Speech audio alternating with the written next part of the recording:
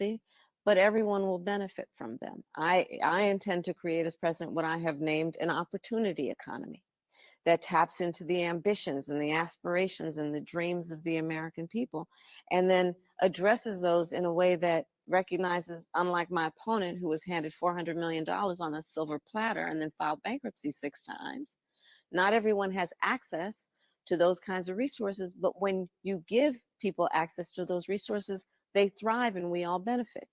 Opportunity economy. That's why I say I'm going to make sure that we give first-time home buyers a $25,000 down payment assistance.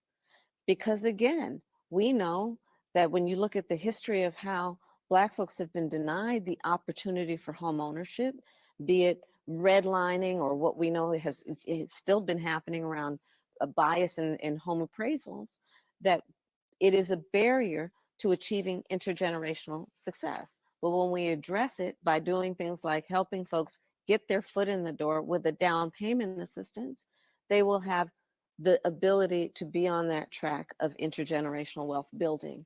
My plan for extending and expanding the child tax credit, $6,000 for the first year of a child's life. Because our parents, just like any parent, have a natural desire to parent their children well, but not always the resources to do that. So $6,000 in the first year of your child's life helps you buy that car seat or crib or the clothes that are necessary to build the foundation for that important phase of their development that gets them on the right track. I do want to do the housing piece because what I think is not being talked about, the building of new housing stock. Yes. And so because of the home foreclosure crisis, we literally built under 9 or 10 million homes in 2010, 2020.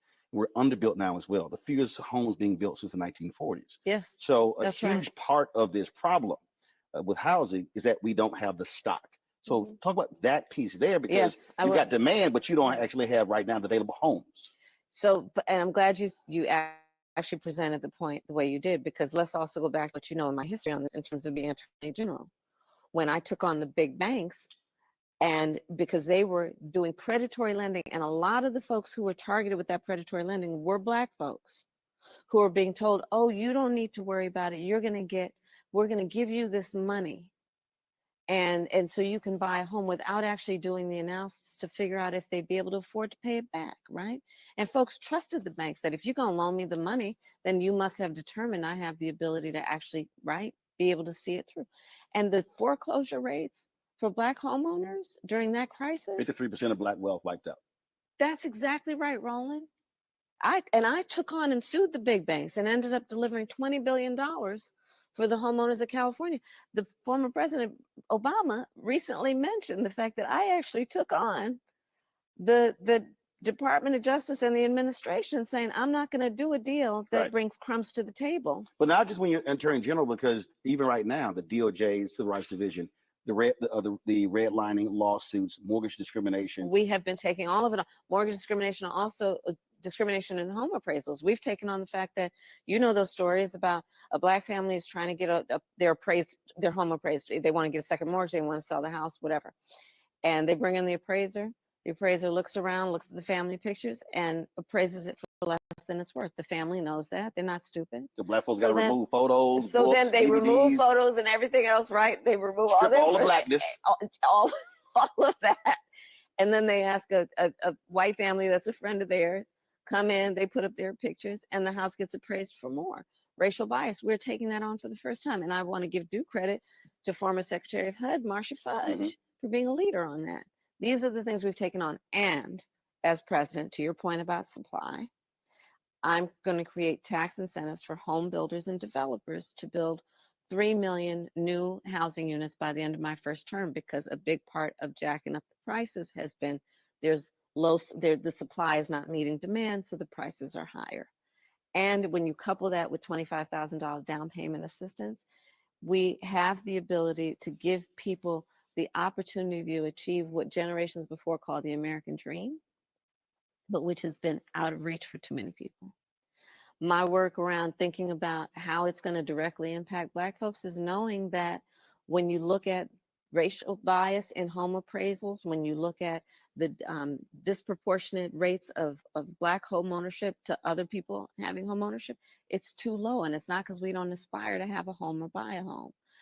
My work is about looking at small businesses, knowing they're the backbone of our economy in the neighborhood, in communities, and giving folks an extension of a tax deduction. So it's not just $5,000 for a startup small business, but $50,000, because nobody can start up a small business on $5,000. I'm glad you mentioned small business. I was talking to a Black restaurant owner in Houston, and we were talking about the corporate tax rate. Yeah. And one of the things that he said was, he said, listen, I'm looking at her proposal. I'm looking at what was the place beforehand. He said, because when it got cut, it puts $500,000 in my pocket. Yeah. When I was in Georgia, Senator Warnock's campaign in 2022, a Black woman said, hey, she said, I get reproductive rights. She said, I'm not having any kids, but I do care about taxes. Yeah. And so that's one of the things that I'm hearing from a number of African-American business owners who are saying, okay, what will Vice President do if she's president deal with corporate tax rate? And so you talked about increasing it. Will that mean a certain cap? So let's say if you 50 million, 100 million revenue or less, will that go up? Or will that corporate tax rate apply to all businesses?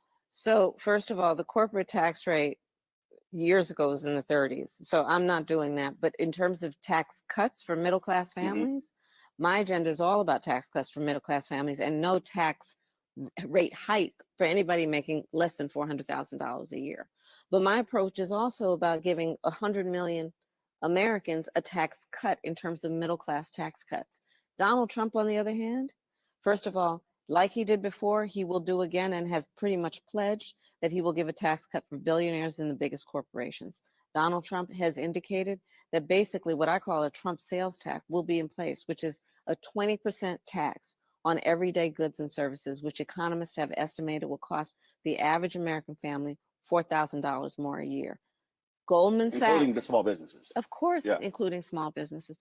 Not to mention what he is doing. If you look at Project 2025, what they're proposing in terms of cutting off, for example, we see Hurricane Helene, what we have seen happen in terms of Milton, cutting off the SBA ability to give small businesses that have experienced an extreme weather event, a disaster, giving them additional resources. This man don't want to help small businesses. He cares about the kinds of people who run the businesses he runs, big developers, billionaires. He's not looking out for middle-class folks. You look at what he is proposing in terms of cutting, if you look at the cost that middle-class families bear, healthcare costs. We have capped the cost of insulin at $35 a month for seniors. Black folks are 60% more likely to be diagnosed with diabetes. Under Project 2025, they would undo that $35 cap. You look at what he is planning to do that is about undoing, getting rid of the Department of Education and Head Start programs. Who do you think that's going to affect? So there is, first of all, a danger in terms of understanding there are two choices in this election and understanding what Donald Trump intends for middle-class families. Two, look at it in the context of how he actually thinks and talks about Black folks in America. And you and I have talked about this before. He is not looking out for folks when he was a landlord and would not rent to Black families, sued for it. When he took out a full-page ad in the New York Times against those 5 teenagers, Black and Latino, who were innocent, saying they should be executed, the Central Park 5. When you look at the first Black president of the United States, and he had birther lines, and now you look at Black immigrants, legal immigrants in Springfield, Ohio, and he gets on a debate stage and says they're eating their pets? Come on. This man is dangerous. Not to mention, Roland, let's fast forward to right now. His staff won't let him do a 60 Minutes interview. Every president for the last half century has done one, anyone who's running for president. Everyone has done it, except Donald Trump. He will not debate me again. I put out my medical records. He won't put out his medical records. And you have to ask, why is his staff doing that? And it may be because they think he's just not ready. and unfit and unstable and should not have that level of transparency for the American people. There's a real choice in this election. You mentioned the Department of Education. I was on a call a couple weeks ago. Jeffrey Canada, Steve Perry, Jalen Rose, and others who are supporters of school choice, parental choice. Yeah. And what they've complained about is that you haven't heard a lot about education in the last several months. They were talking about these educational outcomes of African Americans post-COVID. Yeah. And they said the numbers are depressing. Yeah, it's bad. In terms of your focus with education, one, do you support public charters? Do you support how we deal with those numbers? Because at the end of the day, if our kids are staying behind, that's just going to make it even more difficult for them For sure. when it comes to getting jobs. That education plan for America, if you're president.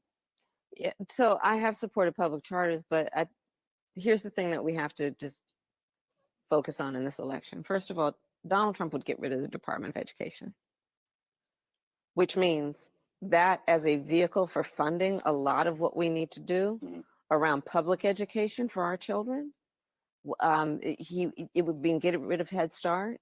And we know how many of our children have benefited from that in the earliest stages of their development, which are the most critical to them being able to be successful as they go through the educational process. So there is a huge contrast between me and him. And frankly, I don't think he wants to talk about education, which is why it has not become an issue on the debate stage, because he doesn't have a plan, which takes me back to a fundamental point. He doesn't have a plan for much of anything that is about the people who are going to be watching this interview. I invite everyone always and again, watch his rallies. He will talk full-time about himself. He will talk about his personal grievances, and he will not talk about you and any plan that he has for you or your children or your future. How does it make you feel when he trashes Black cities? So in 2020, he talked about voting in Fulton County, Atlanta, Philadelphia, Detroit. There was a partial recount of Wisconsin, only in Milwaukee. The comments that he just made about Detroit basically being a living hell. Oakland, DC, Chicago. Pretty damn ad. Come on. Pretty good damn ad y'all dropped out. I actually liked it. Jamel Hill and I talked about it. But again, he's singling out cities where there are significant African Americans, and that's who he's talking about. Black people. Yes. There's this whole, I talked with somebody once who said, if you just look at where the stars are in the sky, don't look at them as just random things. If you just look at them as points, look at the constellation, what does it show you? So you just outlined it, Roland. What does it show you? That the cities that he picks on in terms of Black population or Black mayor are both. Come on. We're in North Carolina, and this has been a battleground over voting rights. Federal judges 8 years ago said there was laser-like precision targeting African Americans. Yes. That is still a major issue. You got the Supreme Court with their decision regarding Section 4 of the Voting Rights Act. And so what if Congress doesn't move, what can you do to shore that up? Because that continues to be a major issue. And with so many African Americans now moving from northern locations of Midwest back to the South, we're seeing these problems in Mississippi, Georgia, Alabama, Tennessee, Texas, and others. Well, to your point, you mentioned North Carolina, which has been well documented. You look at, even though I must say that North Carolina has a governor in Roy Cooper who has tried to do everything he can to ensure that voting rights are intact, but he does not have a veto-proof majority in the state house. Plus, Dems lost the Supreme Court as well. I think that we should all, whoever's in North Carolina watching this, Josh Stein running for governor, it's going to be very important. Pay attention to those state house races, because those, if they can change the balance in the state house, then they will be able to push through more protections for voting rights. But to your point, in Georgia, they passed a law preventing people from giving food and water to folks who are standing in line to vote, which is the height of hypocrisy. Because what happened to love thy neighbor, right? There is a full-on intent by some to attack hard-fought, hard-won freedoms and rights, including the right to vote. And part of it, if you track it, is if you look at the successes that we had, in particular in 2020, and in the height of a pandemic when people just said they were going to vote, they knew and they understood how important it was. Thereafter, you saw in state after state attempts by state legislatures to make it more difficult for people to vote. And here's what I would say to your listeners. Don't let anybody take you out the game. There is an intent to make it more difficult. There is an intent to suggest to a lot of folks that their vote won't matter, with the intention that people will not vote, which is an attempt to silence folks. And what we know is the greatest progress we have achieved is when we jump over those obstacles that have been purposely laid to do what we know is about progress. And this election is going to be no different. They've already started with the misinformation and the lies. We know that there's foreign interference, and I have to say to everybody listening to this, don't let them take your voice. Because I was part of the Senate Intelligence Committee when we investigated Russia's interference in the 2016 election. Black folks were targeted with misinformation because there was an assumption that you're already targeting a group of people who already have learned, based on a lived experience, that things aren't necessarily designed to work for them, and manipulate that in a way that suggests to people that their vote won't matter. Because if you do that, they won't vote. That was the intention. You said don't let them take you out of the game. What do you say to a young Black woman, a young Black man out there who is seriously considering the couch, who says my vote doesn't matter, who says that I have not seen policies that have changed my life, because that's there. That thought process is there. Folks 65 and older vote the highest, but as you keep going down, as you get that number just goes even lower and lower and lower. So what do you say to that young brother or sister who's watching? Yeah. Why they should vote, but why they should trust you to be the 47th president? So first of all, your vote does matter. It is because folks voted that we have capped the cost of insulin at $35 a month, that we are on the path to doing what I intend to do, which is saying that your medical debt cannot be on your credit score, putting $16 billion in HBCUs, having the lowest Black unemployment in recent history.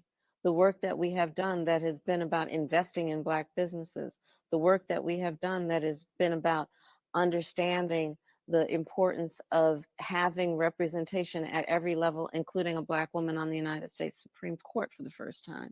It's because people voted and demanded that. And the reality of how this system works is that we each have many ways that we are powerful. And one of those ways, very significantly, is through our vote. People sit down and they'll watch and say, okay, well, those folks aren't going to vote anyway. I don't need to listen to them. That's how this works. I don't feel that way. I'm going to go everywhere. That's why I'm in rural parts of North Carolina and Georgia and other places where people say, oh, your votes aren't there. But my people are there. People are there. That's how Obama won the state in 08. Well, but 14,100 votes. The point is that I'm saying that not everyone, and not the system doesn't necessarily work that way. Mm-hmm. The hard reality of the system is that often the people whose policies get pushed through are the people who actually demand what they want through their vote. Squeaky wheel gets the most grease. Often that is the way it works. And when people who are, and I'm not talking about myself, just anybody who's running for office, when they see young Black people are voting, they're gonna say, well, I better know they're gonna vote anyway. I better know what they want. Mm-hmm. I better listen to them. What do they want? Because I see that they turn out in big numbers. Criminal justice. One of the things I keep hearing, Biden-Harris administration didn't get George Floyd Justice Act passed through. But what you have, though, is a very aggressive civil rights division that, and I've covered all the stories, the number of former police officers they've actually sent to prison, corrections officers, jailers. And I haven't heard some of the highest numbers in recent history, and certainly compare those numbers to Trump administration. Well, and you see a stark difference. Yeah, he had one pattern practice investigation the 12 under this DOJ. Exactly right. Will you continue having that aggressive of a DOJ Civil Rights Division? Because the work that's being done, I mean, it doesn't get a lot of attention and it talked about a lot, but it is actually happening, the work that Kristen Clark and others are doing. They're doing extraordinary work, and that is the work that would continue in a Harris administration. Let me tell you something, and again, because Roland, I have to keep stressing not only the importance of every point, but the contrast between me and Donald Trump. Under Donald Trump as president, those cases were not happening with any vigor or commitment. And not only that, he took resources out of the Civil Rights Division of the Department of Justice. We put resources into the Civil Rights Division of the Department of Justice so they could do the job they're supposed to do. And that absolutely would continue under me and my leadership. And it's about looking at what people have done or what they say. Again, you know the record of Donald Trump on these issues. You know the record of where he is on things like stop and frisk, right? And what the Project 2025 talks about. So there is a real contrast here on criminal justice, as there is on almost every issue that we have discussed. FBI director said white domestic terrorism was America's greatest threat. How do you get folks who are not Black to understand that hate crimes are still real? These things are actually happening in the country, and they have to be dealt with and addressed. Mm-hmm. Because when you talk about that, folks go, "Oh no, these things are not happening." But the reality is they are, and African Americans still are number one when it comes to hate crimes being reported against us.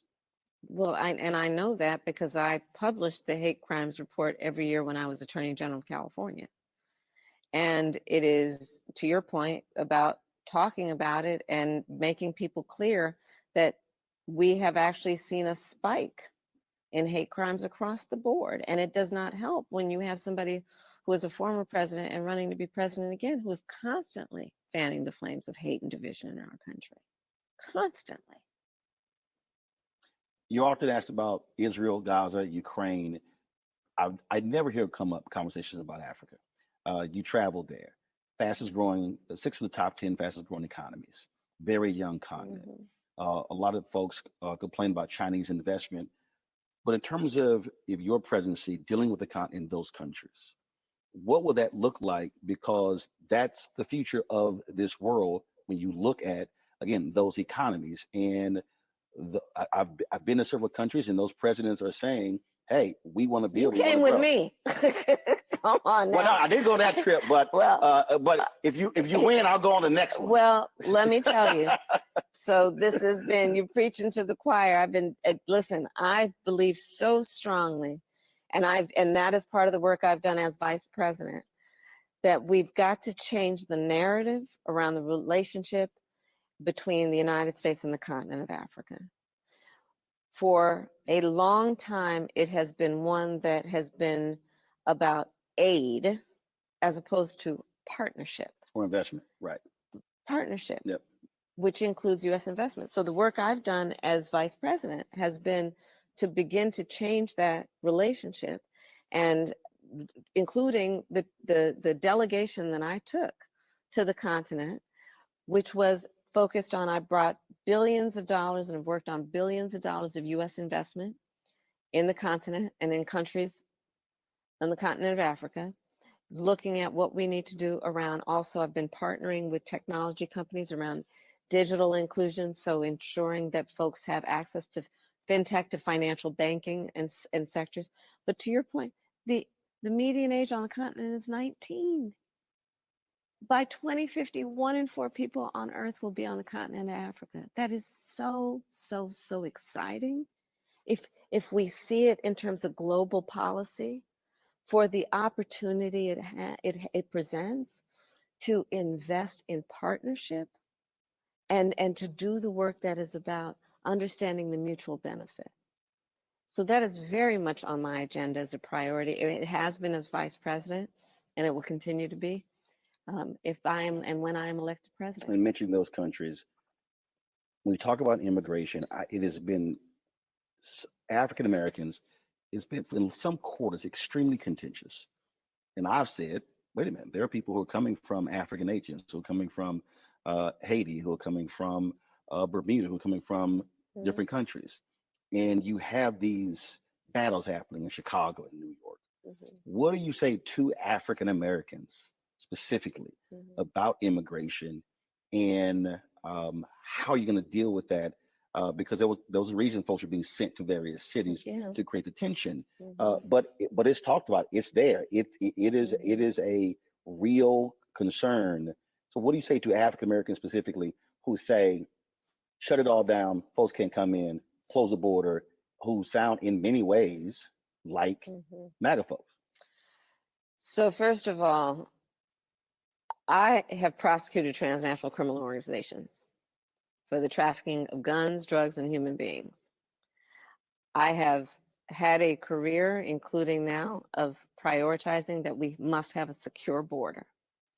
And in fact, on the issue of immigration, let's be clear, some of the most conservative members of the United States Congress, together with others, had a bill to secure the border even more, and Donald Trump got wind of it, and because he thought it would hurt his political chances in this election, told them not to put it up for a vote. He killed the bill that would have put 1,500 more border agents at the border, which is why the border agent union supported it. That bill would have stemmed the flow of fentanyl, which is affecting people of every race and background and geographic location in our country. That bill would have given more resources to prosecute transnational criminal organizations. Donald Trump told him, cancel that bill because he wants to run on a problem instead of fix a problem. I'm about fixing problems. And that includes, when I am elected president, bringing back up that border security bill, and I will sign it into law. We also must have an immigration system that is humane and orderly. We have to increase the number of asylum judges. We need to make sure that people who are fleeing harm, that we give them a chance to explain their situation in a meaningful way, because America also is a place that we have said we will receive people who are fleeing persecution. They got to make their case, and then they got to be on a path where they earn the right to be here and become citizens, which means we need to have a comprehensive immigration policy that includes requiring people to earn and work hard to earn their citizenship. The last question, since your folks are dancing back here, so I see them all in my periphery, so y'all can relax, Cedric. Congressman. Huh? Well, you know, he's a Saints fan too, but we won't talk about that. Why do you want this? Why do you want to be president?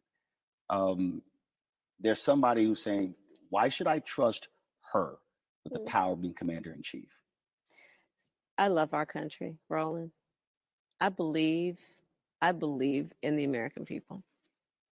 And I know we are a people who have the character, that have ambition, that have aspirations, dreams. And I intend to be a president who meets people with opportunities for them to not just get by, but get ahead. I believe in our country and the importance of its strength in terms of what that means to the world. As Vice President of the United States, I have met over 150 world leaders, presidents, prime ministers, chancellors, and kings. I know the importance of America retaining respect as a power around the globe. And that's why I am putting in the hard work of working to earn every person's vote, so we can actually turn the page on what has been otherwise years of an attempt to divide us as a nation, to have Americans point their fingers at each other, years of belittling people and promoting fear. People are exhausted with that. They're ready to turn the page. They're ready for a new generation of leadership that's about charting a new way forward. And that's what I intend to do, with a sense of optimism and being clear-eyed about the challenges that folks face and the opportunities that we have to address those challenges in a way that strengthens our nation. So we certainly appreciate it. And Let me wish you a happy early birthday. Thank you. I'm not going to say the age because I'm not trying to have all these sisters get an attitude. I can't believe you did that. But, you know. Yeah, but, I would, for your well-being, I would advise you not to do that. But it'll be published anyway. So we appreciate it. Thanks a lot. I appreciate you. Thank you. Folks, Black Star Network is here.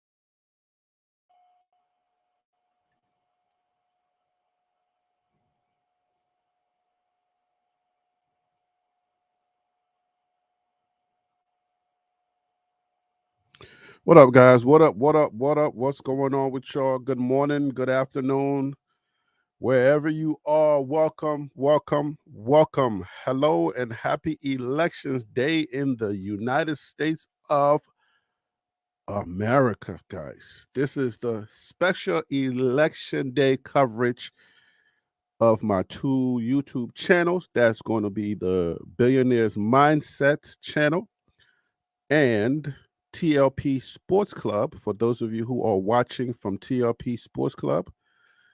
And for those of you who are watching on the Billionaires Mindset, guys, thank you so much for tuning in and joining this special election day coverage. So right now, the results are not in yet, and just as you're accustomed to knowing, the Democrats will usually jump up ahead because Democrats usually win the popular votes in certain states that vote early. So right now, I believe it's like 224 to 219 or something like that. The last time that I saw it, I'm going to be keeping track of some of that. So for those of you who are not familiar, who are watching from TLP Sports Club and are not familiar with the Billionaires Mindset, it is on YouTube. If you go to YouTube and just type in Billionaires Mindset, type it in the way you see it right there on your screen. Heirs is not like the way you spell billionaires, but it's HEIRS. That's billion, and then heirs mindset. I'll explain that whole billionaires mindset thing later, but I wanted to do a special election coverage, and I wanted to highlight the Billionaires Mindset YouTube channel, which is a subsidiary of TLP Sports Club. All right, it's my second channel. This is where I do the commentary for politics, religion, social events, social things, entertainment, everything else that I don't. When I'm not talking Colorado football, I am talking politics, religion, social, economic stuff here on this here channel.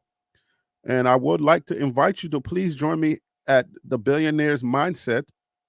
Guys, thank you for joining me at the Billionaires Mindset channel. For those of you who are on TLP Sports Club and you're used to, coming on the panel, I definitely understand if this is not your thing. I don't encourage you to to venture into this world. I don't encourage you to come over here and at the Billionaires Mindset and have these discussions. A lot of these discussions can be polarizing, but just like TLP Sports Club, if you are used to the TLP Sports Club platform, it's a platform that I generated or I came up with to try to make sure that people have a voice. People who just want to talk sports in Colorado or other sports, they have an opportunity to do so. And I just want to make sure that people don't get out of pocket. So I'm trying to create that environment over here at the Billionaires Mindset. I want to make sure that people get an opportunity to be able to express themselves without. Well, what we do a lot of division. I'm not about division. My calling and my what I do, it's not about division. I if we talk about abhorring something, I abhor division. I abhor people not having an opportunity, even if they disagree with you, an opportunity to be able to.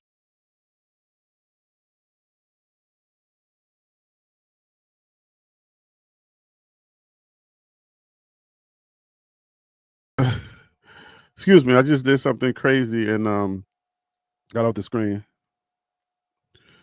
So yeah, on this channel, I didn't Colorado. For those of you who are TLP Sports Club members, and those of you who want to Colorado information, there's not much information for Colorado, so I figured why not use this opportunity on election day to promote my channel, right? To promote my Billionaires Mindset channel, and for those of you who are interested in this type of content, to migrate over to this channel and have some discussions with me, because that's talk about somebody who who loves people, who wants to give people an opportunity to get together in a community where they have a voice. And I don't care whether you agree with me or not. I don't.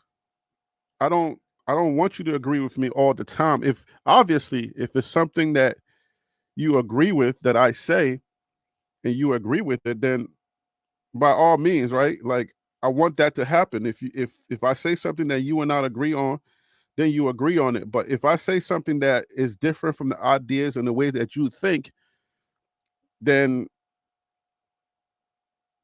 your idea or my idea doesn't have to be strange, or it doesn't have to be something we fight about. So that's the idea of the billionaire's mindset. And on election day, I want to make sure that I provide a safe place for people to come and, you know, have an opportunity to voice their opinions.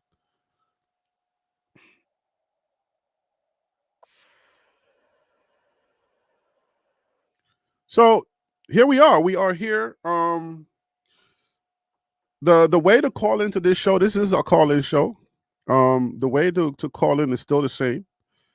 If you want to call in live, you can email me, jointlp@gmail.com. It's the same email. Go ahead and call in, jointlplive@gmail.com. Email me, and you can come on here and we can have a discussion. I would very much appreciate that. But yeah, but I wanted to provide a safe place for people to come and have a discussion about the elections, their thoughts. Democrats, Republicans, independents, libertarians, green, whatever your affiliation, all are welcomed to come and discuss. Let me see the comments. I got, what's the name said? KMS says she's the devil.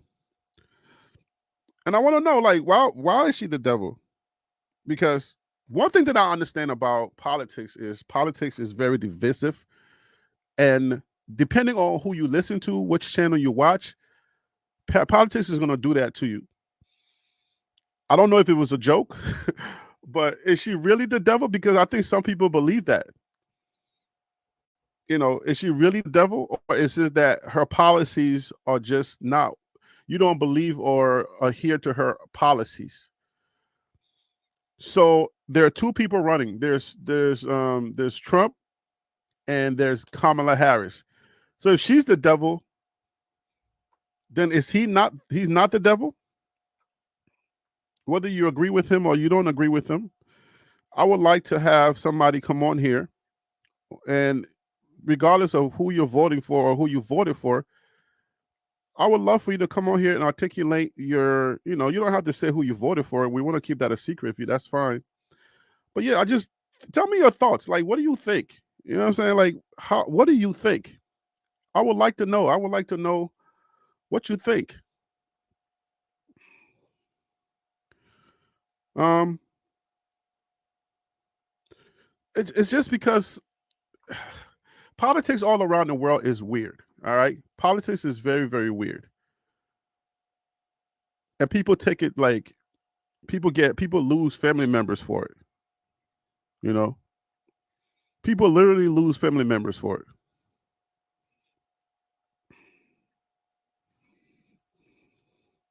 So I want to come on here today, and I want to give you an opportunity to talk politics today.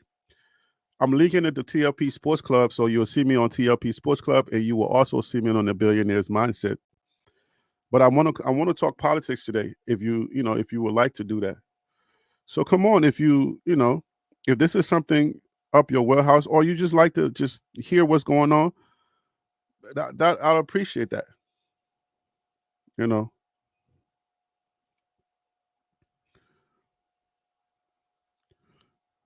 I'm also trying to grow the Billionaire's Mindset, guys. So not if you are on TLP Sports Club and you are not familiar with the Billionaire's Mindset, I ask you to please go to the Billionaires Migrate over to the Billionaires Mindset, and please support the Billionaires Mindset.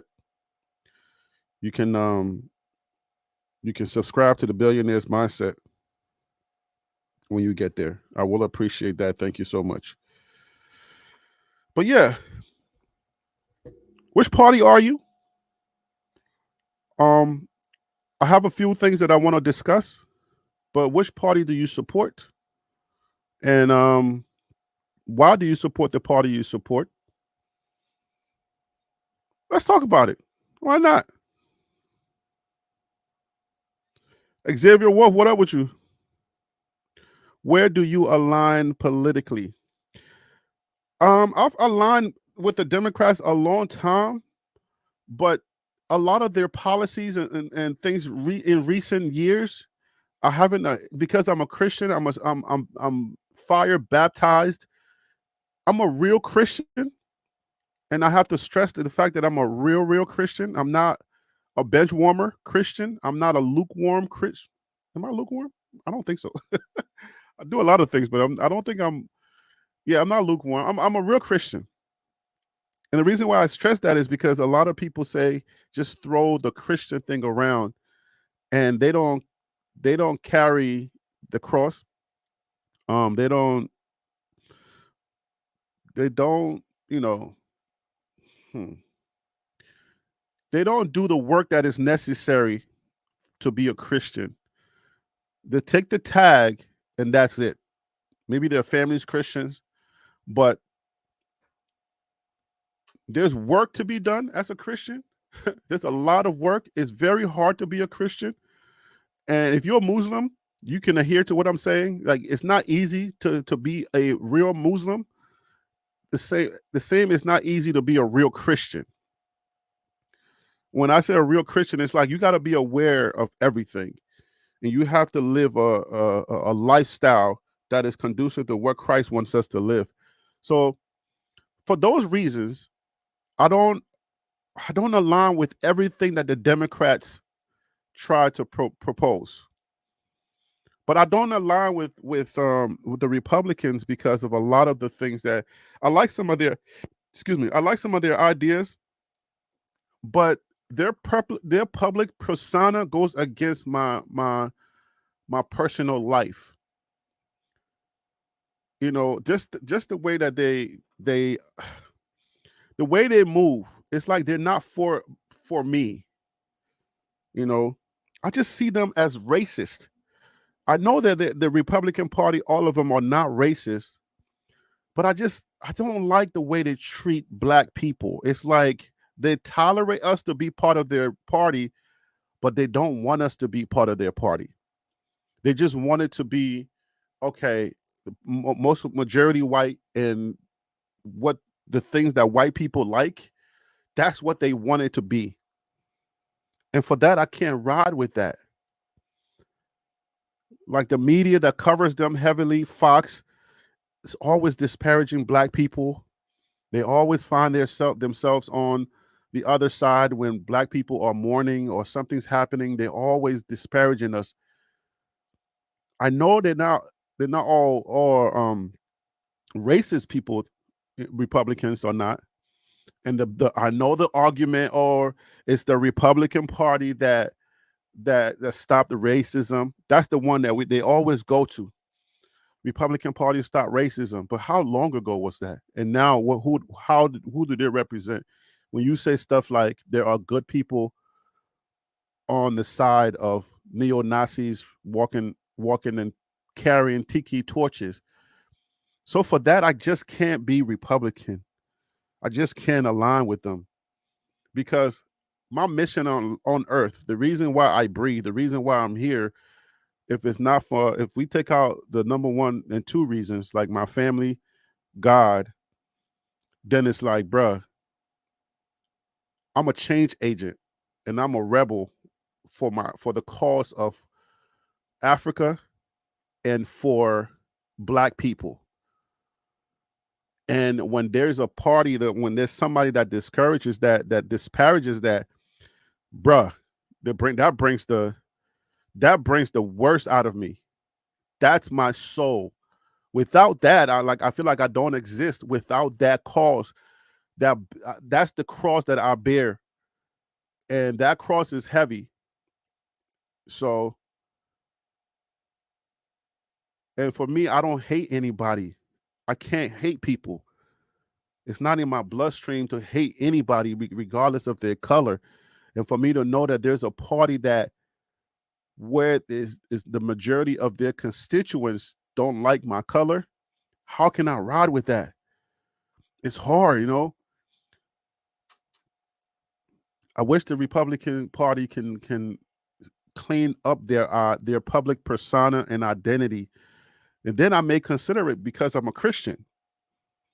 But as long as they heavily hate black people, like people that go to Trump, like black people that go to Trump like rallies, like sometimes they're like turned away. They don't even know that they're for Trump. They just see their color and automatically they just turn them away. Just because they're black. They're like, oh, you're black, so you can't be a part of us. And it's like, but wait a minute, you know. So it's like, wait, because I'm black, I can't be I can't be Republican.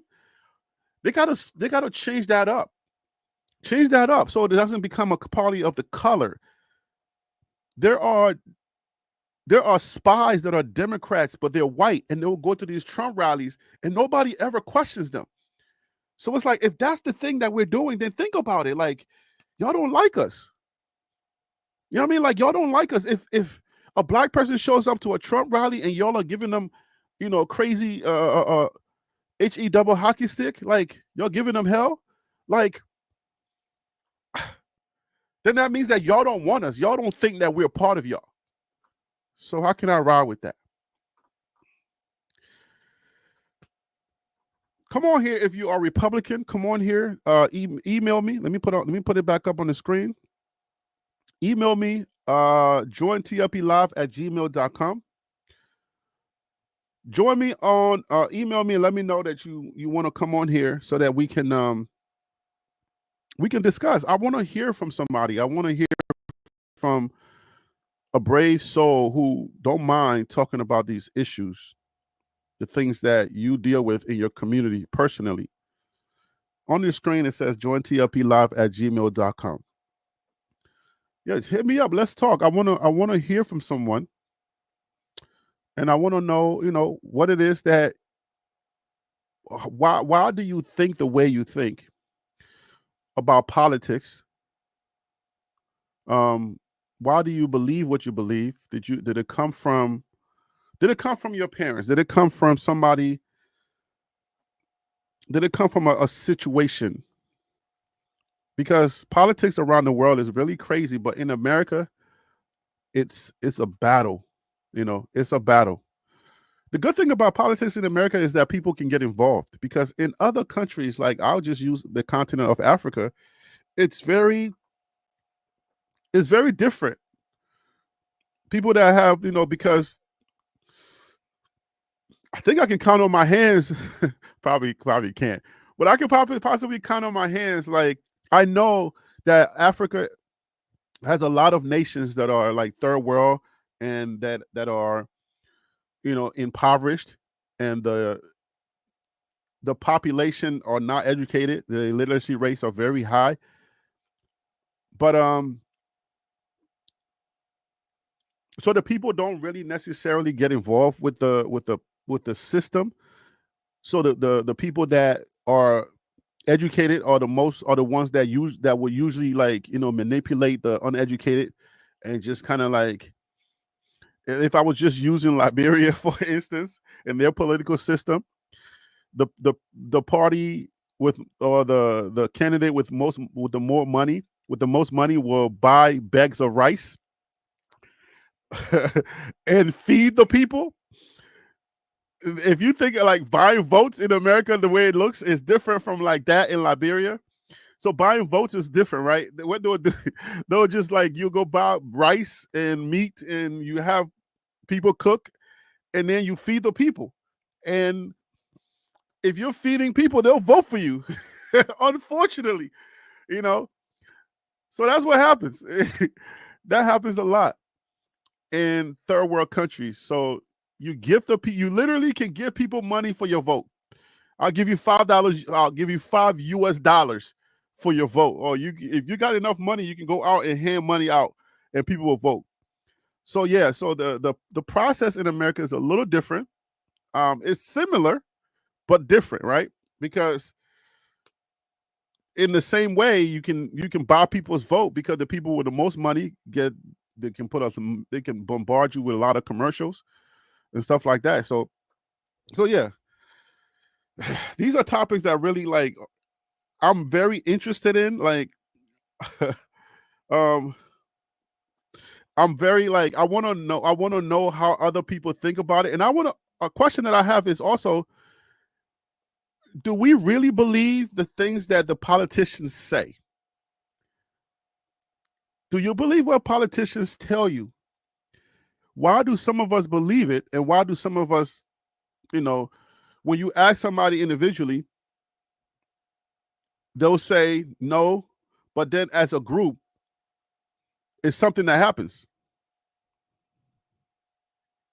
I know that we're not dumb people. So there's no way you're telling me that, that they can get away with what they do. The presidency should prove the woman could win the presidency. Didn't that year? And so when you look at Harris now, that imagination barrier that you're talking about, just it keeps getting smaller and thinner and less visible. But that was also so central when I was writing the book and asking, okay, well, what will it take? It's more, right? You have so few presidential elections and so few chances for women to run and win. The more that you have in this space, up and down the ballot, House, Senate, gubernatorial, and of course the presidency, the more options and opportunity that you have. The one last thing I will note is Kamala Harris is actively not talking about this. And I think that is just such a moment where Hillary Clinton did that. She marked the glass ceiling. It remains unbroken. Kamala Harris is now taking a very different tack and saying, I think people can see that I show up. I am a woman of color. They're going to vote for me because of what I can do. And my little girl will look at Kamala Harris and look at that and say, that's something I can do. And my son will look at Kamala Harris and say, that's something that women can do. That's something that I can. So, I mean, I think that there's, just in making that run, just in making the advancements that we've seen, in vying credibly for the presidency, you create that vision where there used to be the imagination barrier. Huge progress. I think also, hopefully, it's a moment, party aside, to just note, like, even what's happened so far has been historic. And as a country, we're always excited about any type of firsts or record breakers, no matter if it's, if it's in a sports arena or something like that. So why not at least take a moment and recognize that this is something, no matter your party, that is notable for our country. Ali Vitale, thank you so much. Amazing person to have here on set to discuss this morning. John Allen, you're probably back with us. You've been here all day. I love it. Thank you so much. Here now. You live can't get in rid of Studio 3AW with us. We really appreciate you being here all morning. Thank you both. Stay with us. Our continuing coverage of Decision Day in America. It continues. Don't go anywhere.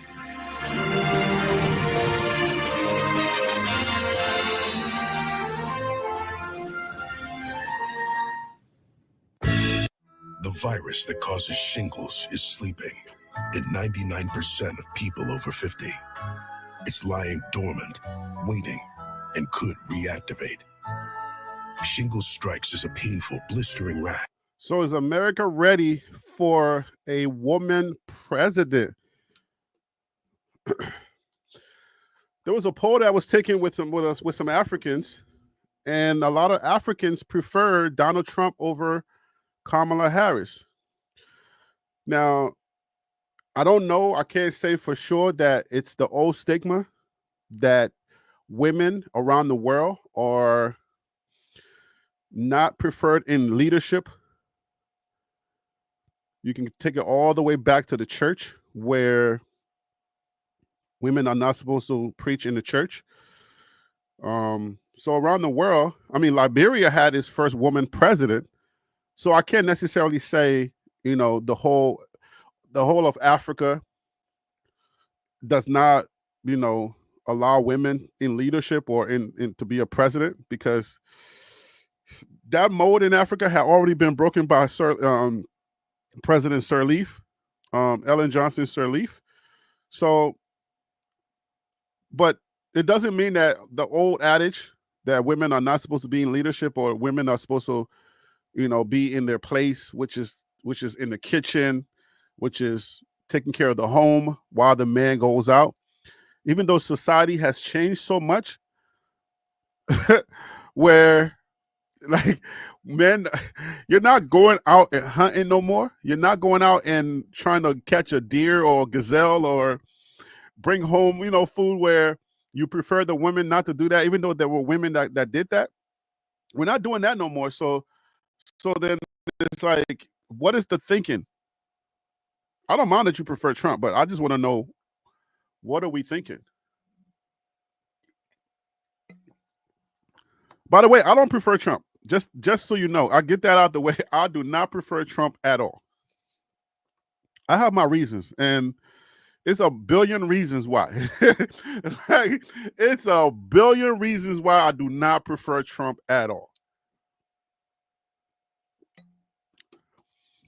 I feel like he has a privilege that is not allowed to a lot of people, and it's not fair.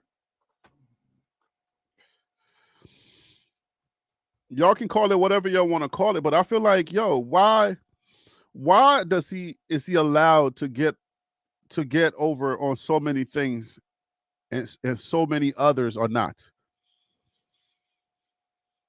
President Obama was not allowed to say certain things. Some people want to deny the privilege. Some people like to just deny things that we are seeing. There's certain things that you're looking at. You're literally just looking at it, and you're like, well, no, I don't care about that. I'm going to overlook that. But if it was somebody else in our skin color, it won't be allowed.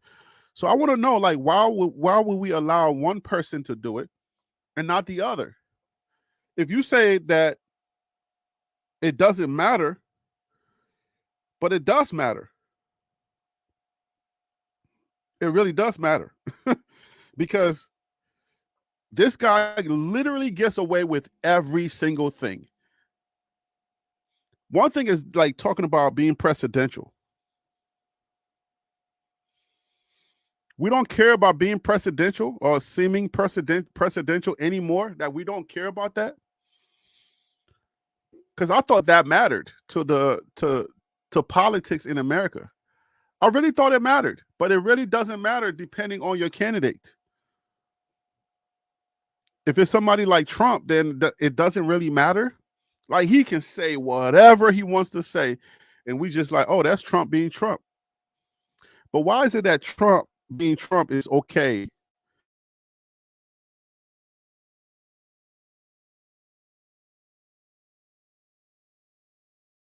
Say that. Can you say that without sounding racist or being racial? Are we ever going to be equal? Ever? Are we ever going to be equal? And does it matter to you? If it doesn't matter, then let's make sure that we understand that that's what it is. Because it has to matter. To me, it has to matter that you let one person say any and everything he wants to say, and everybody else, you can't say that. But it's okay.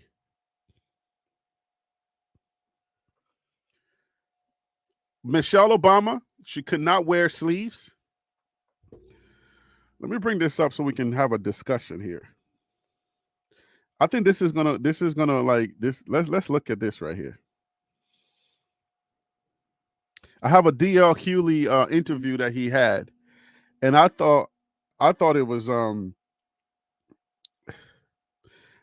pretty interesting, because on one hand, Michelle Obama is not allowed to wear short sleeve. The first lady. But on another note,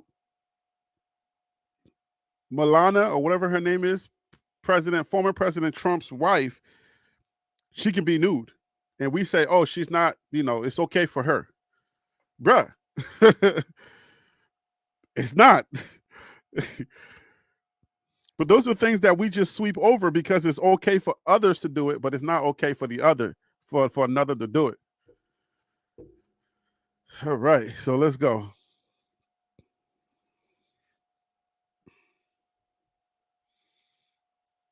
Politics is very strange, guys. It's not.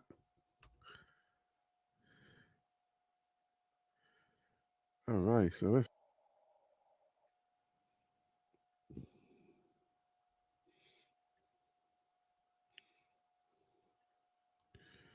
All right.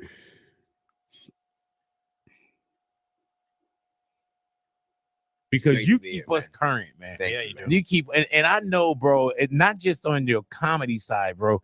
I know that this year, leading into, It's bro, hilarious. I Like, can't remember, believe like, what we're seeing. All this shit, man. Like, first off, every day I wake up, I'm like, I'm glad I ain't Puffy. Right? Ooh, man. Oh my God, man. Damn. Like he started there. Jesus. I do not own this footage. YouTube. This is Big Boy TV footage, and the language is not what I adhere to on my channel. But just for coverage sake, let's go. Went from a private jet to a bike. I'm not in Miami, no, for real. From a private jet to a bike. Riding that bike. That's true. Then, you know, hey, man, I haven't trusted Puffy since he came up with Peach Ciroc. And I was like, any nigga that come up with peaches and vodka. Oh, man. But suspect. Remember the district attorney, the prosecutor with the evidence of the AK-47 with the serial number scratched out. Yeah, man. How do you have that still? 1,000 bottles of baby. Nick Cannon got 900 kids and he ain't got 1,000 bottles of baby. Laura Gillen proposed a property tax increase on Long Island, then voted against a property tax cut. The oldest active fireman in D.L. Hughley's going. He got a lot of guys here, 150 guys. Still where, right? Mm-hmm. But the same. So wait, basically with D.L. Hughley, when he gets to his political stuff, I find it quite intriguing when they start talking about politics and how we look at Kamala and how we look at President Trump. I find it quite intriguing, and that's why I wanted to cover this real quick. People that don't believe years of investigation, right? Thousands of witnesses, dozens of pages of charges and allegations, and they don't believe that, but they do believe that Kamala Harris is a prosecutor. Oh wow! I'm serious. Yeah, man. They done arrested the 90s, man. It's amazing. What about when people say that there's conspiracies there? Do you believe in it? Wow. You don't believe what you see, but you believe what you hear on it. Dozens of pages of charges and allegations, a lot of things regarding the judicial system that just have not squared, right? Mm-hmm. But the same people that don't believe years of investigation, right? Thousands of witnesses, dozens of pages of charges and allegations, and they don't believe that, but they do believe that Kamala Harris is a prosecutor that arrested people from weed. See, you get to choose what you believe. Right. Wow. You don't believe what you see, but you believe what you hear on the internet. Hey man, do you trip off of how crazy that is now? Where you'll say like, I just look at certain things and I'm like, that's what you believe.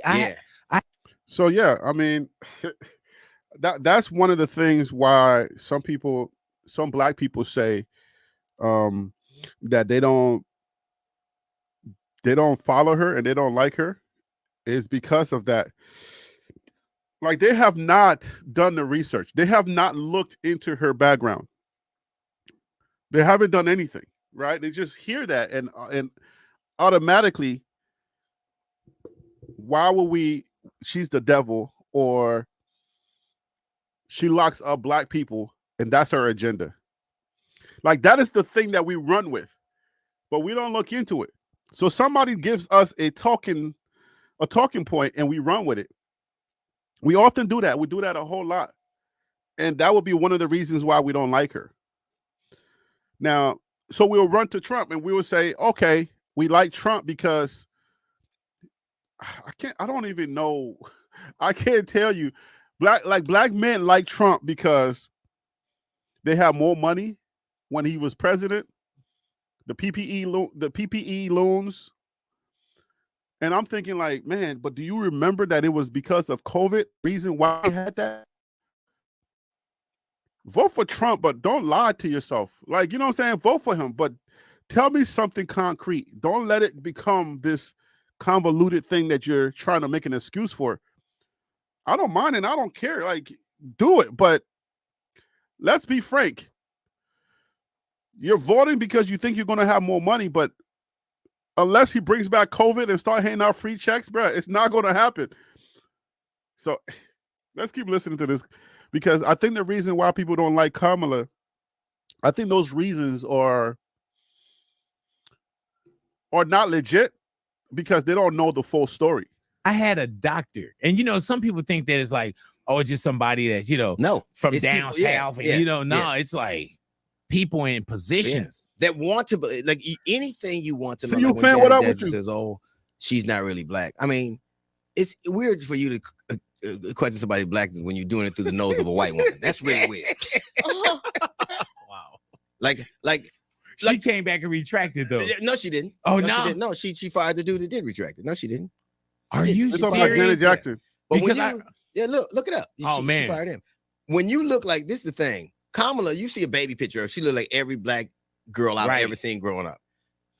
Janet don't look like Penny no more. Right? Man. Mm-hmm. I wonder what was in that iron, nigga. I'm like, what? Penny from Good Times. You gotta watch it. It's a whole episode, man. So I just the things that people say, like now there are people who are shooting meteorologists because they believe Democrats control the weather. Yeah, man. I saw that where they were talking about how they're creating hurricanes to keep people from voting. And crazy. You control the weather. And maybe if they do control the weather, they learned it in a book you banned, you idiot. Yeah, man. You know what I mean? Oh, maybe they got the recipe from a book you banned. Hey, man, have we ever been here before? Does this feel like it's getting like worse? I think people, this is the thing that's ironic to me. You get to choose. So why is it that everybody else can be them, but black people in America cannot be black people in America? Why is it that everybody else's nature is questioned, but black people, I mean, everybody else is okay, but our nature is always questioned? That's another question. That's a question I got. And tough questions today? Yes. You're not used to it. You're not used to seeing this on TLP Sports Club. Then come on over with me to a billionaire's mindset. Let's talk about this, because I feel like there's some things in our society that we need to talk about. I think it's important that we talk about it. What you want to believe. And I'm as guilty of that as anybody. This is why I had to go apologize at the DNC, because I believed a thing because I wanted to. Mm-hmm.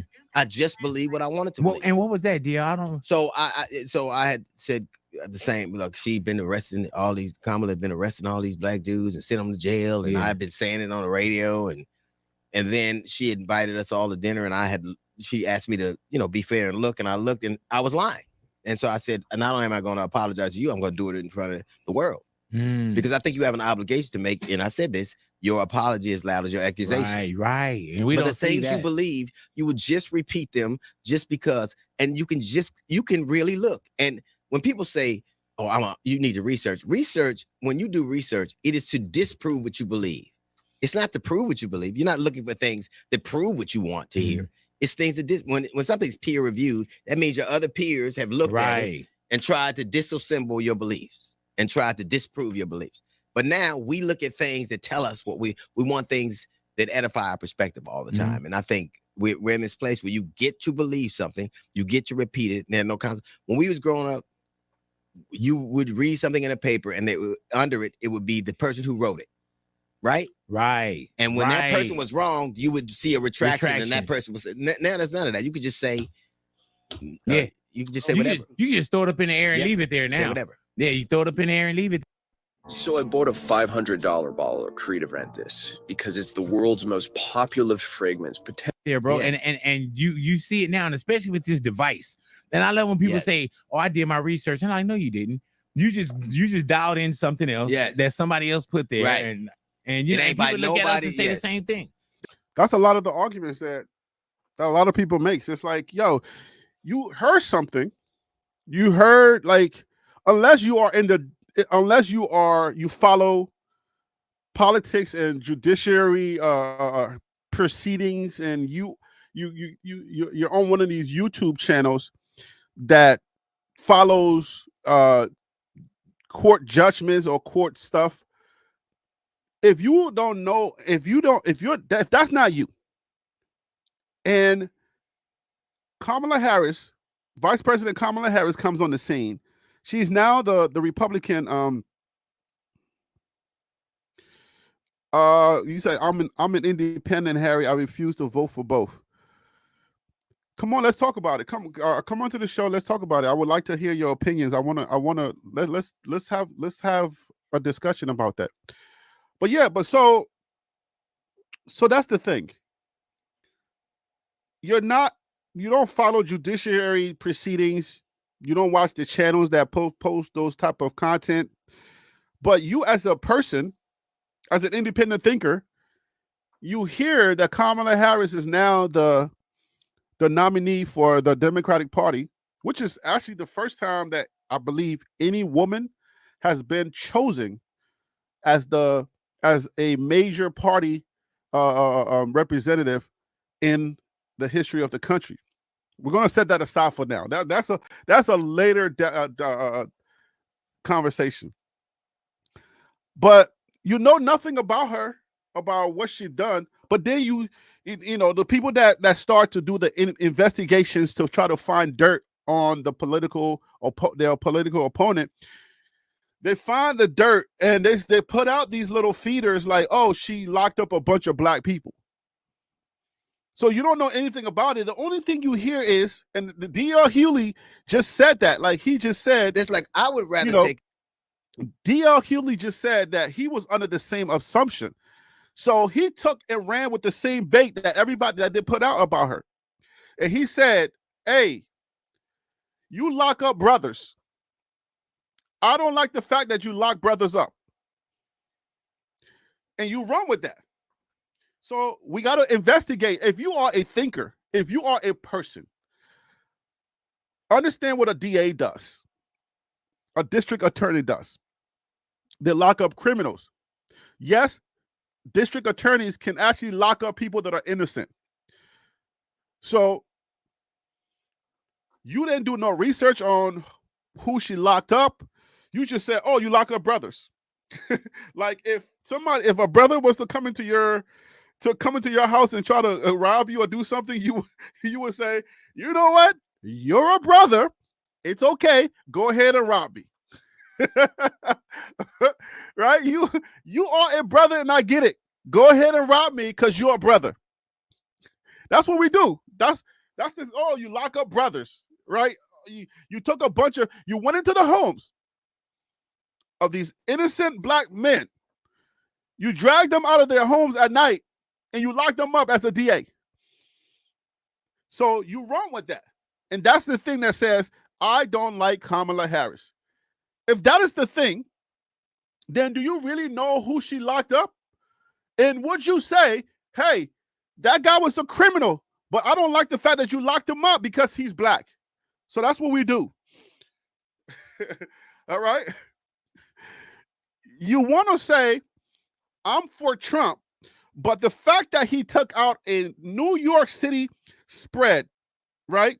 You took out a spread in a newspaper, and the Central Park 5 young men, black and Latino young men, and you said, using your platform and your billions of dollars and your personal platform, right, in New York at the time, you said, let's kill them. Let's execute these guys. You're saying what she did was egregious. What he did is allowable. We can allow that. That's okay. That he can, not knowing the information at the time that these guys were not murderers, were innocent, not knowing any of that information.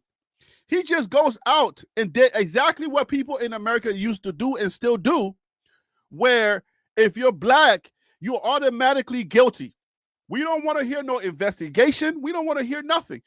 You're telling me that at the time where the country was divided with the whole Central Park 5 situation,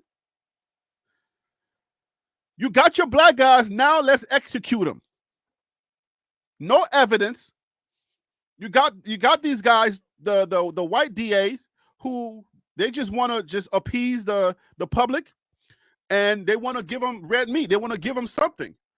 So they go out and they get evidence, and they coerce these guys to say what they want to hear and lock them up. And then here comes Trump saying, yeah, I don't care. They're guilty. Let's execute them. Years later, Ava DuVernay, who's a fellow filmmaker, fellow director, like myself, does a documentary. From that documentary, there's a public outcry. And from that public outcry, we got to look into this stuff again.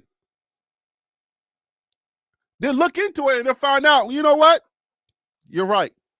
These young men are innocent. There's no evidence. The way that we got the evidence was not correct. We didn't do the right thing. We didn't do right by them. They're exonerated. So what Trump did to try to use his platform to execute these young men is allowable, but Kamala Harris doing her job as a DA, locking up criminals who for the most part had to be, a lot of them were black.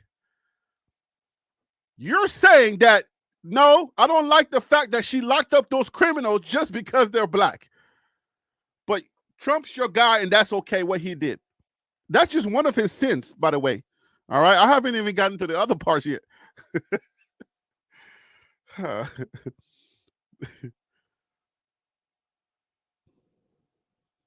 That's just one.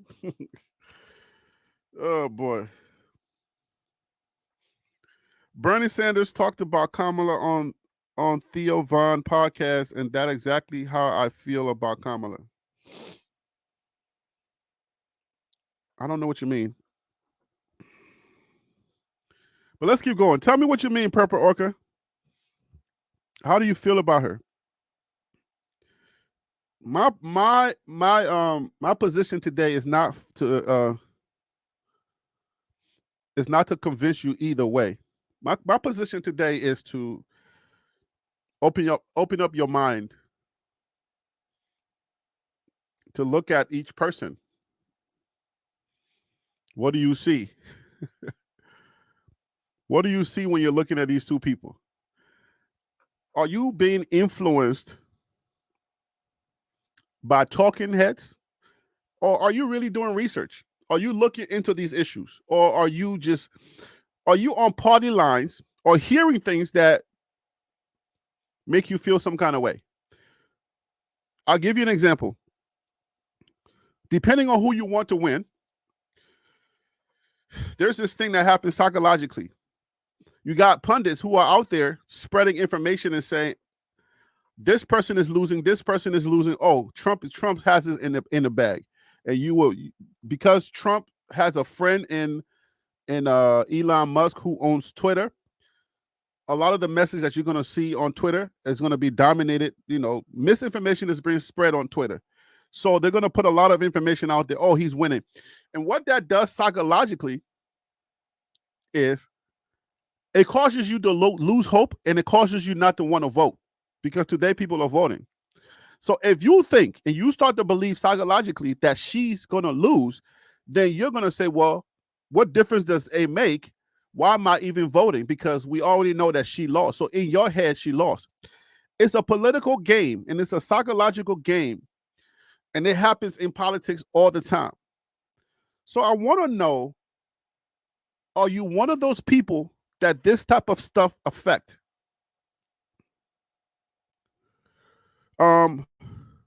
So Purple Orca says, Trump corporate tax cut lost me. Okay. Both are corporate hacks, at least, or at least Kamala has some sensible policies like marijuana, abortion, and etc. Use enemies want Trump. USA enemies want Trump, and American allies want Kamala.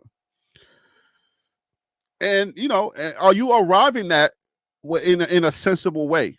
You know, not to promote either one, just to kind of like just give you the information and say, oh, hey, this is something that you're thinking. Like, how are you thinking? Are you upset because she jailed black men or black people? If you are, how did you arrive at that conclusion? How did you get there? How did you arrive at the conclusion that I don't like her because she jailed black men? And also, if you think she's the devil, how did you arrive at that conclusion that she's the devil? Would love to know. These are things that this is gold. This is where people kind of like meet. Like this is where the meeting of the minds, because you're thinking something. I want to know why you're thinking what you're thinking, not to disparage you, not to say you're wrong, but to just understand your position. Like, I wonder how you got there. How did you arrive at this conclusion? That affects our society. Like, you are a valuable member, a valid member of society. How did you arrive at the conclusions that you are when it comes to your politics? Are you one that does research, or are you one that just kind of go by the flow?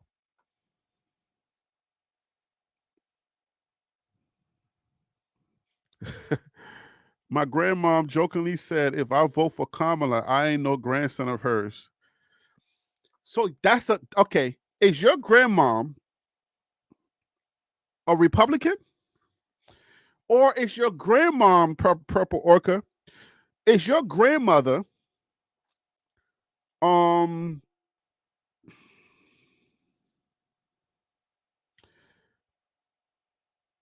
is your grandmother a religious person that thinks the Democrats are for abortion, that think that the Democrats they want to kill babies and all that stuff that you hear about abortion and stuff like that? So they say that's the devil's work. Like the Brandon, was it Brandon Swagger that came out and was like, black people are voting, if you vote black people for the majority of the time, they vote for the Democratic Party, and the Democratic Party is the devil's party. Is that what your grandmother, she's hardcore Republican, but she grows weed in the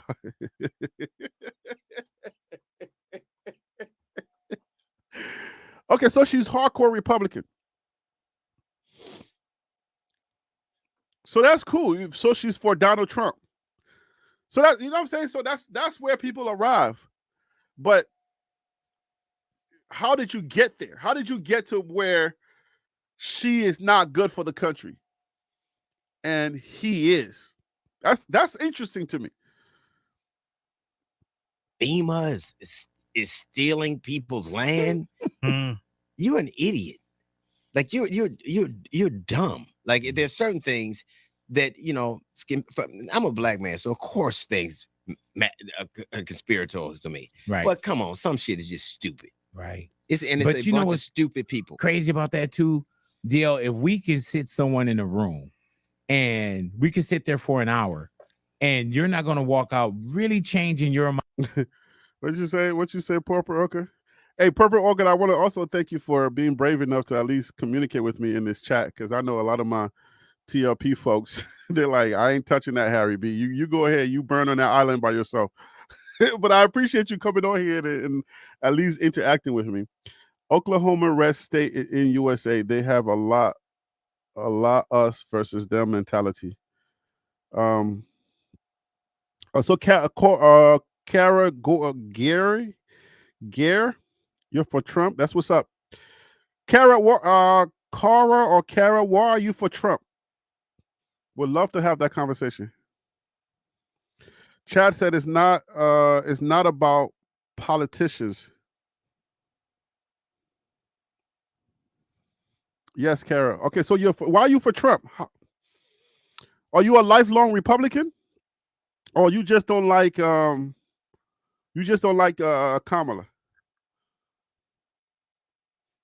Why? Because he loves America.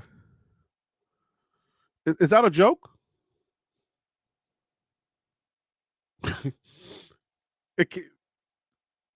Wait, what do you mean? Because he loves America?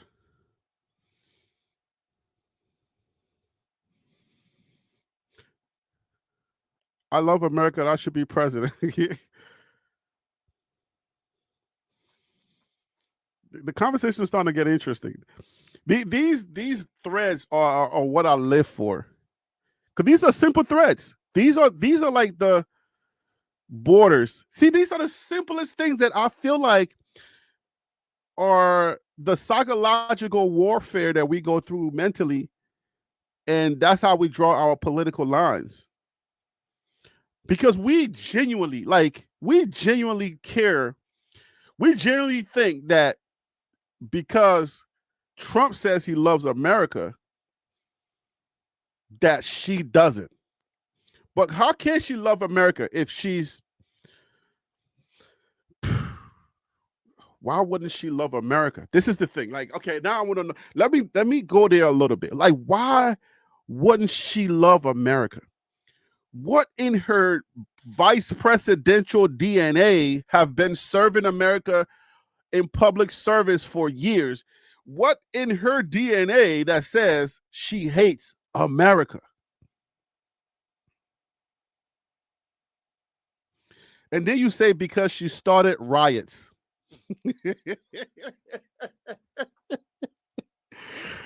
Oh, January 6th.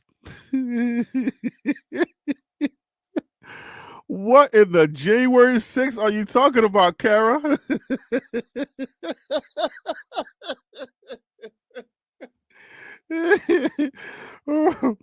What in the January 6th, Kara?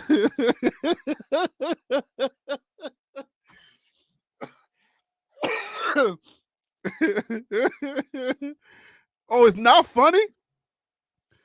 So you don't believe in January 6th, Kara?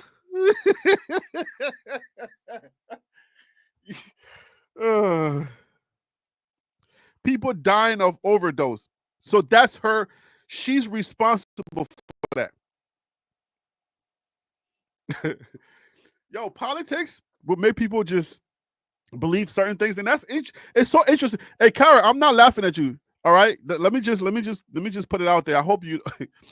The reason why I'm laughing is because it seems too simple, right? It seems too simple for you to just say emphatically, "Oh yes, it's her fault." You know what I'm saying? Like, I want to take it down to the core, because I don't know that people often have these conversations, right? You're watching CNN, you're watching MSNBC, you're watching Fox, you're watching whatever other channel you watch, right? Like, you don't really have an opportunity to just get in there and just have a great conversation with people. And that's what I want to have. I want to have a great conversation. I want to just talk to you. I don't want to have this, oh, you're stupid, you don't know anything. I don't want to have that debate. Like, I'm not one that disparages people. But the thing that I want to understand, right, is, do you really care? Like, do you really believe that stuff? Or is it something that, like, you're literally on the talking point line? You have not said anything, Kara, right? You have not said anything that is off the Republican talking point line for me to know that it's serious to you. Because, Kara, I don't believe you believe that anything, that even Donald Trump, a lot of the stuff that the miscues that he had, I don't believe that it's his fault. Politicians cannot affect everything, right? There are policies. Congress has to vote. You take something from conception, it goes to into your caucus, right? And you come up with the bill, and then you got to put it before the House, which has a lot of members, a whole heck of a lot of members. I just like to simplify things so we don't get all upset, get mad. I like to just simplify things so that we can just see the core of it, right? Once it comes from conception, it goes onto your caucus. You'll write it up. You come up with whatever the language is going to be. Then you put it before the Congress. They vote. If it passes, then it goes on to the Senate. They look at it. They look at the letter of the bill. If they like it, then they go and they try to lobby other people to come on to get it, the right numbers for it to pass. Two something, 245 or something, whatever, right? If it doesn't happen, then it doesn't happen. So for you to say, oh, it's her fault that your grocery bills are high, it's her fault that kids are getting missing, like that means that you're too far gone. You're too deep.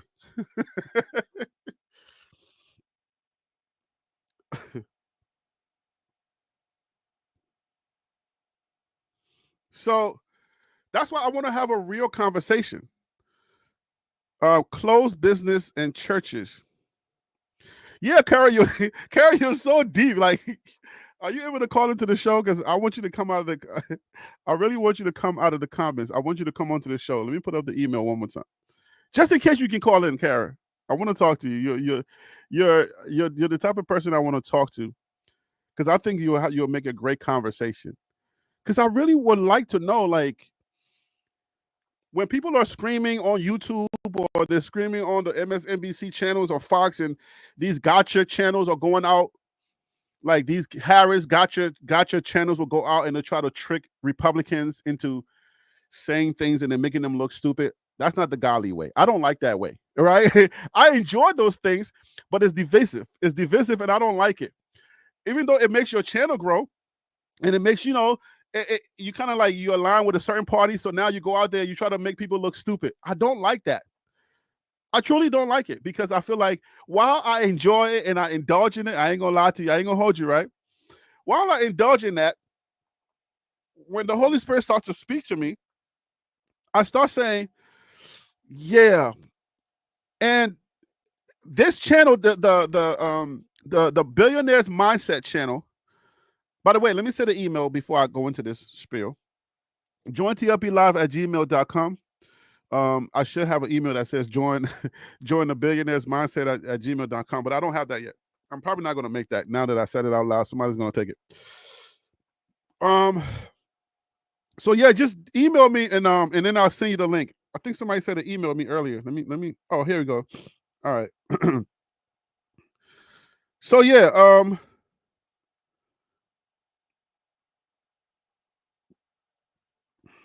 right. So I just send the email. See you, fan.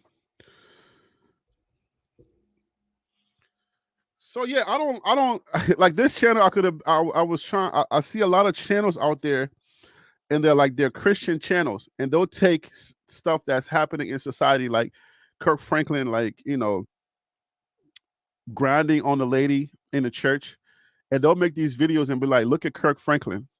And I'll be thinking, and the Holy Spirit would just quicken me, like, all right, so imagine you were caught on in 4K doing something, and you are a public, let's say your YouTube channels become big, and you were caught in public grinding on somebody, or you did something foolish and somebody started to talk about you.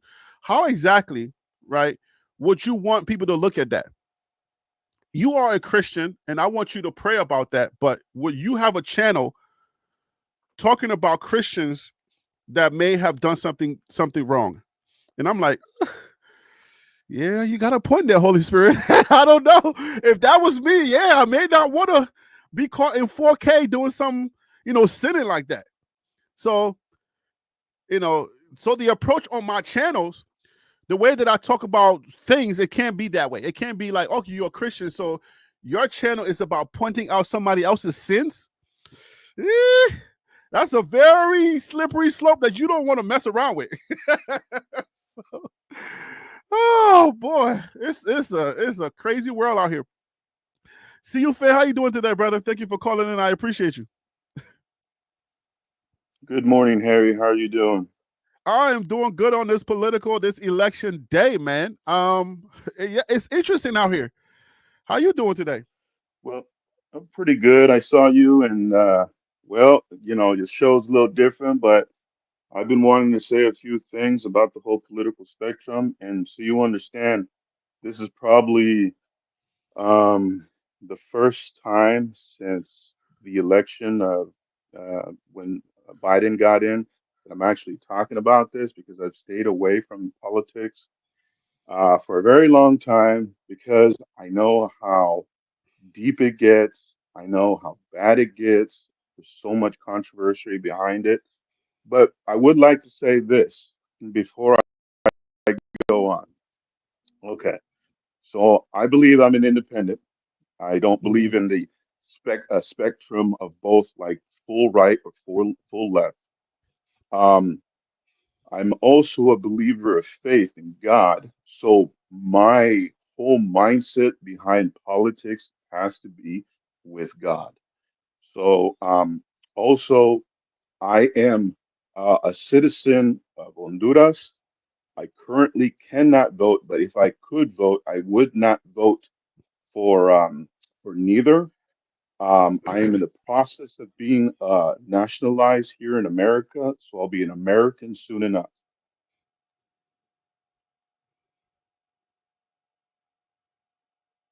Hello? Did you hear me? Oh, go ahead. Yes. Okay.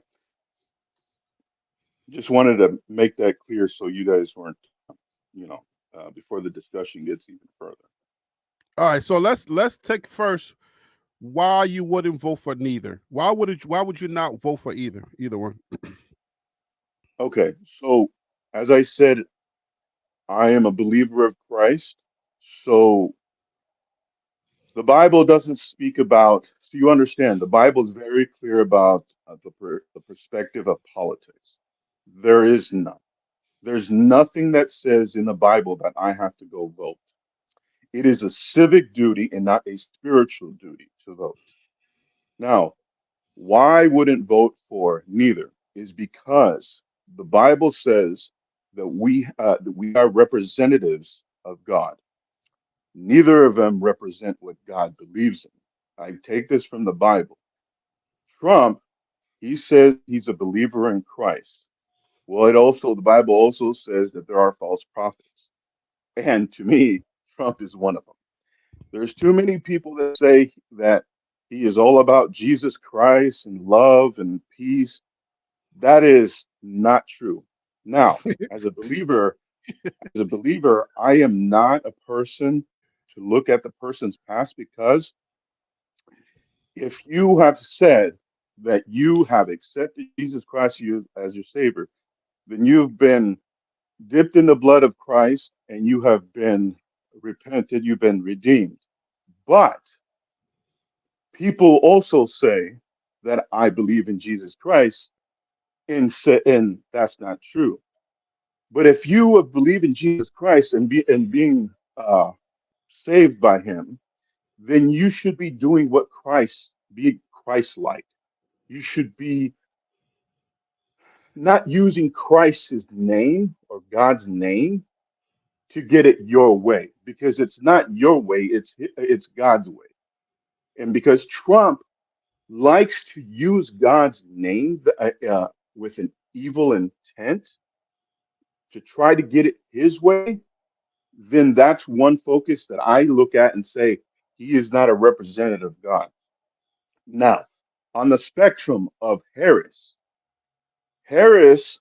likes to use, um, again, I don't look at their past. Harris' views have biblically have the perspective of supporting a view that God doesn't want. It's very clear that there should not be, it is an abomination from the Bible. It says that you should be gay, LBGTQ. I don't know what it confirms in. There's so many things into it. But because of that, I don't support Harris. That is on a biblical view.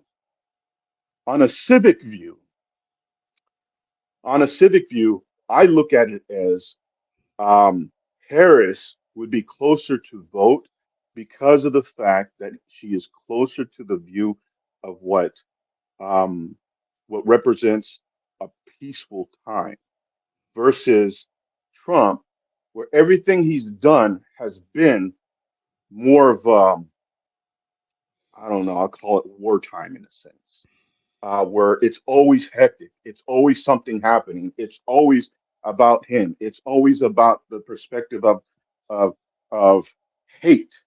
There's never anything about peace. And if I were to vote um, on any field of spectrum, I would vote for the other person that's not named Harris. But if there was only two people on that ballot, it would be Harris over Trump because of the views that it's more peacetime than what Trump has represented himself to. All right. So for those of you who listen to family radio in New York, they have this segment where they talk about do Christians have a duty to vote in the elections? And the way you just laid it out, which is cool, right? But I think as a Christian living in a society, I think it's incumbent upon us to participate in politics, but do it in a way that pleases God. But I think what people try to do is they try to make one party for God and the other against. And I think that's really that's bad, because both parties, there are things about each party that God doesn't like, or that does not represent God at all. So I think it's dangerous when you start to align and say, well, this party is the devil's party and that party is God's party. But then you have the representative of the party that you're talking about is being God's party. He is a rapist. He's a criminal. And yet you're saying that that's God's party. So did God choose that representative? Because what we know is that God didn't want us to have kings. God didn't want us to have anybody over him. So that's one thing we also have to keep in mind. So back to your point is, do we have a right to, or should we get involved as Christians? I say yes, but then you have to soul search. We as Christians who want to get involved with the political aspect of our nation, we should be the one doing the most research. We should be the ones that should be astute on policy, more so than anybody else. Because if you don't do that, then you're just looking at the things at each party and saying, well, I'm going to choose which one is for Christ and which one is not. And then you get into this tug of war, and you start adhering to certain things, and you're like, no. Because I was talking to my wife and I said this, and I said, the way God looks at the way God judge a nation, are they taking care of their people? Because I think there was a pastor that says a leader of a nation, their number one goal is to adhere to the needs of his people. Do you agree? No, I don't recall that being in the Bible, but I believe No. I said that was in the Bible. I said a pastor said that. Oh, okay. I'm sorry. A I thought you pastor said said that the number one goal, the number one responsibility of a leader of a nation is to adhere and to keep their people safe, the needs of their people, to make sure that their people are safe. And the number one goal for the number one job of a pastor is to preach God's word to his flock, to make sure that it's the flock are fed God's word. So we have yeah. So biblically, I can point this out real easily. Biblically, okay. Right. So you say a pastor told you about leadership and how it's supposed to take care of his people. I agree with you 100%. I said, yeah. A pastor said that the responsibility of a leader of a nation is to its people, to make sure that it can keep its people safe. Okay. To make Well, sure yes. that, Okay. because So a nation doesn't have just Christians, right? We're talking about America. America is made up of Muslims, Buddhists, Christians, but its moniker it says is a Christian nation, but it has other people. So the leaders of the nation. In the perspective, go ahead.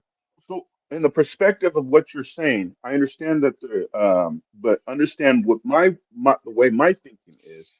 Leadership is on the form of where I come from as biblically, because the Bible teaches us. So a leader, the biggest leader we have is Jesus Christ, God, His Word, and He is King of all kings. So if you take what the Bible says, that since He is the leader, He's the shepherd. He is the shepherd of many, His people. So what He does is He takes care of His sheep, which it is called in us to be His sheep. If you're He Christian, takes care of. if you are Christian, let's keep that in mind. Yes. Okay. But see, here's the thing. Now, you said that as Christians, we have to research if we're going to get involved in the political spectrum. Yes, I we have agree to with be you. number one researchers of policy, because Yes.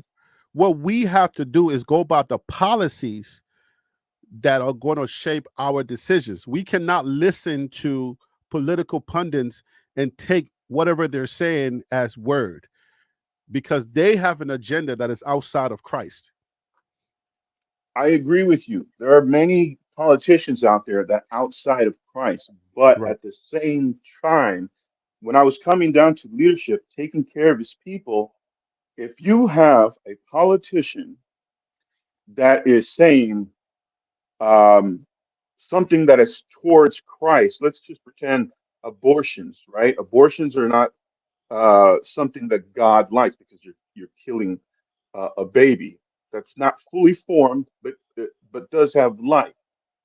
In that perspective of, okay, well, this person supports abortion, but you know what? He also supports these other things that is not Christ-like. That is where it becomes very difficult, because that person is using the spectrum of Christ to try to get what he wants. Because if you were to be Christ-like as a politician, it would be very difficult to get things done, because you're using Christ as your format instead of using His name to get what you want. And unfortunately, people do not read the Bible. They say that they read the Bible, but don't. They'll say, "Well, I believe in Christ, so that man right there does things like Christ, supposedly. So you know what? I'm going to vote for him." And unfortunately, because of that, people that are Christians that are involved in politics get a lot of things wrong, and because they get it wrong, they only follow. They'll say, "Well, my friend is doing this, so I'm going to do that," or "My pastor told me I'm going to do to vote for Trump or to vote for Harris, whoever it is, and I'm going to do that." My mother, she's a Baptist, and she told me weeks ago that her pastors are saying to vote for Trump. And I said to I told myself, that's unbelievable. I can't believe that a pastor would say that. And I told her, "Are you sure that the pastor's saying that?" She said, "Yes."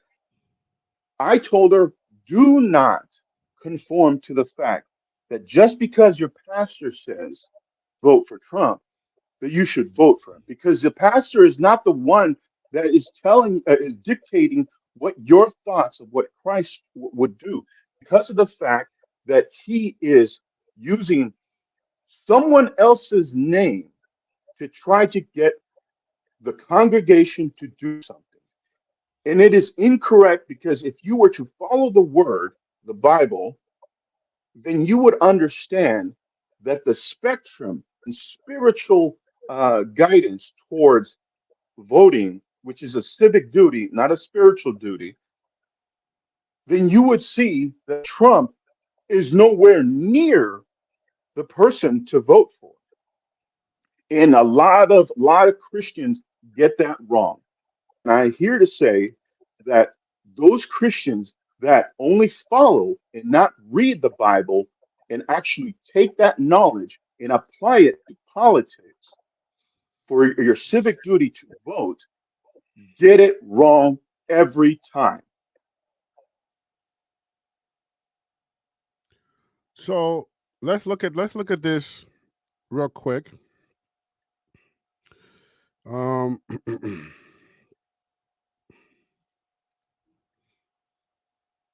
This is one of the reasons why God did not want no presidents, no kings. So Yahweh's warning of a tyrant king. God's first instructed Samuel to warn excuse me. Excuse me 1 second. The devil is a lie. He's trying to stop me from speaking the word. As soon as I say God, I start choking up. What's up with that? Oh, the devil likes to do stuff like that.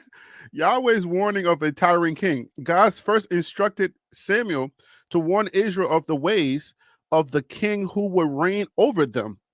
The Hebrew word for the ways of the king is mishpat, which is usually translated as judgment. This form played on words as the king's judgments would be a judge upon Israel from God. So look, so when you read the God's warning, God says, hey, listen, I know y'all want a king. Y'all want, the reason why they wanted a king is so that they could be like other nations.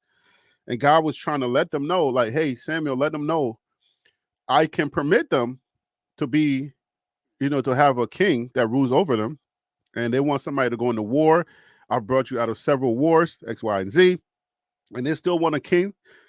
God said, if you get a king, this is what's going to happen to you. The king is going to take your young men into war. He's going to take your young daughters. He's going to require a lot of you. You're going to have to pay taxes. There's going to be a lot that you will have to do. And this still said after Samuel spoke the words to them and said, this is what God is telling me that's going to happen when you have a king over you. The people they still did not listen. So it says the king will be a tyrant. He will require a tenth or a tithe of their goods, thus setting him up as a equal to God instead of serving Yahweh. Israel will become slaves to their king, which a lot of us have become slave to our government. We look to the government for protection, where God is supposed to be our protection. If anything happens to us, the first thing we want is what is the government doing? Right? We don't look to God for protection. We look to man to protect us. So, but what comes with this king or this government that we want is going to be the taxes, is going to be them controlling the way that we function as people and not God. He said the people will cry out because of the king, but Yahweh would not answer them. I think that's important. That's 1 Samuel 8:18. The people will cry out because of the king, but Yahweh would not answer them. So it seems like we're crying out. It says, however, the people did not listen. They insisted on a king. They refused to obey the voice of Samuel and said, no, but there shall be a king over us, that we also may be like all the other nations, and that our king may judge us and go over before us and fight our battles. So even though Yahweh was already judge and king of Israel and fought Israel's battles, and even though a king would oppress them, another thing to remember, even though a king would oppress them, Israel still demanded a king. God told Samuel to obey Israel and make them a king. And Samuel told the men of Israel to go over to their cities. Samuel later anointed Saul as the first king of Israel. So what I'm saying there is, what this means is that a government is going to do these things. So when we go and we start saying, oh, well, I'm a Republican and the Republican Party is for Christ. Christ is in the Republican Party. And the Democrat Party is the devil's. God is neither. God is not. God is neither. God is not Exactly. any party. Exactly. God did not want this. Like that, So God is that's neither. exactly what I've been trying to tell people that I've spoke to about the whole spectrum of This proves whole it right here. politicians. Just Yes, read them. because Read them God doesn't Samuel. First Samuel 8:18, or read them First Samuel. Take them to the scripture that's on your screen right now, and let them see clearly that God is not partial to any party. God does not want you to be a Republican. God did not want you to be a Democrat. So all of this, God is, the Christians are for Republican. No, they're not. All right, this is not Democratic or Republican thing. This is, if you are a Christian, or at least stop pretending to be a Christian when you don't know the word of God and you don't know God's intention. When the people started to cry out for a king or a government that will rule over them, God said, no, I am your person that you should look for. You should look to me to protect you.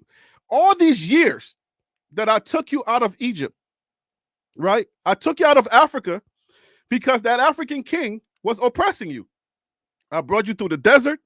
I protected you from the tarantulas, from everything that was in the desert. I protected you when the Africans wanted to kill you, crossing over that Red Sea. I opened up the Red Sea and I protected you. I've done everything to let you know. You went into battles that you couldn't win. You didn't even have enough men, and I made sure that you won with 1 or 2 men.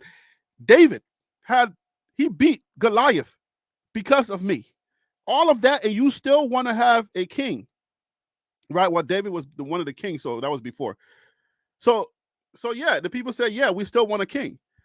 So now for you to then, as a Christian, come back and say, well, the Republican Party is Christians and the Democrats are the devils. No. So that's the reason why when I talk, I don't say too much when I talk about these things, but this is what should guide you. God is not for any party. God is for his people, understanding that he is their king. Jesus Christ is your King of Kings. God is the King of Kings. So you go to him. Now, we go back to our civic duties because we do live in a society. And if we just allow people who do not have godly motivations to just make laws to that's going to govern us, that we have to adhere to, when I think it was Purple Orchid that said earlier, render to Caesar what is Caesar's, right? That's in the Bible when the people try to trick Jesus Christ and they ask him, hey, should we pay the taxes? And they try to trap him, and Jesus is like, look, fool, you can't trap me, bro. I'm literally God. Stop playing with me. And he said, yeah, you should render to Caesar what is Caesar's, and to God what is God's. So you have a responsibility as a tax-paying a citizen of the United States to vote. But when you vote, what should you do? You should be the most astute citizen, understanding what policies are going to help the people. The people. Who is trying to help the people? And then the other things that, that sounds a little too crazy for you, sometimes you can't help those things. It's a package deal. It ain't, you can't take this out, put that in. So you look at the entire package and say, okay, you know what? The governor, the president, that person is under God, right? But their duty is not to be a pastor. The president's duty is not to be a pastor. God judges the president of every nation differently from a pastor, because their duty is to make sure that they protect the people that are in that country. So to protect those people, you cannot be partial. Caesar cannot be partial to the Christians, because Caesar has a responsibility to the Buddhists, to the monks, to the Israelites, to the Muslims. Caesar has a responsibility to make sure that everybody is safe, have everything that the government allows for everybody to have in that country. Because if you pay taxes, there are very specific things that your taxes allowed you to have. So that's the responsibility of the president. And that's what I hope that everybody who's trying to vote understands. Like, stop fooling yourself thinking that God is in a party, because the scripture I have on the screen right now says he's not. And he's never going to relinquish his role as your king, your president. He's never going to relinquish that to any party. If God was to choose a party, then now he's saying, okay, this is the one that I want you to. No, God never wants you to have anybody over you but him. Your thoughts on that? And Harry, I agree with you 100% because of the fact that if you are a Christian and you are a believer of Christ that actually, goes to church, reads the Bible, and not just one of those once a month Name Christians, one of those Christians that says they do believe in God, but they don't, and kind of hang in the middle. And if you are a believer in Christ, then you have to understand you only have one king, and that is Christ, and That's that it. it is a That is civic it. duty and not a spiritual duty to go Right. out there and vote. And what you said is basically what people don't understand, believers, I should say. Yeah. Because of that, people will always misinterpret what's happening with Trump and how he says, I'm a believer in Christ, believe it, vote for me because I believe in Christ. Look at me holding up the Bible. Look at me, First of all, take. let me cut you off real quick. Let's address that. I don't know how many people that are watching or that's going to watch. If you're watching, you can type in the chat or in the comments later on when we're done. I don't know how many of you are really, really, truly in your heart of hearts understand or even believe that Donald Trump has ever stepped foot in a church before he wanted to be a politician. America is a Christian nation by word. Let's just put it that way. I'm going to put my little quotes up. America is a Christian nation. In order for you to become a president in this Christian nation, because the base of America is the evangelicals, that base is really the people that will give you your electoral votes for you to get a 270. That base is a very big base that quote unquote say they're Christians. The reason why I'm putting these quotes up is because a lot of people just are Christian in name, in ideals, but not necessarily doing the work of a Christian. Somebody cuss you off in traffic, it's the bird. It's the cuss word start flying. Somebody does something, your neighbor is hurting because they are here to Donald Trump's things, or you're a Democrat and they're MAGA, you don't help them. Like, you're not doing the work of a Christian. You just call yourself one.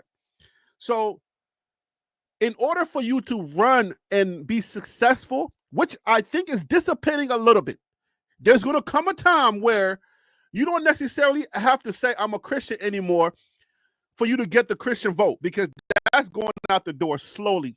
Donald Trump has done a lot of bad things like to kill that. But Donald Trump, like right prior to Donald Trump and right now, it's at your political best interest to say you're Christian, because those are the people that are dominating the electoral vote. So if you don't adhere to being a Christian in America, that is a Christian nation, then it's hard for you to win a political, a major political party. That's why Muslim Obama, you saw him fumbling, trying to figure things out, and he had to say he was a Christian. But who believed that Obama was a Christian? Come on now, like you're not serious, right? he was still bowing to the imam, right? Like, Obama was not a Christian, but in order for him to win the votes, he had to say he had to denounce being a Muslim, which he didn't really want to do, and to say he's a Christian. Donald Trump is the same way. He had to say he's a Christian. But you're grabbing women's crouches, you're taking women in bathrooms while your wife is pregnant and you're having sex with them. You think that's what Christians are supposed to be doing? No. This guy's only saying he's a Christian because of the reasons what I just said. But well, you know what the Bible says, Harry. The Bible says that Jesus will say one day when they meet him is, "Depart from me, for I never knew you." Right. But he's not even going to say that to Donald Trump because that's not. He knows Donald Trump ain't no Christian. So we're not even talking about when it comes to that. That's not even a Donald Trump thing. That right there is a lot of Christians, or the Christians that go to church on Easter Sunday, go to church on Christmas, on holiday weekends, who will go to church. They will actually get dressed and they will go to church on big occasions. That's what that's really for. Now people like Donald Trump, who are not Christians, they're just using the name Christian to try to get votes in America to win elections. Donald Trump is no Christian. I don't care. If you think Donald Trump is a Christian, don't be naive, please. I don't want to call you naive. But Donald Trump is no Christian. He's a great he's a marketing man. Devil. Yeah, he's like the devil in a sense. He knows how to deceive someone to make them believe what's going on. I'm not gonna scoop down to calling him the devil or being like the devil. I believe that he is an opportunist. I don't think he's smart enough to be like the devil. He is a smart man, but he's not smart enough to be like the devil. And I'm not even gonna dignify that with calling him like the devil, because then that's the same thing that everybody's saying, oh, Kamala Harris is the devil. So I'd rather not play that game. All I know is this guy's no Christian. He's an opportunist, and he knows what he has to do to win votes. He knows who he has to align with in order for him to be accepted as a major party nominee. So that's all he's doing. And he's been manipulated. He's a fox. He's been manipulating people for years. There's a new series. There's a series on Netflix right now called Fear the Walking Dead. It's like another series that maybe the people from The Walking Dead did.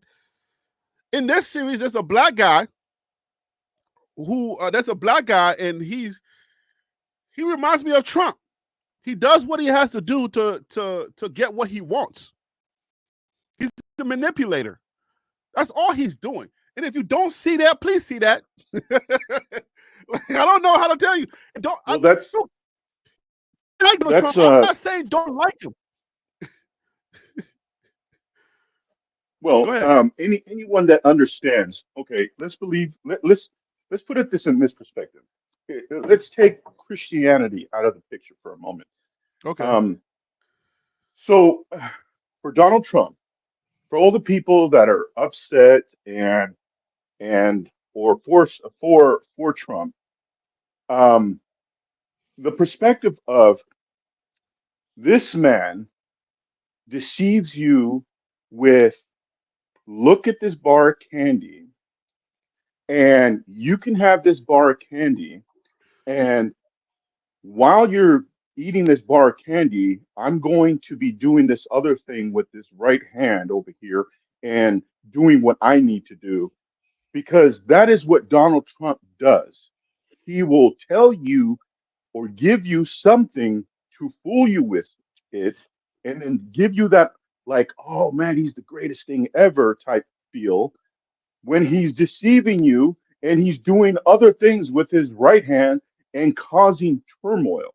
And unfortunately, people are too focused on that thing that he's giving you with that left hand to let you see what's happening with his right hand. He's doing more things with his right hand than he's doing with his left, because you are too focused on, hey, he's going to cut my taxes, but you don't understand the whole spectrum of why he's cutting the taxes. And people are too deceived because of it. Well, but that's why I want to have a conversation with people, because I know as the general public, not everybody not everybody is on the same educational level. We live in different corners of earth, of life. So I would definitely love to understand other people's perspective on that idea of, hey, do you really understand what you're doing? Or, you know, or are you just following other people? Because we got this fear. Why do we fear that? Why is it that we think our vote's not going to count if somebody tells us, oh, Donald Trump has this in the bag? Like if we were in an echo chamber, right? If we were in a chamber where we said, oh, Donald Trump's going to win, Donald Trump's going to win. Why does that discourage Kamala Harris's voters? I am not like a psychologist, and I'm not a therapist, so I don't understand the psychological effect that occurs when that happens. But I don't know why we as human beings, we're manipulated by somebody saying, oh, Donald Trump has this in the bag. Like, let's just say Fox, MSNBC, CNN only had pundits that were for Donald Trump and saying, oh, he already won. Why do people who believe that Kamala Harris, they like Kamala Harris, why do they not vote once they hear that Donald Trump has this in the bag? That's a phenomenon that I'm so interested in. Because then they say, oh, if he already won, then my vote means nothing. Don't you find that to be kind of weird? Well, you know what the saying is. Well, the Bible says that to speak words into your life. So basically, you say it enough times, you're gonna start believing it. So this is what's happening, where people are believing what these people are saying, and then say, hey, you know what? I guess so. You know, whatever. Yeah, but it's like the psychological effect, it's just amazing. That's why we need pastors. That's why we need people to decipher certain things for some of us. Wild Dog, what up with you, man? Hope all is well, brother. That's why we need people to help the general population to understand certain things that are going on or not, because I don't understand how somebody can be manipulated in a certain way. Well, okay, so here's the thing. Okay, this is what I've gone through many churches in my life. You know, I've been a Baptist, I've been a Pentecostal, I've been a Seventh-day Adventist in search for God, right? So I finally ended up at a church that is called the Church of Alliance, and this church basically is everything like all congregation of all nations type church. And one of the things that I love about this church is there's no politics. Because when I go to church, I go for God, not to to understand what's going on in the world, but to understand who God is, what God is, and how He can help me in my life. So I take that information and go into the world and represent God because of the fact that I know that this world, there's a lot of bad things. There's good things, but there are a lot of bad things. Not so I can be deceived. And what's happening is people are being deceived by all parties. And I'm talking about Democrats, Republicans, and they are just people because they hear one side of the story, they say, well, I'm a believer, so I'm going to be a Republican. When that is not the focus, you need to put yourself in the Word, understand it, so you can make good decisions into the world. And unfortunately, people do not understand that. And then making judgmental decisions, your civic duty to vote for Trump because he so called represents God is a lie because he does not represent God. Yeah, I mean, but how many people really out there really believe that he does? I don't. That really, it bothers me to the core to really sit there and think like there are actual people who believe that, like at the core. They think, okay, like Cara was in the chat earlier. She said, I said, why do you support Trump? She said Trump, or she or he, I don't know. I think it was a she. I'm just gonna say she. She said Trump loves America. Right there. The question right is, there. why do we believe that Kamala hates America? She's currently your vice president, bro. like she won. She's your vice president. So there right there is the perspective of what I'm talking about. Okay, Trump loves America. Because Trump loves America, I'm going to vote for him. Now that perspective is that the only thing that causes you to vote for that man? Because Trump loves America. Where is your reasoning behind Trump loves America? Because we are not to love, as a Christians, we are not to love this nation. Like everybody I hear, well, God has blessed America. God has done this. God has done great things for America.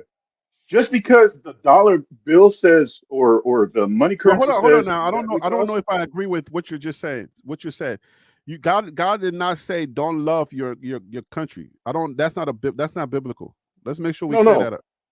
No. What I'm saying is the perspective of loving this country over Okay. God. No. There's a lot of shirts. Let's clear that A up. lot of Let's clear that up. shirts. Hold Well, on. Slow down. Let's make sure that when we're speaking, we're not speaking misinformation. I don't believe when people say they love America, I do not believe it's in response to not loving Christ or over Christ, because two things can be true at the same time. You can love Christ and still love your country. So let's just clear that up. That sounds like misinformation. I don't support misinformation, because you can love Africa. I love Africa, but I don't love Africa over God. So when I say I love Africa or I love Liberia, it's not for somebody to interpret that because I say I love Africa, that means I must not love God. Well, that's where I'm trying to lead my statement to. If you've ever seen shirts that says God, country, or country, God, or whatever comes first, God, country, and guns, right? You see those shirts everywhere, right? Well, the problem is that people put country first before God, or their guns before God.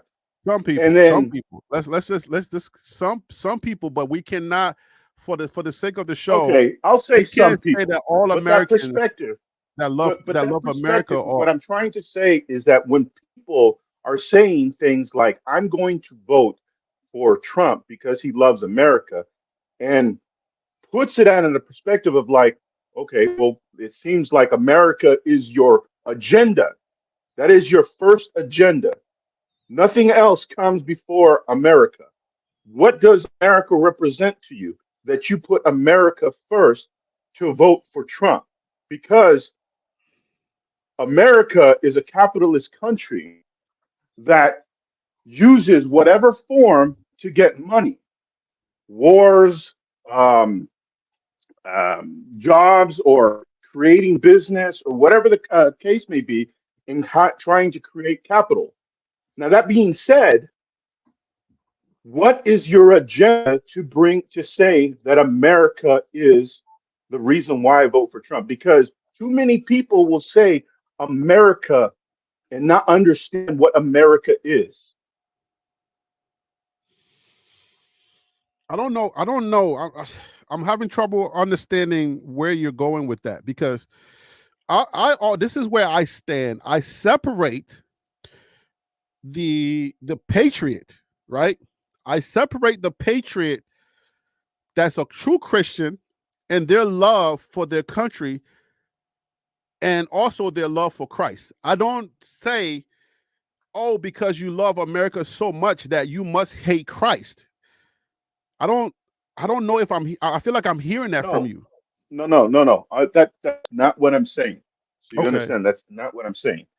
Okay. The problem is that you're okay in a Christian's perspective. I took a picture and I showed you the picture of my flags. I have an American flag on my home. Okay. Mm-hmm.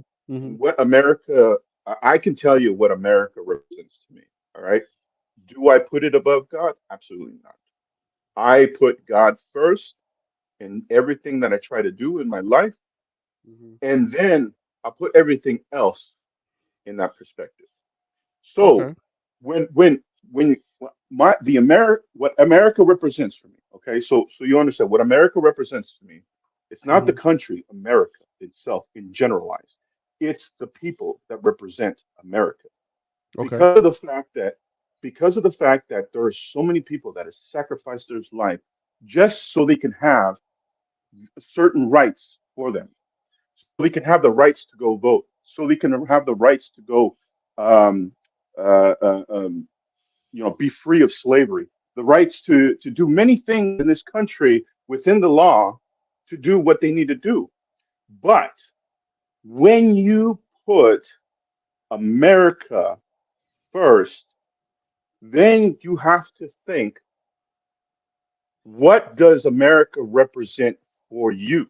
Because if you don't understand what America is representing for you, does it represent you as like, well, I'm for if because Trump is for America, then I'm going to vote for Trump. Well, that means that, okay, what if I think about money as my object? Trump is going. His policy says that he's going to do more for the rich people. So then I'm going to vote for him because that's what represents for me in America. The generalization as what is because he's voting because I'm voting because he loves America or represents America. You have to soul search in that perspective. And in me, it has always been the people that represent America. I believe that the people of this nation, there are many people of this great nation to actually say, you know what? I give to the poor, I help the poor, instead of bashing the poor and saying, um, oh, what is that term that Republicans use? Um, uh, Straddle up, put your boots on, and get to work or something like that. I forgot Oh, exactly what strap up your bootstrap, pull up your bootstrap or something like that. Yeah. Well, you know what?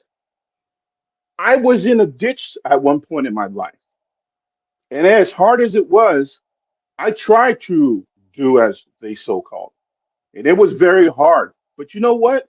Someone lent me a hand, and instead, in lending that hand, I was able to put my boots on, be able to go to work, be able to do things, be able to feed my family, be able to do, to the point of where I'm at right now.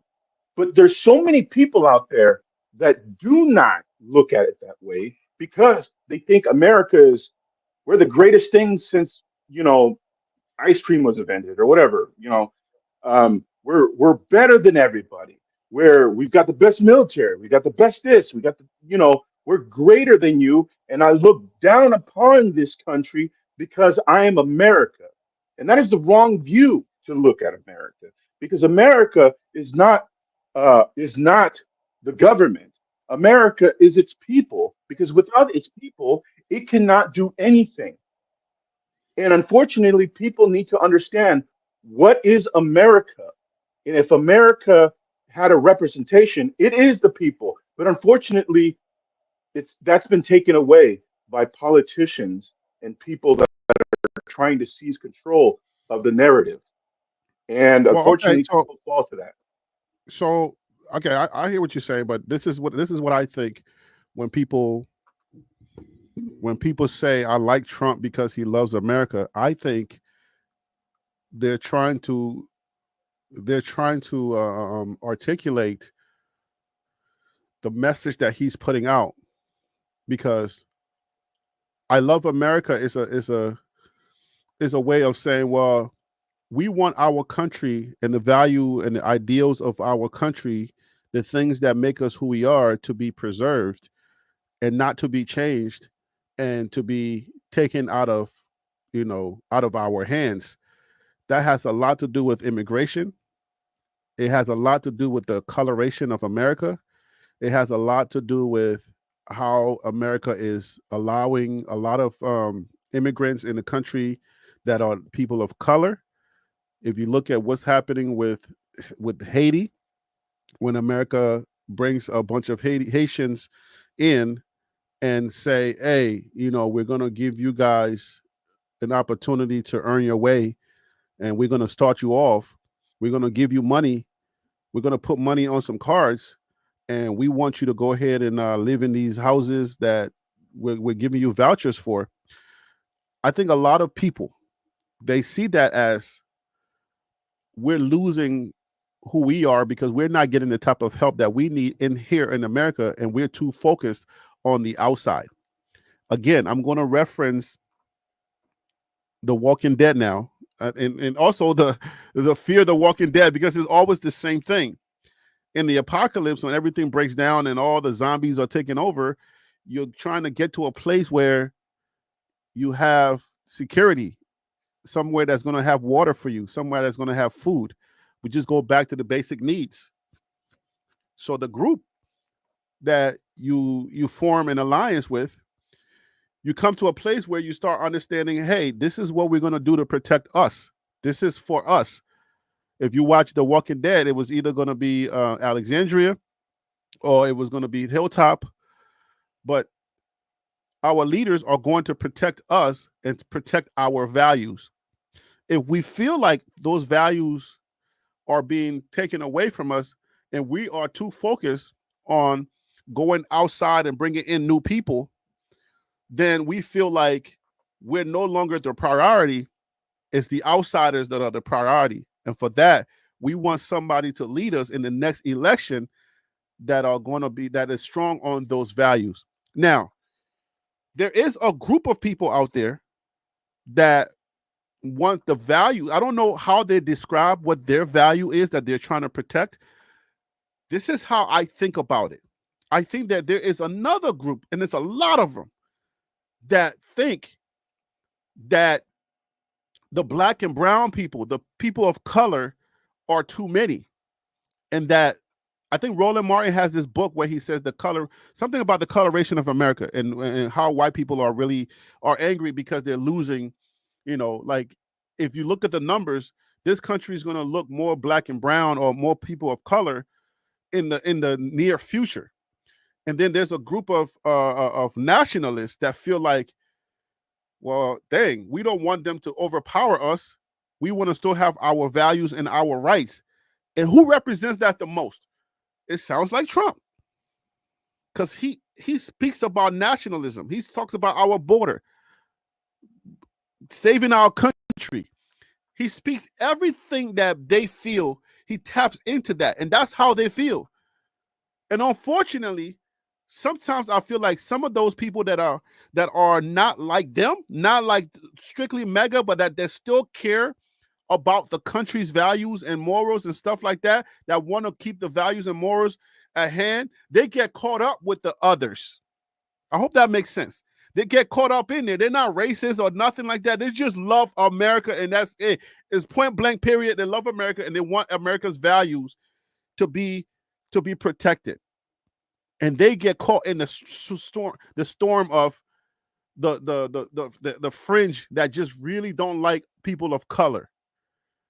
So and then they all look the same, and it's usually white women, white men.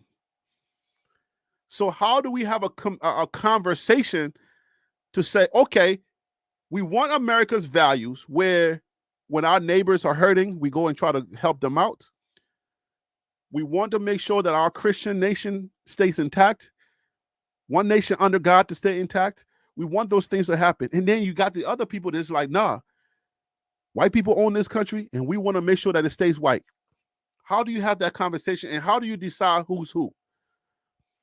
Well, Harry, that's a question that's been asked many times to many generations of this country, because of the fact that, look what happened to all colored people, black, brown, yellow, when we went through the, civil rights time, when many black leaders were trying to get just the basic rights to live in this country. And there's a lot of people out there that say, "Oh, racism doesn't exist in America anymore." But I hate to tell you, it still exists, and it's prevalent. That people need to understand that it's still out there.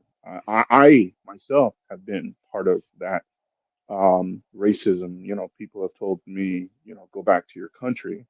And unfortunately, that's what, and so you understand it was a white person that said that.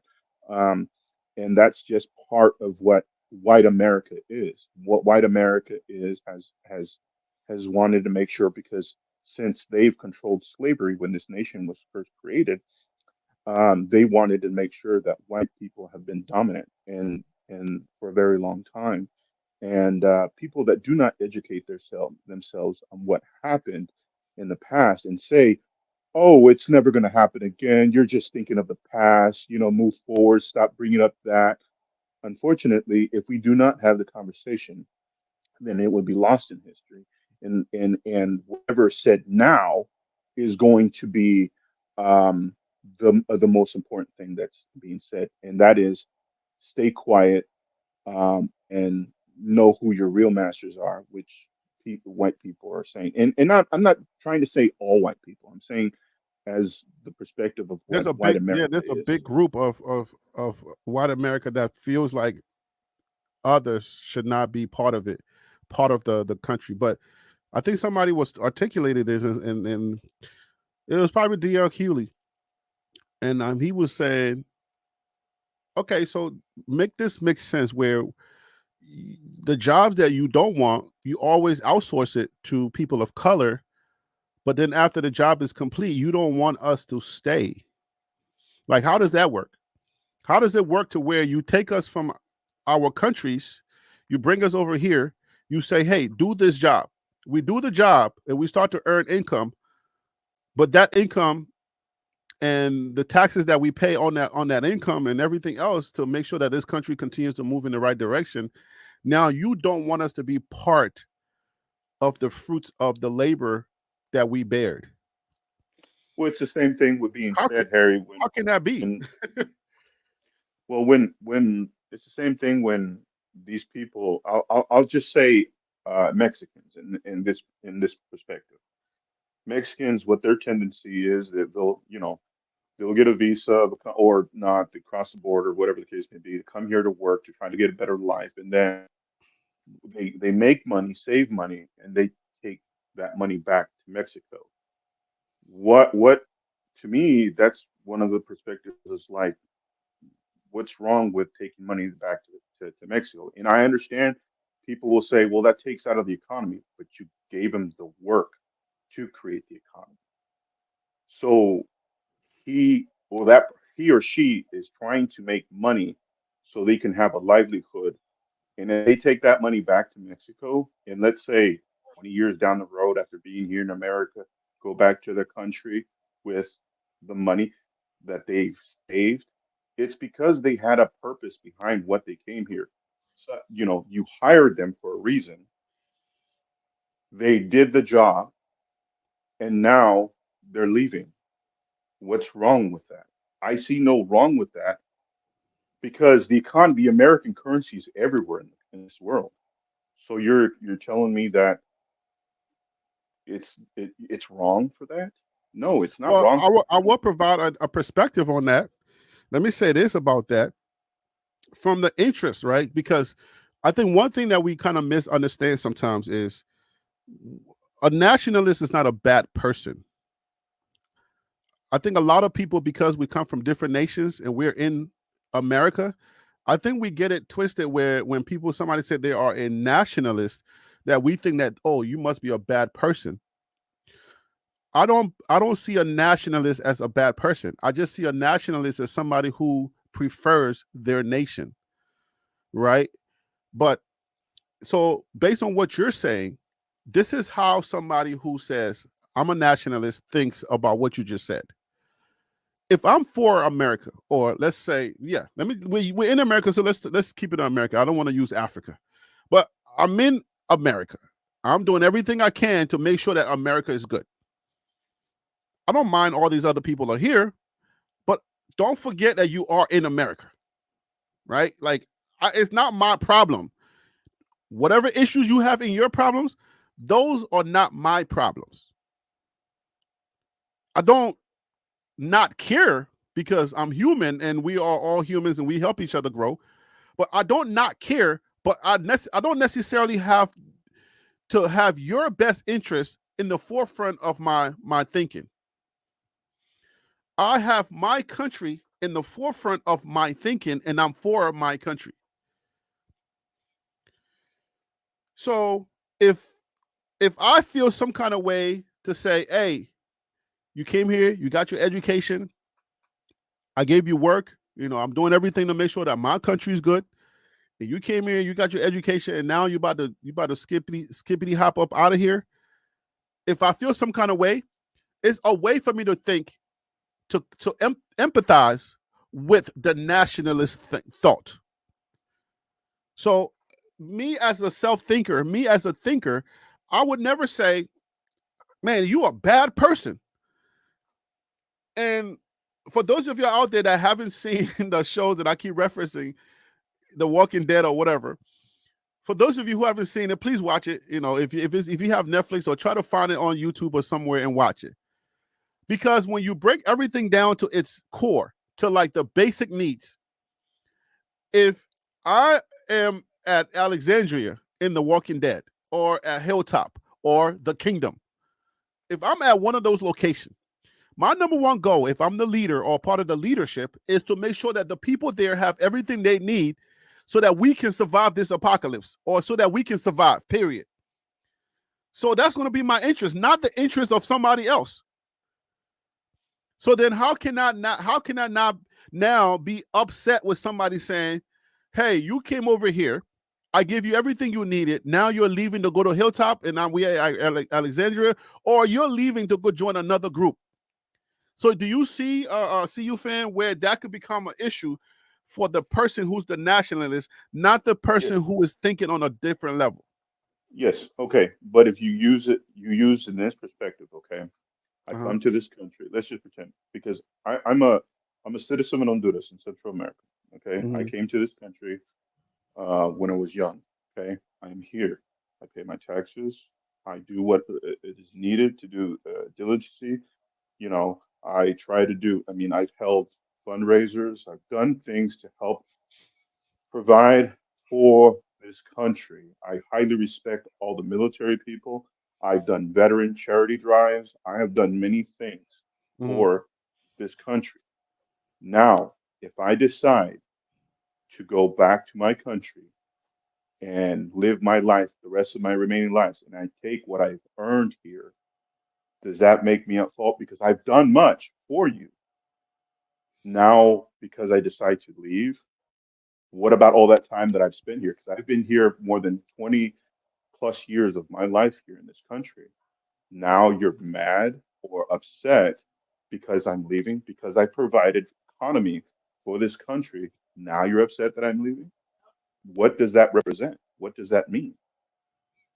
So okay, great. I'm glad that you said that. Given that information, I would say that the people, like, I don't know who will be angry for you to leave, right? Because that's just how America is. The nature of America is to give people opportunities, and that's always been America, right? When they say make America great again, I'm thinking like, okay, let me understand what that means. America looks after, like America has Christian values where you look after your neighbor. When you have so many resources, and then it's so hard to say that in good spirit, in good faith, to say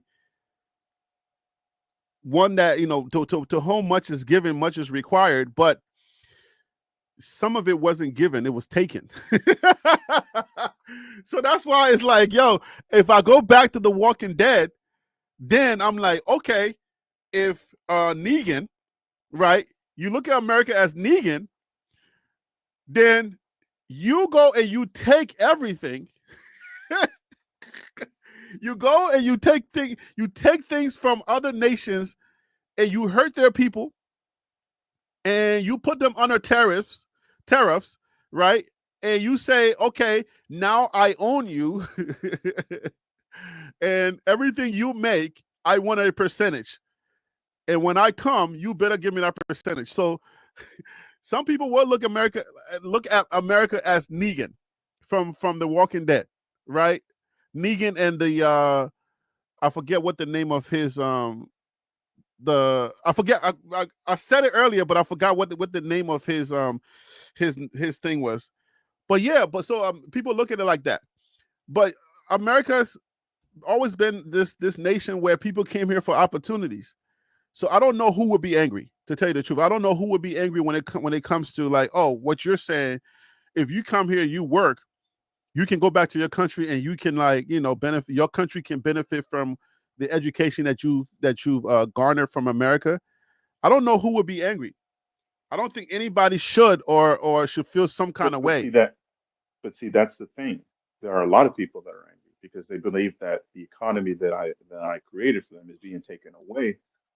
In which, look, I've done my due diligence to do what I can while I'm here, and when people leave to their back to the countries to live a more peaceful life, to be kind of kick up their feet on their retirement or whatever the case may be, a lot of families take thousands of dollars that they made and saved from America. But they put in their time and they go But back to their who's country. angry? Who do you know that's angry? There are many people that are pissed off because people have that narrative. Their narrative is these blank people are taking the money from America and going back to their country. Oh, okay, yeah. I think I know You what know, I think you're talking about MAGA. yeah. Yeah, that's mostly. And- I hear that mostly from MAGA camps. Like, you're bringing in all these people, they're taking all of our jobs. But then the weird thing is, the jobs that they talk about taking, they don't want to do those jobs. well, Which is right. like, That's what I'm saying. which is the weirdest thing. It's like you don't want to do the jobs. People come here to do those jobs, but then you get upset and say, "Well, they're taking all of our jobs." And that was one of the things I had queued up from DL Hewley. It's like, okay, so let's explore that a little bit. So the people that come here, the jobs that they're taking, if if you wanted to do those jobs, those people wouldn't come here. Because half of those jobs are jobs that you don't want to do, like cleaning dog poop or cleaning, like, I know that they have jobs where you go clean up waste and do. I mean, there's a whole heck of a lot of jobs that people come here that some of them don't have education, but they need to work, and some people will hire them under the table, and they'll do those jobs that regular Americans would not find themselves doing. But for Well, some okay, odd so reason, people are always talking about MAGA. People are always talking about, oh, they're coming here and they're stealing our jobs, and I'm like, how? so you can use. I'll use a metaphor. You like to eat at the table, but you don't like to clean up the kitchen. That's a mess. That's dirty where it's been made. But you Uh-huh. like to sit on the table and you like to eat the food that was made. That is what I see a lot. So the person that gets the job cleaning that kitchen or cleaning that table, those are the people that come here with opportunity, and then they say for opportunity, and then they always say they're stealing our jobs. But how many Americans like to clean the tables in the kitchens? Isn't that Well, usually so beneath us? well, see, you got to understand though. This is where I say humbling yourself is a perspective of what you do in your life. There are a lot of things that I don't like to do, but I still do them because it's a necessary thing that needs to be done in our culture, in our life as a person. Um, and unfortunately, you know what? Who wants to get up to clean the toilets? Where everybody's sat down and where everybody's done their business, and well, someone has to clean the toilet. Well, that person over there is going to do it because I don't want to do it. And then the narrative has always been is, well, that person's making too much money cleaning that toilet. Well, you're not doing it, so I got to pay that man to do it. That there's too much narrative of the whole MAGA perspective of and it just doesn't lie in just MAGA because there are other. I've heard other people that do not align with MAGA will start saying that narrative because they've heard it so much. And that's part of the conversation. That right there is part of the conversation that I talk about. I'm like, I think Trump says if you say something enough, people will start to believe it, even if it's a lie. People will start if you say a lie enough, people will start to believe it. That's why the whole Kamala Harris, incarcerating black men. That's why I look at that and I'm like, why is that so interesting? Because when you think about it, did you want her not to incarcerate criminals? Like, like okay, so are we looking for equal opportunity? Is that what it was for some to say? Okay, don't just incarcerate black men, incarcerate everyone. Because if that's the case, if she was just biased to just locking up black men, then I see that argument. But I think the people that she was locking up were criminals. So I don't see the argument of, oh, if you're locking up criminals, then then you're not you doing your job is like, oh, okay, you're not doing your job because all you're doing is just locking up black men. But I think some people are just angry at that. Some people are just angry because they think that her job was just to lock up criminals. Well, see, that's where, and people unfortunately are naive to the perspective of making an educated answer and say, hey, you know what? Let me do some research. Let me figure it out. Let me try to understand the situation. And instead of actually doing that, a lot of people just tend to go to the flow. I've heard many, many interviews where people cannot answer the question because a narrative has been spoken to them. And this is both spectrums, Republican and Democrat. And they can't answer the question because they heard it from someone and that's what they believe. And that's what the narrative is. Instead of actually doing the research and figuring it out and trying to understand what the narrative was, where it came from. But, some people are followers and some people are leaders and some people just don't care at all. Yeah. And those people that don't care at all, it's a lot of them. Because I mean, for the most part, people only care about what they care about. The people that really care about political stuff are not that many. But the people that kind of like they'll pick their head up, like how we discuss college football, and we, some of us here on whether you're watching on TLP Sports Club or you're watching on a Billionaire's Mindset, like some of us we do it so much every day that we know almost everything about the Big 12, who's winning the Big 12, and where everything lines up.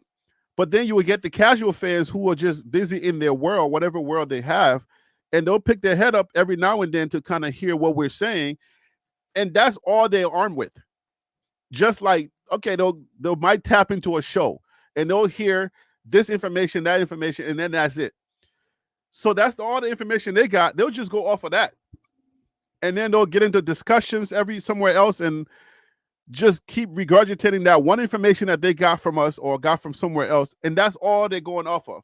They don't really know all of the details or enough of the details to be able to change the color of the conversation. It's just, this is what I know, and this is what I'm going to give you. And I'm right. And that's so dangerous. It is so dangerous because you got half information or you got a little bit of information, and that's all you need. This is not your lane, but you come into this lane and say, I'm right. Well, the crazy part is what you're saying is true because I've heard many Trump supporters specifically say, well, that's what Trump said, so that's what I'm going to believe in. And that narrative follows them without educating themselves.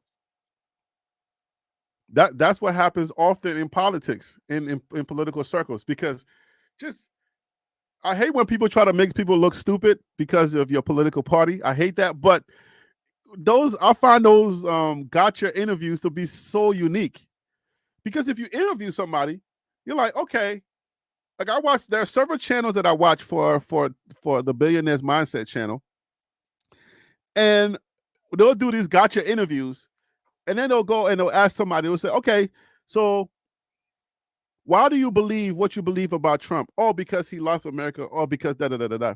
Oh, do you think? Okay, so what are the policies that? Oh, and then they will say policy, and his policies are way better than Kamala Harris's policies.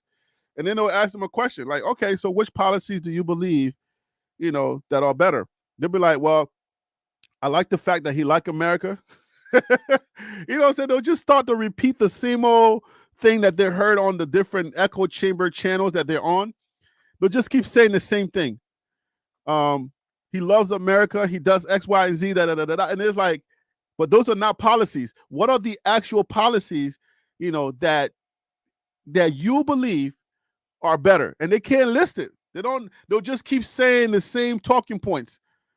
And I just find that to be so irritating because it's like, oh, the general public, they either are not educated enough, they don't care enough to really get that research in. So what they're going to do is they're just going to listen to a few pundits whose job is to manipulate you in the first place. Whether you're Democrat or you're Republican, the pundit's job is to manipulate you. If you didn't know that out there, know that now. Their job is to make you have a favorable view of their candidate. So it's funny because I was watching CNN last night. My wife wanted to put on CNN. She was like, I need some type of news because she's a therapist and she, that some of her clients are, they're talking about what's going on in the elections. So we turn it on, and there's 4 people on the panel. 2 are identified for each candidate. One guy for Trump, and a lady, I think she was Latina. She's for Kamala.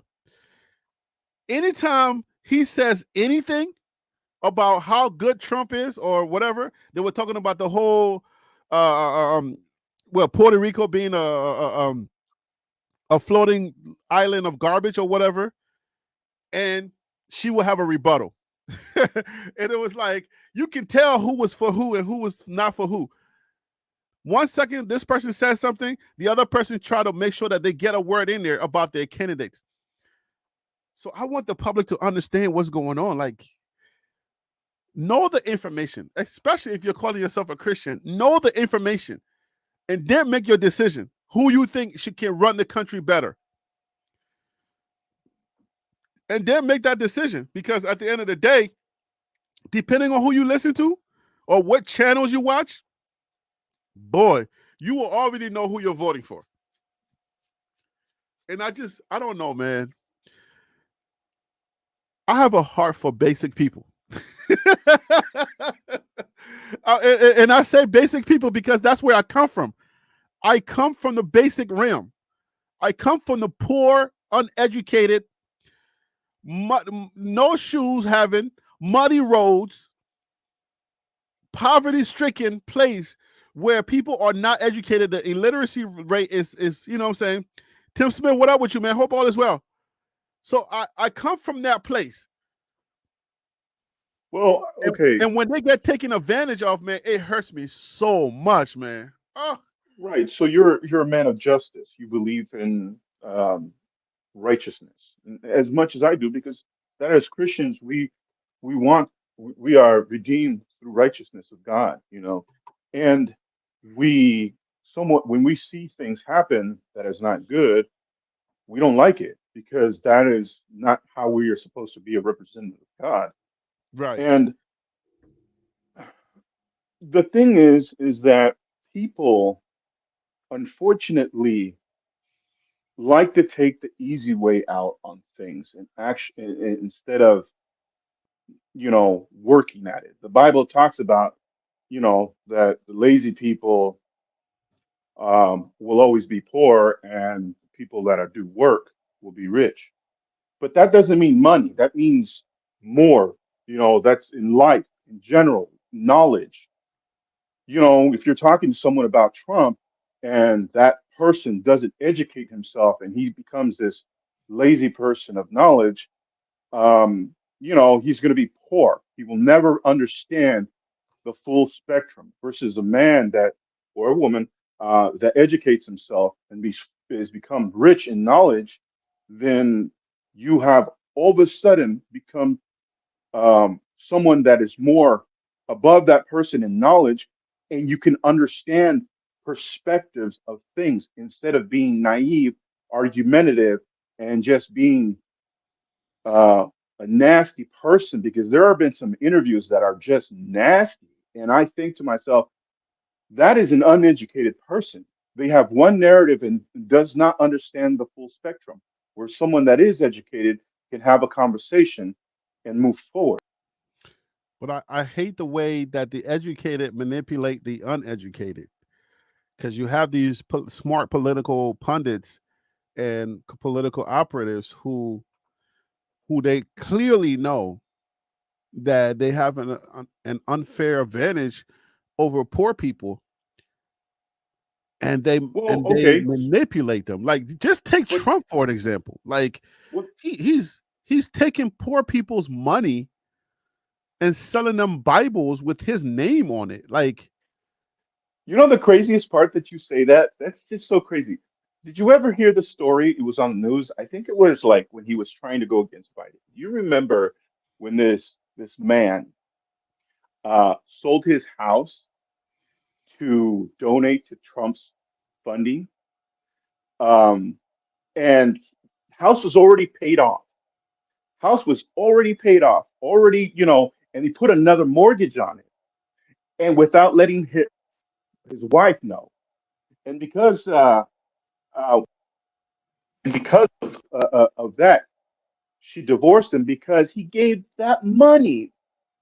They worked all their life because he said, I want Trump to win. So I'm going to donate everything that I have built in this house with a mortgage after they paid it off.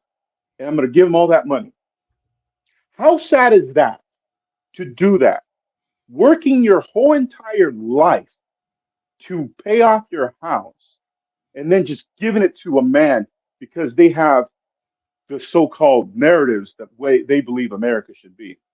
I will put myself a mortgage for that. So let me ask you a question. Do you believe that guy was a nationalist and he just hated black and brown people so much that he felt like, oh, Trump is the best thing, that is the best possible way for us to get our country back, and I want to support him as much as I can?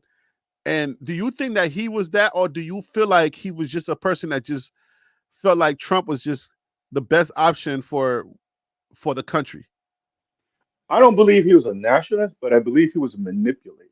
He was manipulated into believing what Trump's narratives were, and because of that, he did what he did.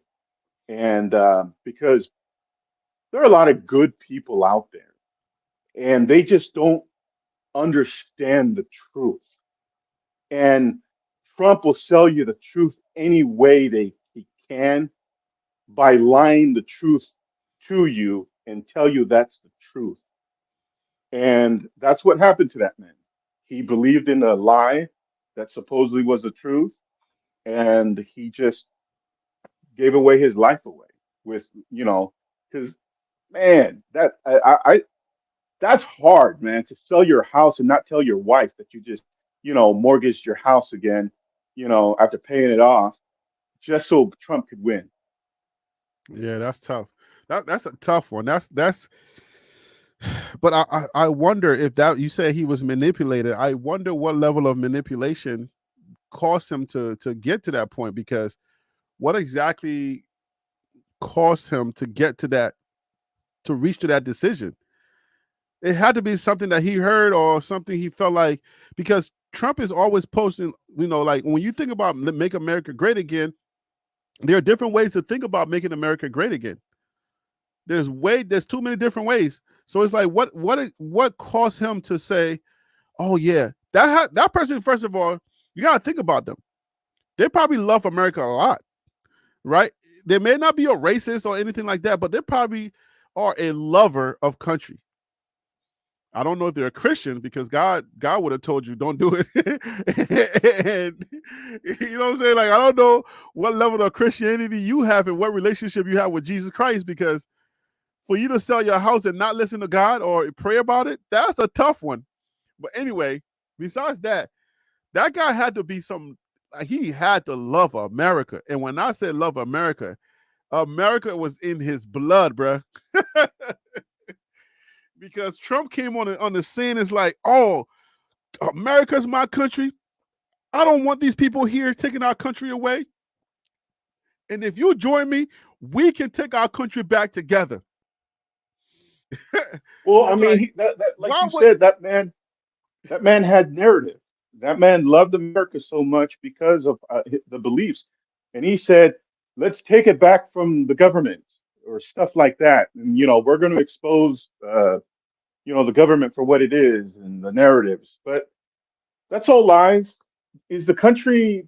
Are there other politicians in there that are bad for this country? Absolutely. There's politicians that will sell you lies. But the problem is that I'm sorry. I got a question. Do you believe a black candidate that loves America can get across the message that Trump got across about loving America?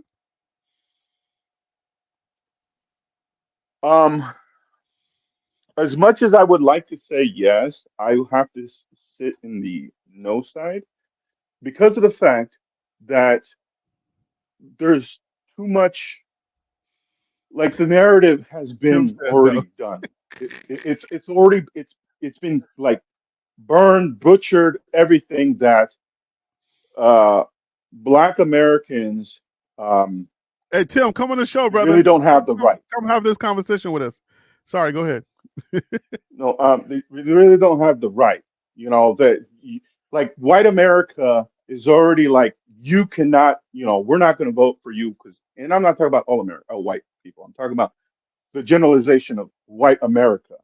Um, the narrative is there that black people do not have the power or the mental capacity or this or that to sell you what Trump is selling you because so you understand, and I know you understand, but why do the Republicans target uneducated people? Because of the fact that they can sell them a pencil and say, this is a pencil that's where, that's will do this for you and this and this and this, and it's $20 and it's a 2 cent, it was made with 2 cents. Because that's what the Republican Party is. The Republican Party will try to manipulate. Well, I mean, that's politicians generally. That's not just Republicans.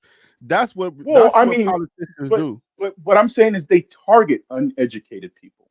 The narrative for a long time, I can't give you a date, but for a long time, they have not been targeting educated people. The Democrats target educated people more than they try to target uneducated people because of the fact that uneducated people are easily manipulated versus educated people of the spectrum are not easily influenced by the narrative such as the Republican Party.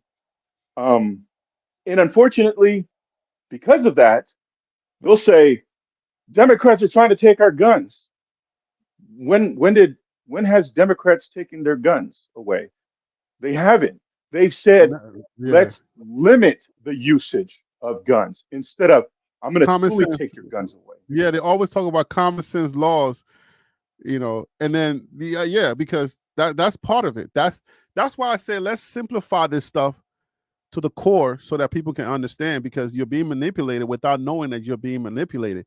Because if you think that Republicans are for guns and Democrats are against guns, then you're always going to think that the Democratic nominee is going to be against guns, and you're never going to vote for the Democratic nominee or even think about their ideas. And their ideas may be even better for your personal life than what the Republican nominee is actually offering. Because if you think about it, like, oh, they're going to take our guns, the Second Amendment. Like, okay, so let's talk about the Second Amendment. They're trying to take our guns. But I thought there are already laws that says they can't take your guns. So then how do you believe that? Like, how can you just say, how can somebody manipulate you to the core and say, hey, they're going to take our guns, and you're just saying, The heck they will. You ain't come and get my guns on my over my dead body. Like, how are they taking your guns? You know, that's let's bring on Tim so he can help us with this conversation. Tim, what up, brother? Welcome to the show, man. Thank you for calling in. I appreciate you. Yo, what's up, Harry B? Hey, man, are they taking your guns? Nah, they ain't taking my guns. So we're talking common sense. They try to manipulate. CU fan was just saying how poor people are targeted and manipulated, and I'm trying to also understand how can they manipulate you? Because if you were to talk to anybody, I'm telling you, you talk to anybody, right? And it would seem like that person is smart. So how is it that people are out here being manipulated? How? Most poor people are black and brown individuals. The percentage on that is higher than Caucasians. Wait, what percentage? In America, there are more poor black folks than there are more poor white folks. That's impossible. How can you figure? Okay, America only has 13% blacks, right? So that math isn't mathing, because for you to have more, for you to only be 13% in the whole entire country and to have the most poor people, that means that communities. Let me use the word community. Yeah, because we don't have the numbers to have the most. Right. Let me use the word communities. Okay. Right. So it may look like that because of the disparity of the resources being allocated. Yeah, the way it is, a lot are being distributed right throughout the state. But Democrats play on those areas more than Republicans. Okay. So let's just agree that both parties play on the less fortunate. They do. I would say we have to agree on that, because I don't know that politicians play on your education or the lack thereof. So your Caucasian I'll areas, agree. Your Caucasian areas, if you see more poverty, it's going to be classified in your what areas of your states? I want to see. I'm asking that question to see. I don't know that it's called urban. I don't know that poor white places are called urban rural. places. Rural, yeah, you go. Yeah, it's more in the rural area. Ours are more in the inner cities. Right, in the urban areas. Right, in the urban area. So you see, that's why a lot of Republicans win a lot of states that are heavily rural areas. Mm. Because if you look at the inner cities, they a lot of the times they lean more Democrat. If you look at Atlanta, higher population. If you look at Harris County, Houston, turning more Democrat than Dallas County. So with that being said, both parties play on Republicans may go more to the rural areas in search of a vote. They would like to get the urban population as well. Vice versa, Democrat, they're coming to those urban communities, black and brown communities, versus going to a lot of rural areas to try to convince voters to vote for their party or their ticket. So let's break down this a little bit, because for the black vote, the Republicans don't need the black vote as much as they need them not to vote. So they do a lot to try to stop them from voting, they need, because they'll need a small percentage to vote for them, but they also need a big percentage not to vote at all. So, anyways, but you see, you wanted to add to that.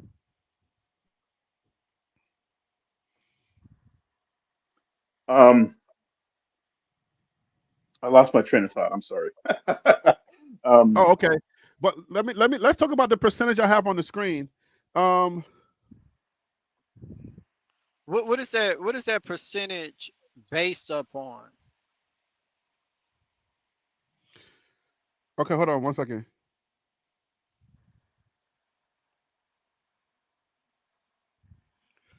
So, okay, this is the population. Mm-hmm. So white alone, the percentage is 75.3% in America. Mm-hmm. Black or African American alone percentage is 13.7%. American Indian, Alaskan Native alone percentage is 1.3. Wow, is that small? Mm-hmm. Asian alone, wow. I was not expecting the American Indian, Alaskan Native are 1.3. How's that? Mm-hmm. Native Americans are only 1.3% in this country? What are we talking about? I don't see the Hispanic population on there either. Not unless you got it on another further down. Okay, so let me see here. Latinos, you see that right there? Hispanic or Latino percentage is 19.5%. So that's, that Latino or Hispanic is 19.5, right? Let me see if I can highlight that. This one right here, you see that? 19.5%. Oh, okay, then it kind of breaks it down further. It says white alone, not Hispanic or Latino. That breaks down to 58.4. Now this one is based upon race and Hispanic origin. But in the American population, I think the total they're saying that the American population is going to be, you're like, so okay, so if you have 58 point something percentage, then when we look at these numbers, if you're saying that the black people have a lot of, they're poor, I think for the white community, they know how to hide it. If that makes sense. I'm not saying, that's why I rephrased it, because of the percentages. That's Mm-hmm. why I say areas in each state. All of them have a urban poor community, right? Mm-hmm. Um, each state has rural areas as well. So I'm not going to use the word um, black people. Right. I'm just going to use urban areas and rural areas. Yeah, but okay, also, it's hard to see, depending on where you live. I guess we can put it this way. I don't know where you live, where you ever see, y'all can tell me from your communities where you live at, where you see white homeless and poor people on the streets. I don't see that have you ever seen an Asian homeless person? Austin, Texas. Oh, you see Asian homeless in Austin, Texas? You may see one or two, but for the majority, you seeing Caucasians and African Americans. Okay. Yeah, it's the same So, thing here. There's mainly more Caucasian and Black people. I hardly ever see any other. Well, I do see Hispanics here and there, but mainly, of that spectrum instead of like the Asians and others. yeah, because I think I think at the end of the day, I think the resources kind of come into play because remember the drug epidemic where when you started seeing, you know, the disparaging way that they handle the ethanol situation versus crack cocaine and all of that, I think when it comes to resources for poor whites, it happens a little bit different or quicker when it affects poor whites than it does people of color. What do y'all think about that? Or is that you don't see that?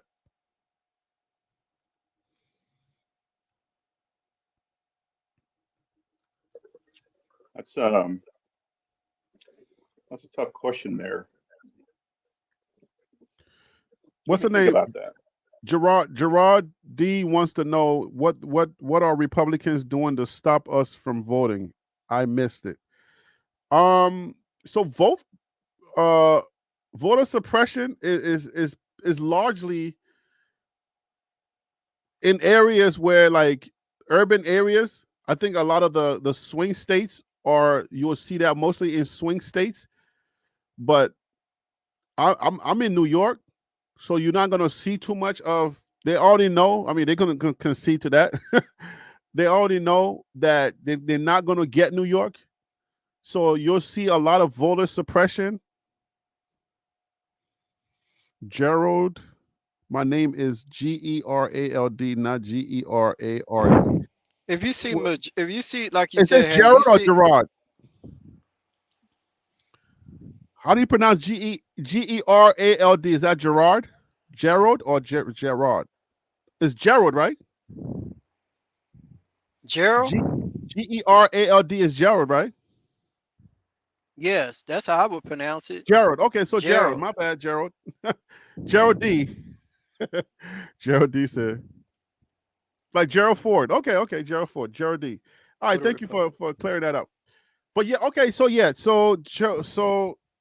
voter suppression has to do. It takes it'll happen mostly in swing states, like places where, like Georgia.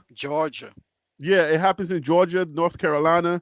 They try to draw lines in the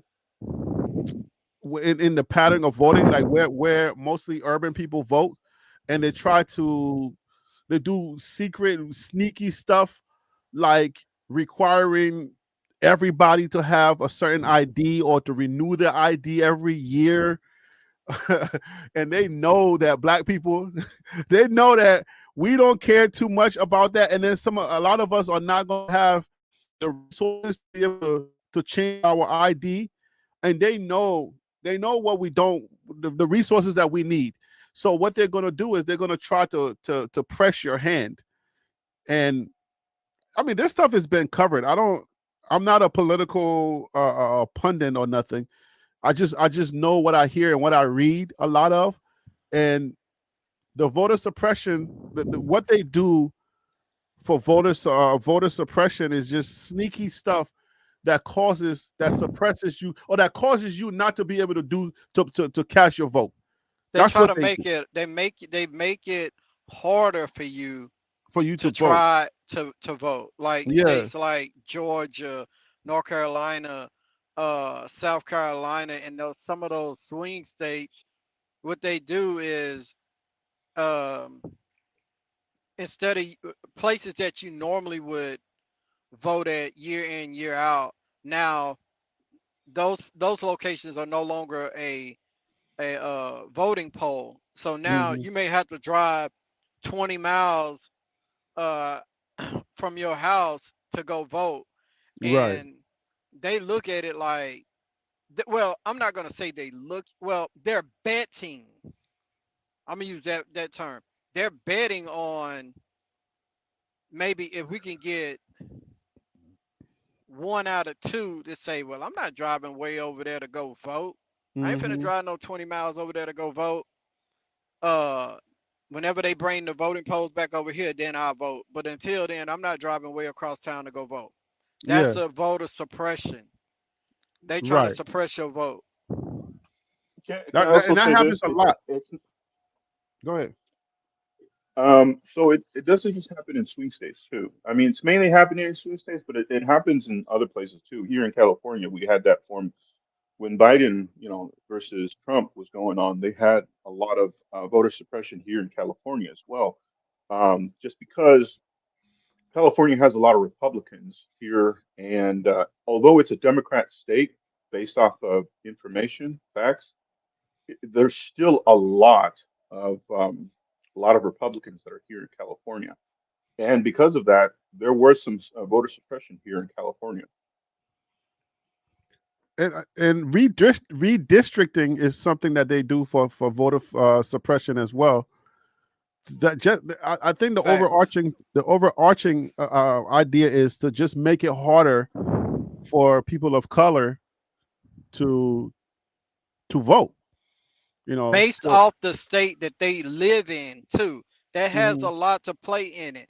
The swing states, certain states, if they got uh uh um let me see, how can I let me try and find a state that has a Republican senator or so to speak. They'll try to make it hard. I'm seeing that here. Alabama, Texas, Well, Mississippi, South Carolina. Texas with Ted Cruz and his crew, Governor Greg Abbott and Ken Paxton, the Attorney General here. Those guys are are Trumpers. I wouldn't be surprised if they megas. So uh they try that here, but you know, it's 2024. For the most part, people got uh depending on the state that you live in. I can't speak for everybody. I only can speak for Texas that I know about. You got different transit and ways to get around, and everybody got cars and stuff for the most part. So they can push it out, but people still gonna go vote. Yeah, I mean, a lot of I think one time when I was still in high school, I remember like campaigns. If they have the money, what they'll do is they'll send vehicles to the different neighborhoods. The ground game, your ground game has to be on point if you're a Democrat, because once they redistrict you or once they draw a line through your district and they say, oh no, that middle school that you voted at last time, there was too many of y'all that voted there. Now no longer that middle school is no longer a voting place for you, and you got to go across town. Some parties, or I mean not parties, but some candidates, with those sent buses, or they'll hire their ground crew will actually go out and they'll bus people to the different location. And but the fact that, I mean, they have just having to do that just lets you know, like, are you part of the American? Are you part of the process, or are you against the process? Why would you have to do that? Why do you go to the court to say, okay, we have 10,000 people or 20,000 people in this one little corridor, and they are all voting over here at Buford High School or Buford Middle School? We're going to have to rezone some of them. We're going to have to break them up. Put 5,000 over here, another 5,000 over there. Why do that? Like, I thought voting was just go cast. If it's a secret ballot, you cast your secret ballot and that's it. Why do we have to split people up and go put them in different places when you don't like them? That's weird stuff. But it seems like it's always the Republican Party always doing that stuff. I don't know. Well, I'm not but see, trying. this. So can I add to that? So Yeah. Go ahead, please. so this has been happening for a very long time, though. This isn't something that's new. They've been redistricting many places for the Republican Party to get those votes because of the fact that you got to understand for a very long time, the Republican Party started realizing that they were losing votes and they weren't able to get um, voters to vote for them as much as they wanted. They were thinking we're never going to win a presidential candidate or election again, and they made the drastic move of cutting those lines and making sure we can manipulate the system to make it work for us. And they've been doing that for so long that it becomes a, oh no, it's lawfully to be able to do it. That's the whole point of the Republican Party. And hence, Trump made this point against Hillary Clinton. He said, and not in these exact words, but he said, "You guys are the ones that make the law. I just find ways to manipulate the law." And that's basically what the He Republican said that Party does. about the taxes, right? The loopholes. Yeah, yeah. I mean, that's what the Republican Party do. I mean, how can we not pay taxes? How can we not, do this? How much, what can I do to just, the law says this, but there's a fine line that I can, walk across to make it work for me. That's what the Republican But that's Party the has always Christian. done. That's the Christian party. When you find ways to not, to block people from doing their civil duty, that is the party of Christ. According to some, that is supposed to be the party of Christ, and the Democrats are supposed to be the party of the devil. And that's why I think I said something about these people are just they're sin gauging. They're trying to gauge who has the most sin or who has the least amount of sin. And that's anyways. No, but it's true. But think about it like this. This is why Christ had to come. Christ had to come because God knew there's no way that, the people of earth are going to be able to come see me anymore. Because here's my laws, 10 commandments. Boom, right here. Moses said, here are the 10 commandments. This is by God, And well, all right, well, we're going to follow these laws here, but then, maybe if I just follow these laws here, I can get to God. But God saw what was going to happen. So then, what happened? I had to bring Christ to sacrifice himself so we can be with God. And in this case, that's how the Republican Party has been playing it out. Is like, we can follow these laws right here, but let me see if I can go through this way, to get, being selfish. Oh man, I got some things lined up, but guys, I have to I have to go to my office and sign some papers, and I'll be back so we can have more conversation. Hopefully, you guys can log back on when I get back. Later on, I'm gonna have more conversations. Thank you guys for joining me on the early part of this show. I think I'm gonna do this all day. I wanna talk the results and everything else, but I will come back on later. So just give me some time. I gotta go to the office and sign some papers. I'll be back.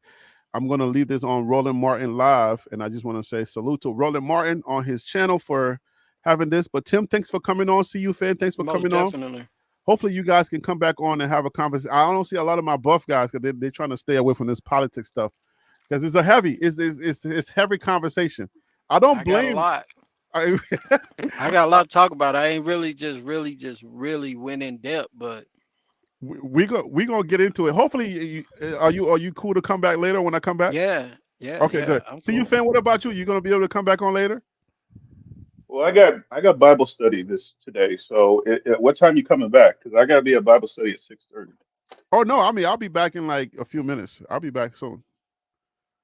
Yeah, so I'll be back. So I'll see you. I'll see y'all in a little bit. I'll be back, but then of course I'm gonna also come on as late on tonight too. But I will be back in a few minutes, and but I'll let Roland Martin. So all right, so Tim, I'll see you in a little bit, and see you, fan. All right, I'll brother. see you in a little bit. All right, guys. All right. Okay, thank you. All right, thank you for coming on.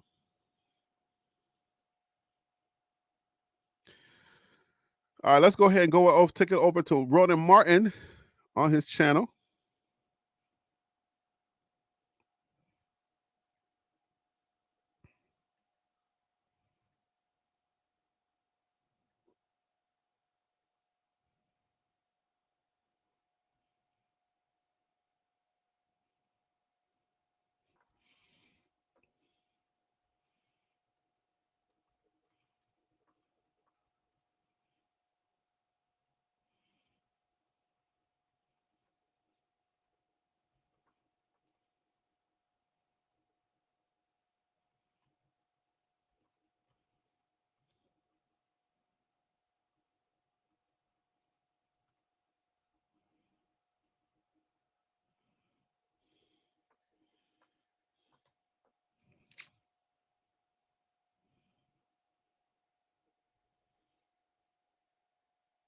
now endorsing Harris for president. She came up as a prosecutor, an attorney general, into the Senate.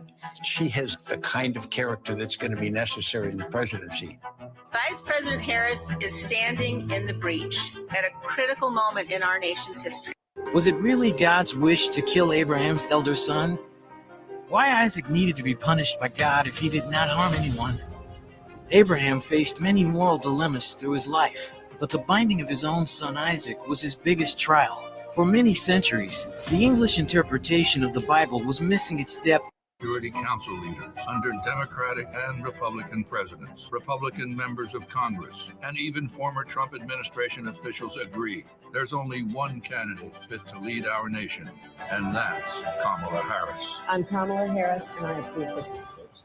Here's a 78-year-old billionaire who has not stopped whining about his problems. Oh, she had a big crowd. Oh, the crowd. This weird obsession with crowd sizes. It just goes on and on and on.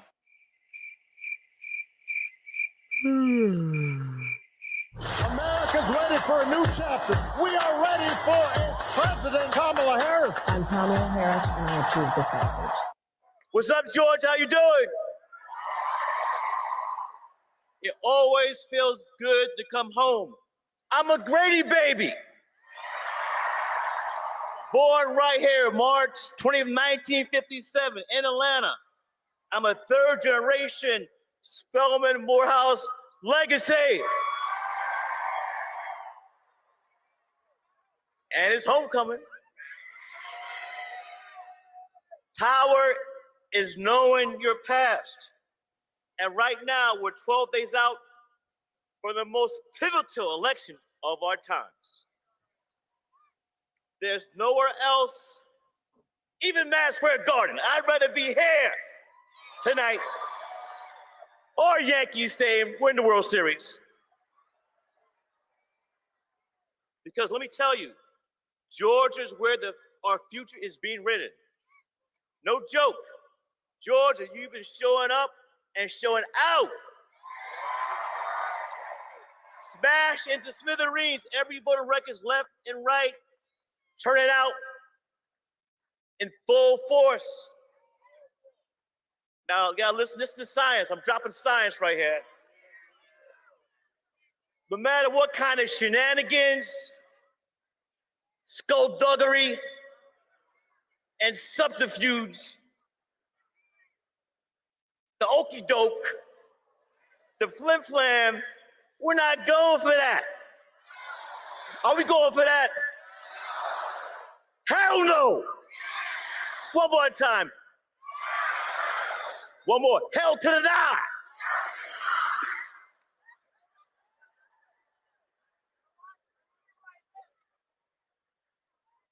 It's coming, it's coming. But you know what, Georgia? We ain't done yet. We've got 12 days. That's a dozen. And we don't have a second to lose. Now, if we want to move forward, not backward, now we want to fight for the one candidate in this election who's fighting for us. Now we stand with the one candidate who's standing up for us. Now we raise our voice for the one who's speaking up for us. Our sister Kamala Harris, the VP. Now what are we gonna do?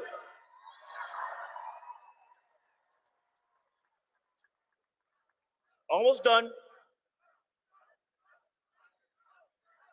And look, I don't even have to ask, do you know, do you know, do you know, do you know? You already know what time it is. That we don't have a moment to lose. We want to stop that other guy. I don't call him by his name. I call him Agent Orange. You dig? Sure enough, we cannot be hoodwinked, bamboozled, led astray. Now you know where that's from. Power is knowing your past, and to know our past is power. And sisters and brothers, right now it's time to choose direction we want for the future. We get to decide. So we gotta wake up. We gotta open our eyes to what's at stake. And to quote Parliament Funkadelic, we gotta turn this mother out. Now you know about P-Funk.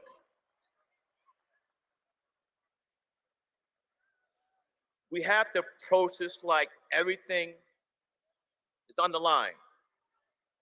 I'm not exaggerating. This is a life and death situation. We gotta wake up. You can't hear me.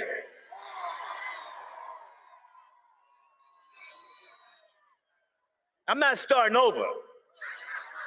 Anyway, I want to thank everyone for coming out. You look beautiful from here. Sisters and brothers, all races, gender, we have to fight. We fight, we win, we fight, we fight, we fight, we fight. Sure enough. Trump's billion-dollar request to oil executives is making waves. In a notable shift, oil industry leaders have dramatically increased their financial support for Donald Trump following a billion-dollar request during an April fundraiser. This surge in donations has sparked concerns about potential corruption and influence over government policies. Noteworthy contributions came from Cheniere Energy CEO Jack Fusco, who donated $250,000, and Occidental Petroleum President Vicky Holub, who chipped in nearly $83,000 to support Trump and the Republican National Committee. Harold Hamm, CEO of Continental Resources, emerged as a key figure, organizing the fundraiser and donating over $800,000. Critics argue that such substantial contributions could sway government decisions in favor of these industry giants, posing a conflict of interest. Supporters claim the industry's political spending is a matter of free speech and essential for protecting economic interests. Vice President Harris says that women shouldn't trust you on the issue of abortion because you've changed your position so many times. Therefore, why should they trust you? Well, the reason I'm doing that vote is because the plan is, as you know, the vote is, they have abortion in the 9th month. They even have, and you can look at the governor of West Virginia, the previous governor of West Virginia, not the current governor, who's doing an excellent job, but the governor before, he said the baby will be born and we will decide what to do with the baby. In other words, we'll execute the baby. And that's why I did that, because that predominates, because they're radical. The Democrats are radical in that. And her vice presidential pick, which I think was a horrible pick, by the way, for our country, because he is really out of it. But her vice presidential pick says abortion in the 9th month is absolutely fine. He also says execution after birth. It's execution, no longer abortion, because the baby is born, is okay. And that's not okay with me, hence the vote. But what I did is something for 52 years. They've been trying to get Roe v. Wade into the states. And through the genius and heart and strength of 6 Supreme Court justices, we were able to do that. Now, I believe in the exceptions for rape, incest, and life of the mother. I believe strongly in it. Ronald Reagan did also. 85% of Republicans do. Exceptions. Very important. But we were able to get it, and now states are voting on it. And for the first time, you're going to see, look, this is an issue that's torn our country apart for 52 years. Every legal scholar, every Democrat, every Republican, liberal, conservative, they all wanted this issue to be brought back to the states where the people could vote. And that's what happened. Now, Ohio, the vote was somewhat liberal. Kansas, the vote was somewhat liberal, much more liberal than people would have thought. But each individual state is voting. It's the vote of the people now. It's not tied up in the federal government. I did a great service in doing it. It took courage to do it. And the Supreme Court had great courage in doing it. And I give tremendous credit to those 6 justices. There is no state in this country where it is legal to kill a baby after it's born.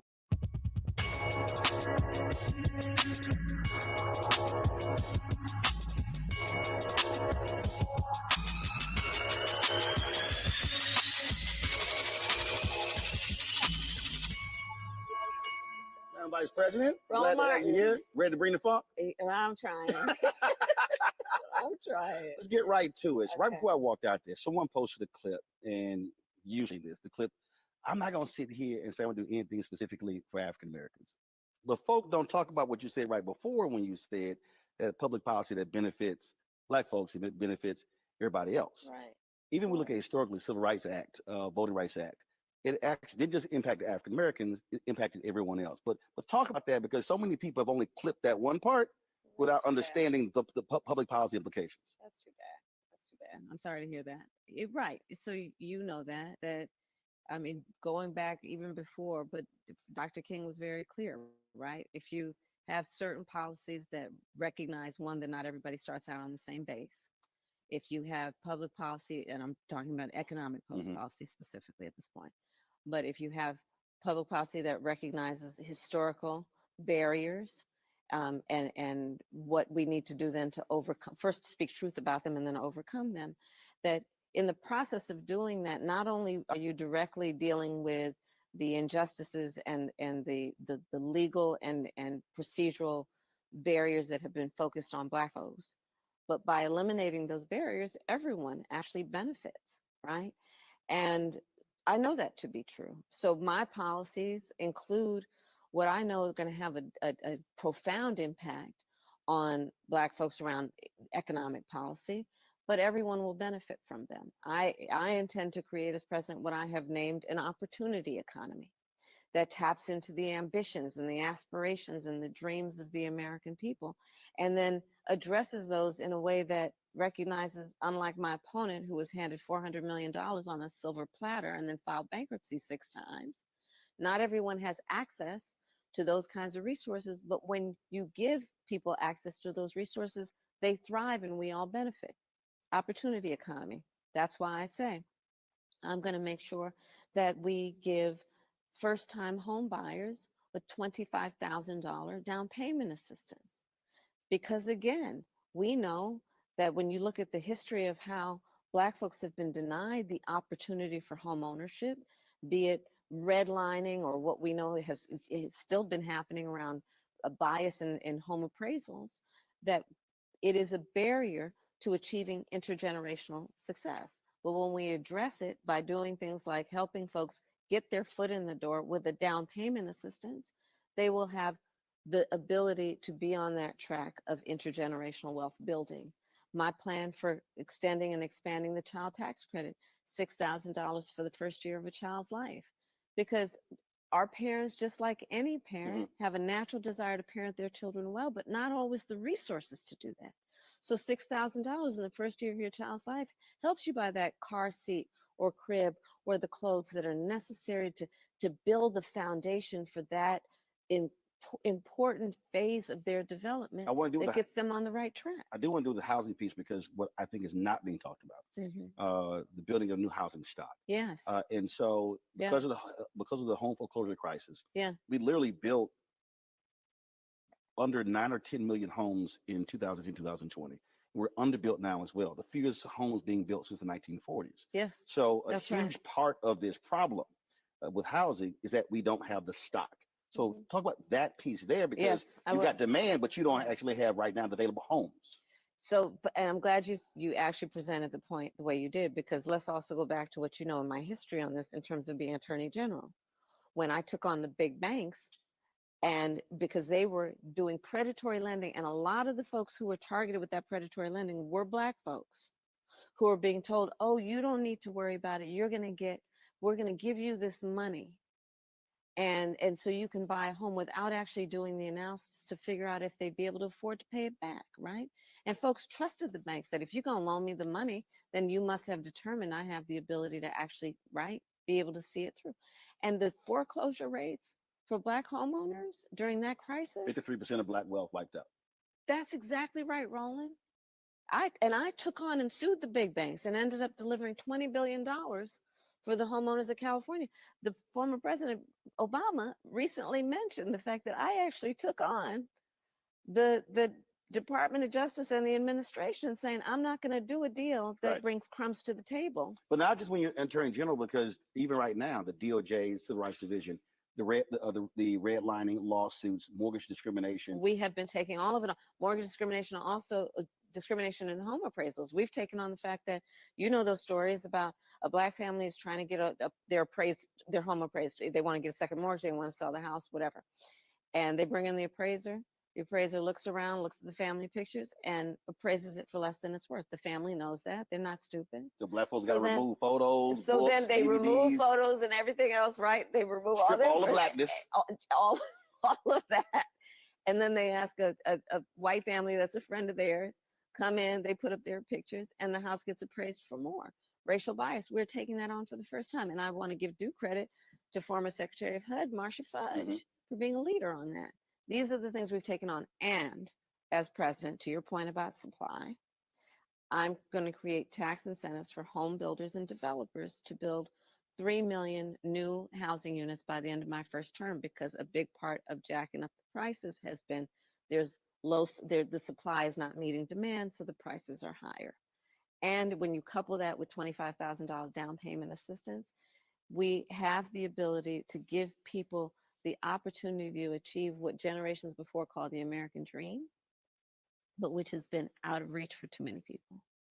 My work around thinking about how it's going to directly impact Black folks is knowing that when you look at racial bias in home appraisals, when you look at the disproportionate rates of Black home ownership to other people having home ownership, it's too low. And it's not because we don't aspire to have a home or buy a home.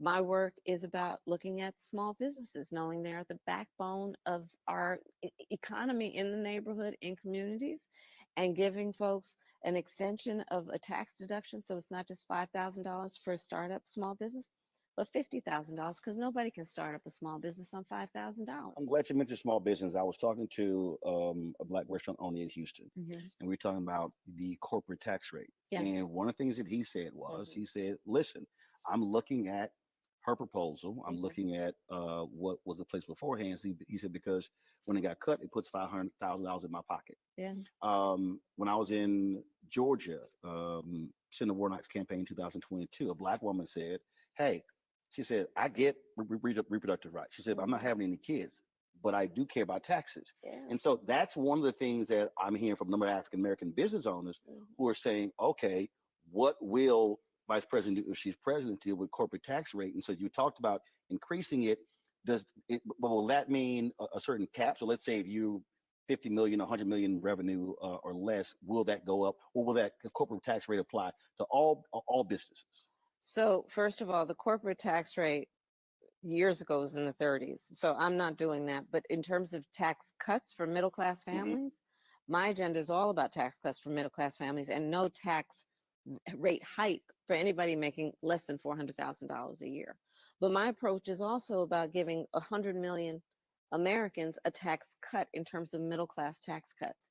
Donald Trump, on the other hand, first of all, like he did before, he will do again and has pretty much pledged that he will give a tax cut for billionaires and the biggest corporations. Donald Trump has indicated that basically what I call a Trump sales tax will be in place, which is a 20% tax on everyday goods and services, which economists have estimated will cost the average American family $4,000 more a year. Goldman Sachs, including the small businesses, of course, including small businesses. Not to mention what he is doing. If you look at Project 2025, what they're proposing in terms of cutting off, for example, we see Hurricane Helene, what we have seen happen in terms of Milton, cutting off the SBA ability to give small businesses that have experienced an extreme weather event, a disaster, giving them additional resources. This man don't want to help small businesses. He cares about the kinds of people who run the businesses he runs, big developers, billionaires. He's not looking out for middle-class folks. You look at what he is proposing in terms of cutting, if you look at the cost that middle-class families bear, healthcare costs. We have capped the cost of insulin at $35 a month for seniors. Black folks are 60% more likely to be diagnosed with diabetes. Under Project 2025, they would undo that $35 cap. You look at what he is planning to do that is about getting rid of the Department of Education and Head Start programs. Who do you think that's going to affect? So there is, first of all, a danger in terms of understanding there are two choices in this election and understanding what Donald Trump intends for middle-class families. Two, look at it in the context of how he actually thinks and talks about Black folks in America. And you and I have talked about this before. He is not looking out for folks when he was a landlord and would not rent to Black families, sued for it. When he took out a full-page ad in the New York Times against those 5 teenagers, Black and Latino, who were innocent, saying they should be executed, the Central Park 5. When you look at the first Black president of the United States, and he had birther lines, and now you look at Black immigrants, legal immigrants in Springfield, Ohio, and he gets on a debate stage and says they're eating their pets? Come on, this man is dangerous. Not to mention, Roland, let's fast forward to right now. His staff won't let him do a 60 Minutes interview. Every president for the last half century has done one, anyone who's running for president. Everyone has done it except Donald Trump. He will not debate me again. I put out my medical records. He won't put out his medical records. And you have to ask, why is his staff doing that? And it may be because they think he's just not ready and unfit and unstable and should not have that level of transparency for the American people. There's a real choice in this election. You mentioned the Department of Education. I was on a call a couple weeks ago, Jeffrey Canada, Steve Perry, Jalen Rose, and others who are supporters of school choice, parental choice. Yeah. And what they've complained about is that you haven't heard a lot about education in the last several months. They were talking about these educational outcomes of African Americans post-COVID. Yeah. And they said the numbers are depressing. Yeah, it's bad. In terms of your focus with education, one, do you support public charters? Do you support, how we deal with those numbers? Because at the end of the day, if our kids are staying behind, that's just going to make it even more difficult for them For sure. when it comes to getting jobs. That education plan for America, if you're president. Yeah, so I have supported public charters, but here's the thing that we have to just focus on in this election. First of all, Donald Trump would get rid of the Department of Education, which means that as a vehicle for funding a lot of what we need to do around public education for our children, it would be get rid of Head Start. And we know how many of our children have benefited from that in the earliest stages of their development, which are the most critical to them being able to be successful as they go through the educational process. So there is a huge contrast between me and him. And frankly, I don't think he wants to talk about education, which is why it has not become an issue on the debate stage, because he doesn't have a plan, which takes me back to a fundamental point. He doesn't have a plan for much of anything that is about the people who are going to be watching this interview. I invite everyone always and again, watch his rallies. He will talk full-time about himself. He will talk about his personal grievances, and he will not talk about you and any plan that he has for you or your children or your future. How does it make you feel when he trashes Black cities? So in 2020, he talked about voting in Fulton County, Atlanta, Philadelphia, Detroit. There was a partial recount of Wisconsin, only in Milwaukee. The comments that he just made about Detroit basically being a living hell. Oakland, DC, Chicago. Pretty damn ad. Come on. Come on. Pretty good damn ad y'all dropped out. I actually liked it. Jamel Hill and I talked about it. But again, he's singling out cities where there are significant African Americans, and that's who he's talking about. Black people. Yes. Yes. There's this whole, I talked with somebody once who said, if you just look at where the stars are in the sky, don't look at them as just random things. If you just look at them as points, look at the constellation, what does it show you? So you just outlined it, Roland. What does it show you? That the cities that he picks on in terms of Black population or Black mayor or both. Come on. We're in North Carolina, and this has been a battleground over voting rights. Federal judges 8 years ago said there was laser-like precision targeting African Americans. Yes. That is still a major issue. You got the Supreme Court with their decision regarding Section 4 of the Voting Rights Act. And so what if Congress doesn't move, what can you do to shore that up? Because that continues to be a major issue. And with so many African Americans now moving from northern locations of Midwest back to the South, we're seeing these problems in Mississippi, Georgia, Alabama, Tennessee, Texas, and others. Well, to your point, you mentioned North Carolina, which has been well documented. You look at, even though I must say that North Carolina has a governor in Roy Cooper who has tried to do everything he can to ensure that voting rights are intact, but he does not have a veto-proof majority in the state house. Plus, Dems lost the Supreme Court as well. So well, and so I think that we should all, whoever's in North Carolina watching this, Josh Stein running for governor, it's going to be very important.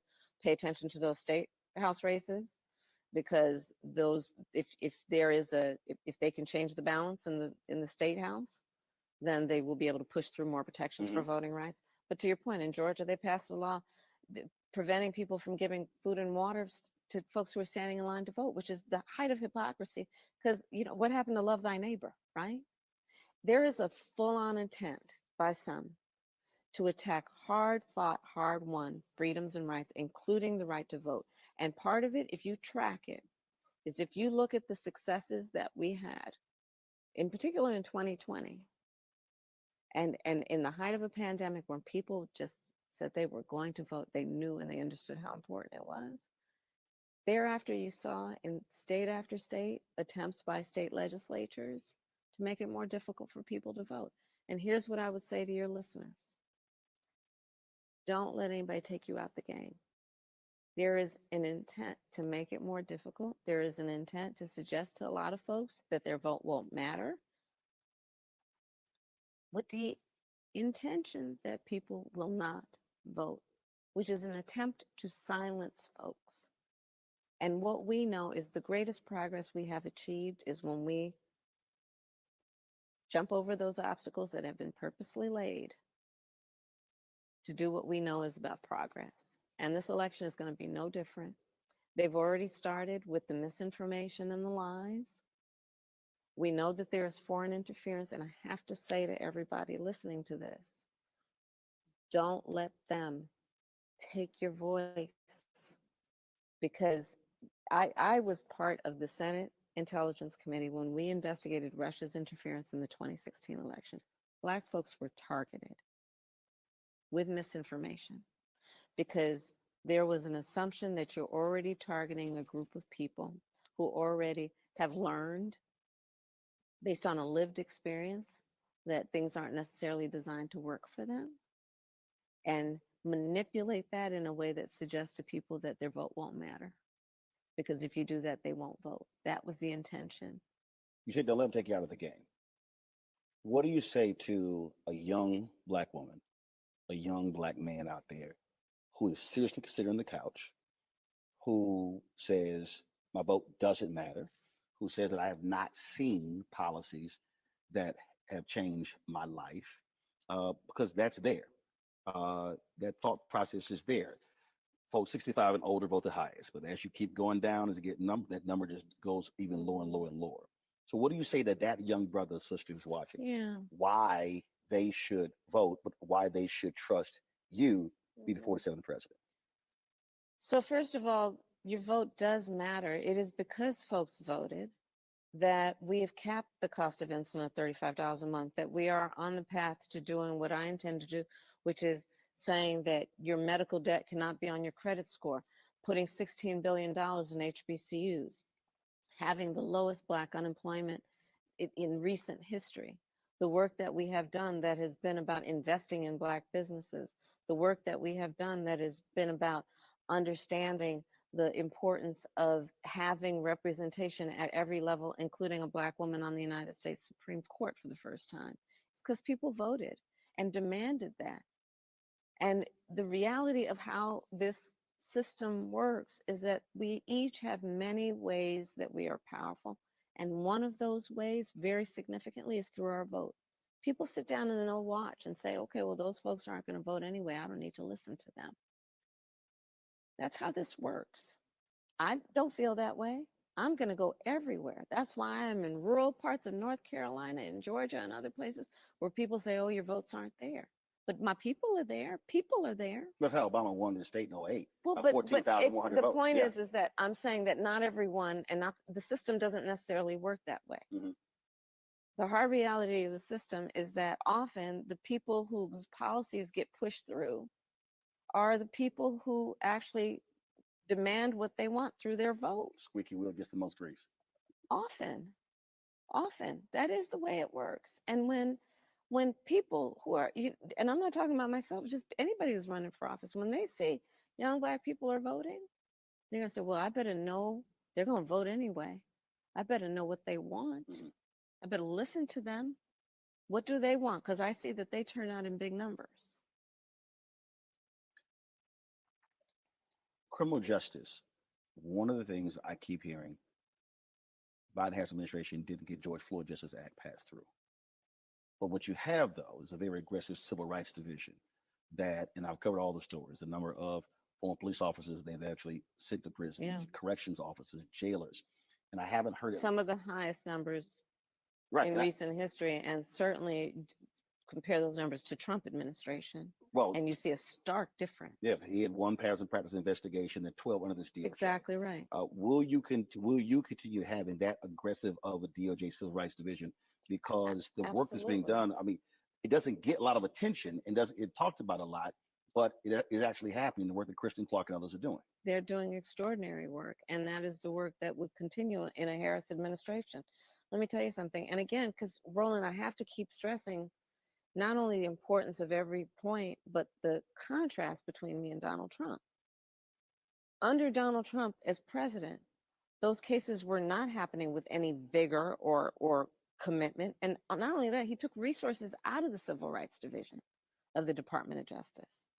We put resources into the Civil Rights Division of the Department of Justice so they could do the job they're supposed to do. And that absolutely would continue under me and my leadership.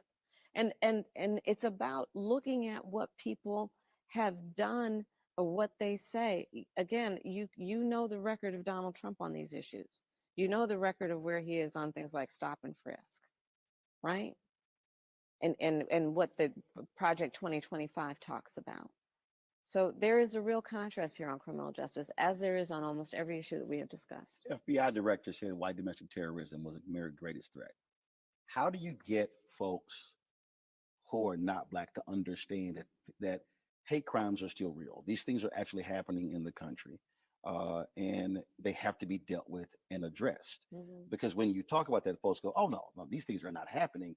But the reality is they are, and African Americans still are number one when it comes to hate crimes being reported against us. Well, I know that because I published the hate crimes report every year when I was Attorney General of California. And it is, to your point, about talking about it and making people clear that we have actually seen a spike in hate crimes across the board. And it does not help when you have somebody who is a former president and running to be president again, who is constantly fanning the flames of hate and division in our country. Constantly. You often asked about Israel, Gaza, Ukraine. I never hear come up conversations about Africa. You traveled there. Fastest growing, 6 of the top 10 fastest growing economies. Very young continent. Mm-hmm. A lot of folks complain about Chinese investment.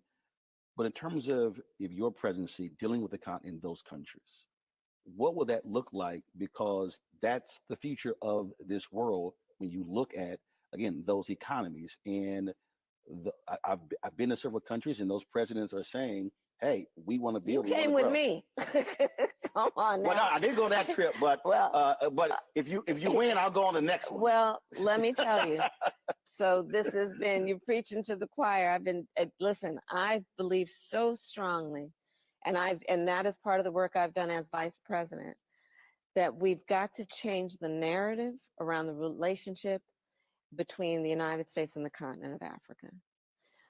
For a long time, it has been one that has been about aid as opposed to partnership. or investment, right? Partnership, Yep. which includes U.S. investment. So the work I've done as vice president has been to begin to change that relationship, and including the delegation that I took to the continent, which was focused on, I brought billions of dollars and have worked on billions of dollars of U.S. investment in the continent and in countries on the continent of Africa, looking at what we need to do around. Also, I've been partnering with technology companies around digital inclusion, so ensuring that folks have access to fintech, to financial banking and sectors. But to your point, the median age on the continent is 19. By 2050, 1 in 4 people on Earth will be on the continent of Africa. That is so, so, so exciting. If we see it in terms of global policy, for the opportunity it presents to invest in partnership and to do the work that is about understanding the mutual benefit. So that is very much on my agenda as a priority. It has been as vice president, and it will continue to be if I am and when I am elected president. And mentioning those countries, when we talk about immigration, it has been African Americans. It's been in some quarters extremely contentious. And I've said, wait a minute, there are people who are coming from African nations, who are coming from Haiti, who are coming from Bermuda, who are coming from different countries. And you have these battles happening in Chicago and New York. What do you say to African Americans specifically about immigration and how you're going to deal with that? Because there was a reason folks were being sent to various cities to create the tension. But it's talked about. It's there. It is a real concern. So what do you say to African Americans specifically who say, shut it all down, folks can't come in, close the border, who sound in many ways like MAGA folks? So first of all, I have prosecuted transnational criminal organizations for the trafficking of guns, drugs, and human beings. I have had a career, including now, of prioritizing that we must have a secure border. And in fact, on the issue of immigration, let's be clear, some of the most conservative members of the United States Congress, together with others, had a bill to secure the border even more, and Donald Trump got wind of it, and because he thought it would hurt his political chances in this election, told them not to put it up for a vote. He killed the bill that would have put 1,500 more border agents at the border, which is why the border agent union supported it. That bill would have stemmed the flow of fentanyl, which is affecting people of every race and background and geographic location in our country. That bill would have given more resources to prosecute transnational criminal organizations.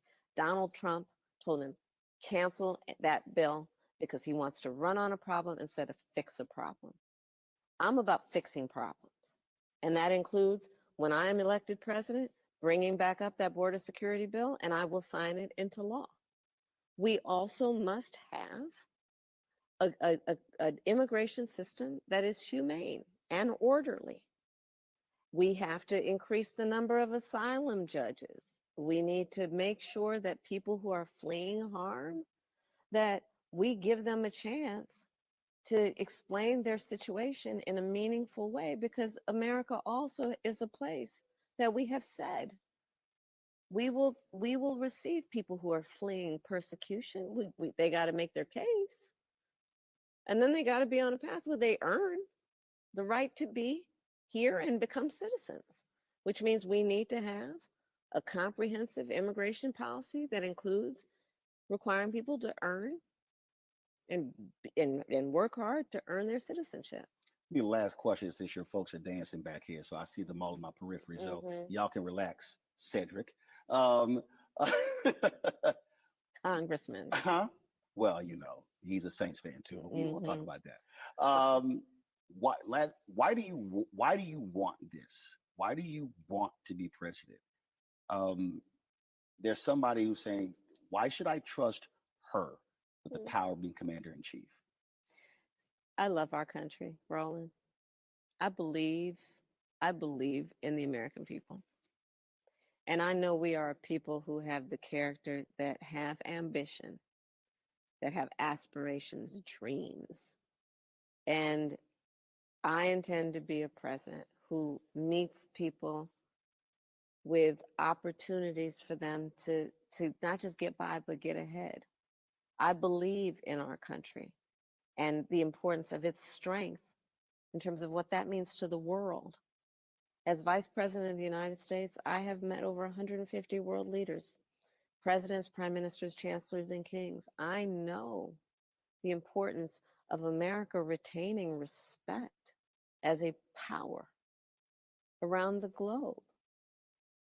And that's why I am putting in the hard work of working to earn every person's vote so we can actually turn the page on what has been otherwise years of an attempt to divide us as a nation, to have Americans point their fingers at each other, years of belittling people and promoting fear.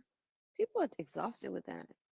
They're ready to turn the page. They're ready for a new generation of leadership that's about charting a new way forward. And that's what I intend to do, with a sense of optimism and being clear-eyed about the challenges that folks face and the opportunities that we have to address those challenges in a way that strengthens our nation. So it's really appreciated. And let me wish you a happy early birthday. Thank you. I'm not going to say the age because I'm not trying to have all these sisters get an attitude and tell me I can't believe you did that. But you know. Yeah, but I would, for your well-being, I would advise you not to do that. But it'll be published anyway. So we appreciate it. Thanks a lot. I appreciate you. Thank you.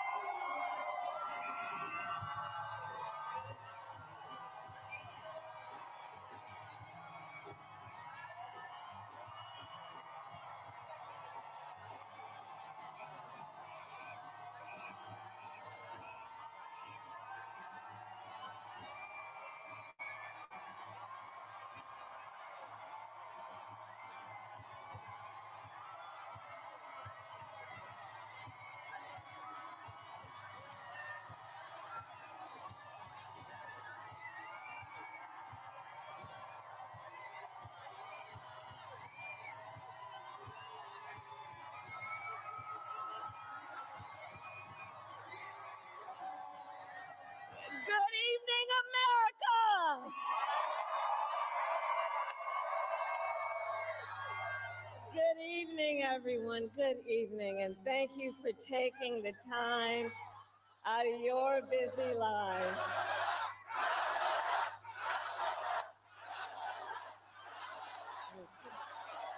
Thank you. Thank you. Thank you. Thank you, everyone. So listen, 1 week from today, you will have the chance to make a decision that directly impacts your life, the life of your family, and the future of this country we love.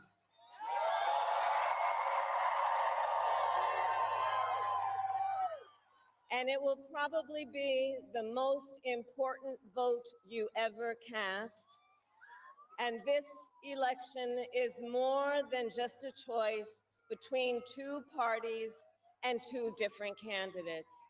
It is a choice about whether we have a country rooted in freedom for every American or ruled by chaos and division.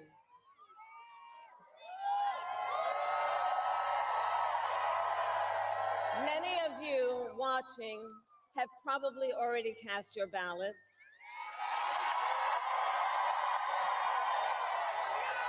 But I know many others are still considering who to vote for, or whether you'll vote at all. So tonight, I will speak to everyone about the choice and the stakes in this election. Look, we know who Donald Trump is. He is the person who stood at this very spot nearly 4 years ago and sent an armed mob to the United States Capitol to overturn the will of the people in a free and fair election. An election that he knew he lost. Americans died as a result of that attack. 140 law enforcement officers were injured because of that attack. And while Donald Trump sat in the White House watching as the violence unfolded on television, he was told by his staff that the mob wanted to kill his own vice president. And Donald Trump responded with 2 words: so what?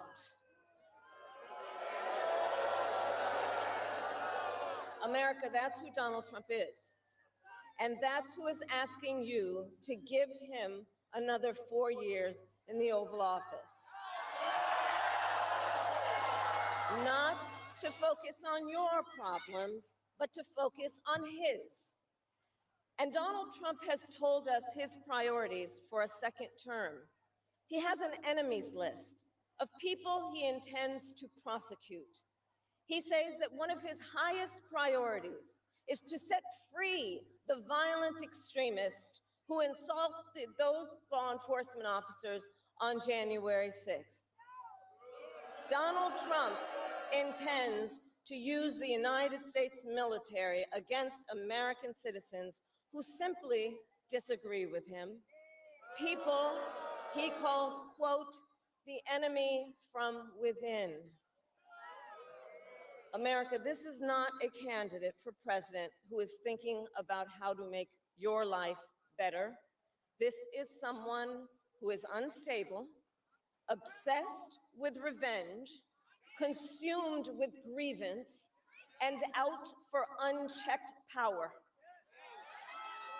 Donald Trump has spent a decade trying to keep the American people divided and afraid of each other. That is who he is. But America, I am here tonight to say that is not who we are. That is not who we are.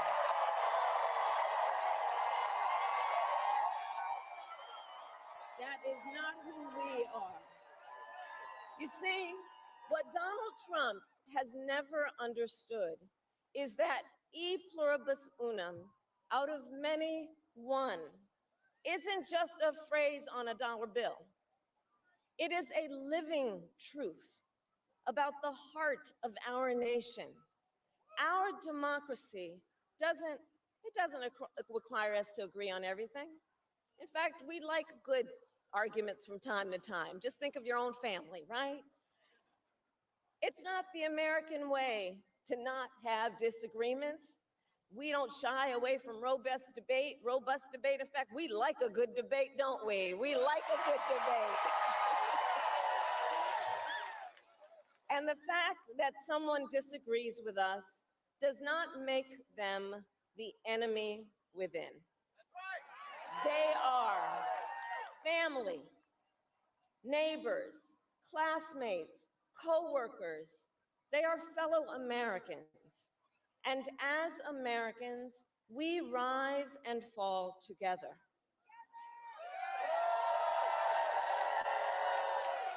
America, for too long, we have been consumed with too much division, chaos, and mutual distrust. And it can be easy then to forget a simple truth. It doesn't have to be this way. It doesn't have to be this way. It is time to stop pointing fingers. We have to stop pointing fingers and start locking arms. It is time to turn the page on the drama and the conflict, the fear and division. It is time for a new generation of leadership in America.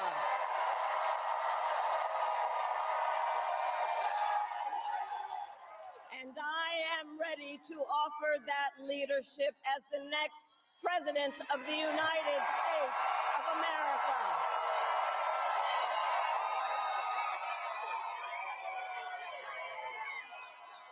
Now, look, let me say, I recognize this has not been a typical campaign. Even though I've had the honor of serving as your vice president for the last 4 years, I know that many of you are still getting to know who I am. Well, let me tell you, I am someone who has spent most of my career outside of Washington, D.C., so I know that not all the good ideas come from here. I am not afraid of tough fights against bad actors and powerful interests, because for decades, as a prosecutor and a top law enforcement officer of our biggest state, I won fights against big banks that ripped off homeowners, against for-profit colleges that scammed veterans and students, against predators who abused women and children, and cartels that trafficked in guns, drugs, and human beings. And I did this work because for as long as I can remember, I have always had an instinct to protect. There's something about people being treated unfairly or overlooked that frankly just gets to me. I don't like it. It's what my mother instilled in me, a drive to hold accountable those who use their wealth or power to take advantage of other people. The drive to protect hardworking Americans who aren't always seen or heard and deserve a voice. And I will tell you, that is the kind of president I will be.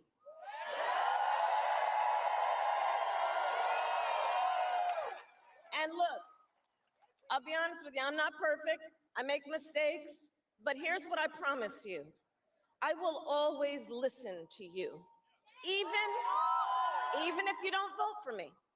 I will always tell you the truth, even if it is difficult to hear. I will work every day to build consensus and reach compromise to get things done. And if you give me the chance to fight on your behalf, there is nothing in the world that will stand in my way.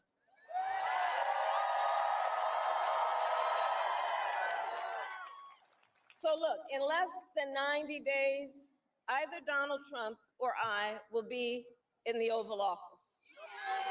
Okay? On day one,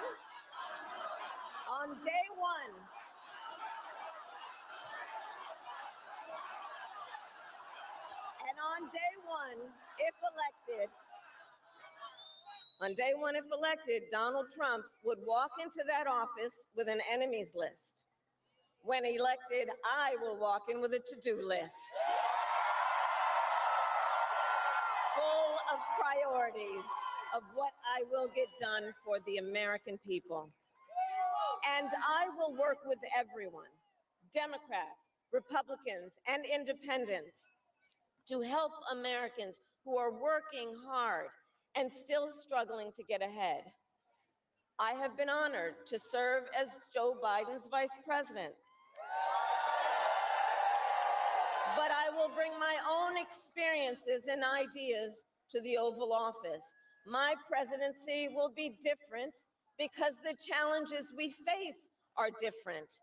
Our top priority as a nation 4 years ago was to end the pandemic and rescue the economy. Now, our biggest challenge is to lower costs that were rising even before the pandemic and that are still too high. I get it. I still remember our mother sitting at that yellow Formica table, late at night, cup of tea in hand, a pile of bills in front of her, trying to make it all work. And I've heard from so many of you who are facing even greater financial pressures. Donald Trump's answer to you is the same as it was the last time. Another $1 trillion in tax cuts for billionaires and big corporations. And this time, he will pay for it with a 20% national sales tax on everything you buy that is imported. Think about it. Clothes, food, toys, cell phones. A Trump sales tax that would cost the average family nearly $4,000 more a year. And on top of that, you will pay even more if Donald Trump finally gets his way and repeals the Affordable Care Act, which would throw millions of Americans off their health insurance and take us back to when insurance companies had the power to deny people with pre-existing conditions. Well, we are not going back. We are not going back.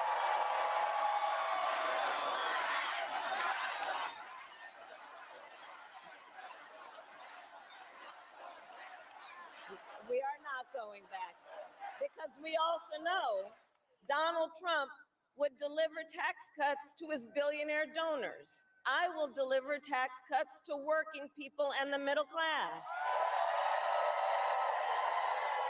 I will make sure you have a chance not just to get by, but to get ahead. Because I believe in honoring the dignity of work. I will enact the first ever federal ban on price gouging on groceries. Cap the price of insulin and limit out-of-pocket prescription costs for all Americans. I will fight to make sure that hardworking Americans can actually afford a place to live. I'll never forget how our mother saved up and how excited she was when she could finally afford to buy our first home. I remember how excited she was. And I know that owning a home is not only a measure of financial security, it's about the pride of your hard work.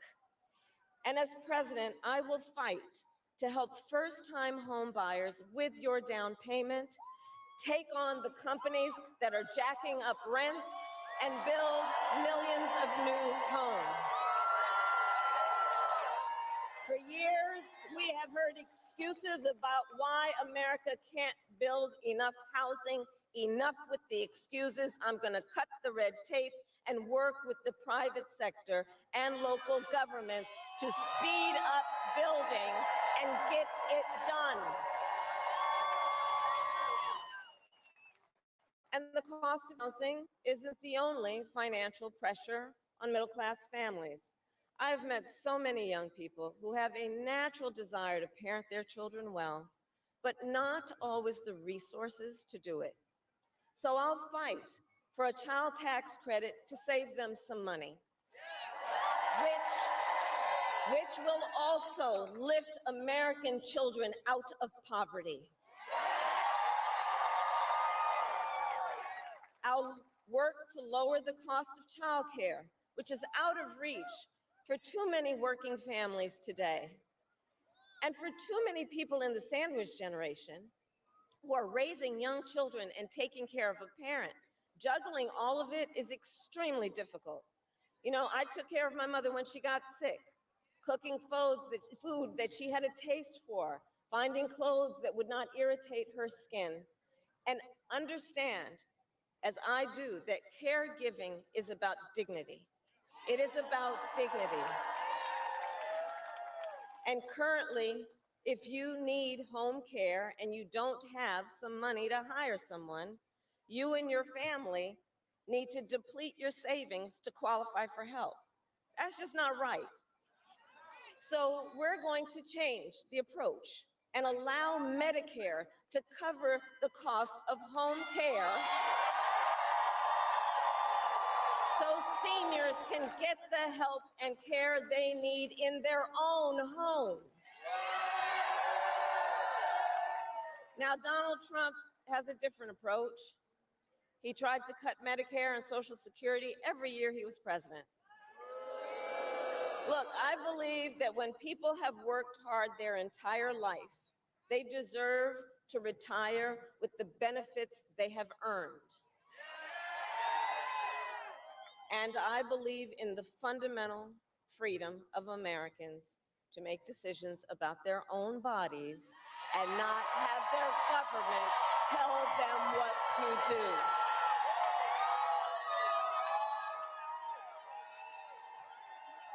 I will fight to restore what Donald Trump and his hand-selected Supreme Court justices took away from the women of America. That today, 1 in 3 women in America, think about it, 1 in 3 women in America lives in a state with a Trump abortion ban. Many with no exceptions even for rape and incest. The idea that a woman who survives a crime of a violation to her body should not have the authority to make a decision about what happens to her body next, that is immoral. That is immoral. And Trump's not done. He would ban abortion nationwide, restrict access to birth control and put IVF treatments at risk, and force states to monitor women's pregnancies. Just Google Project 2025 and read the plans for yourself. And look, I think we all know one does not have to abandon their faith or deeply held beliefs to simply agree the government should not be telling her what to do with her body. Not the government. And when Congress passes a bill to restore reproductive freedom nationwide, as President of the United States, I will proudly sign it into law. Proudly.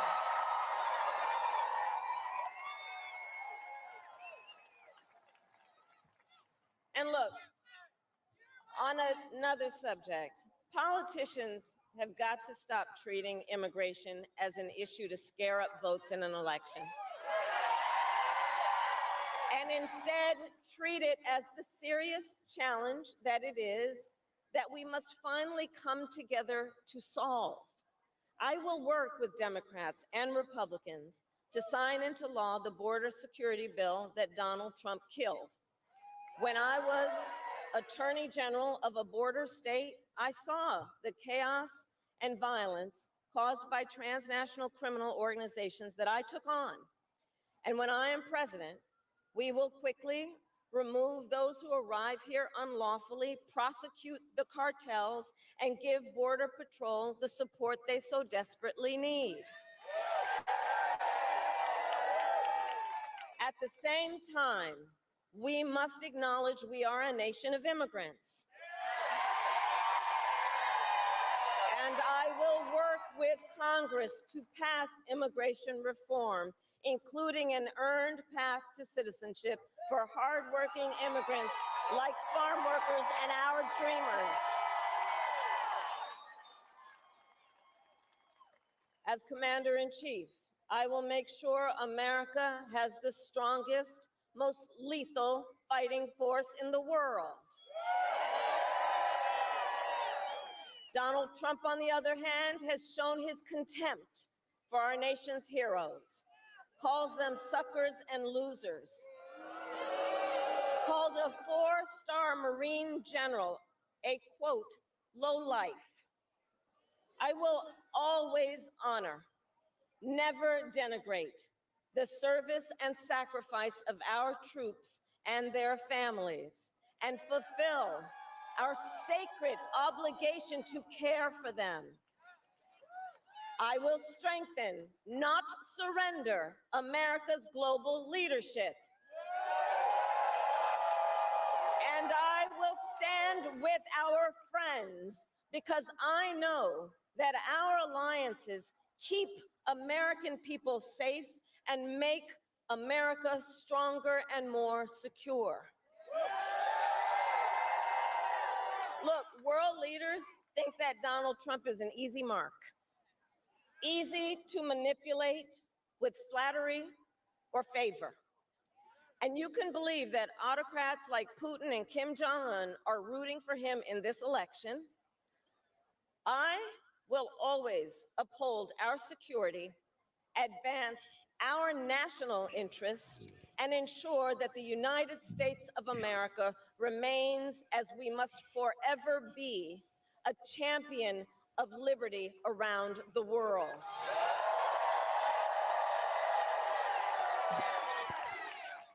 Yay, America, Kamala. we know what Donald Trump has in mind. More chaos, more division, and policies that help those at the very top and hurt everyone else. I offer a different path, and I ask for your vote. Go vote. And here is my pledge to you. I pledge to seek common ground and common sense solutions to make your life better. I am not looking to score political points. I am looking to make progress.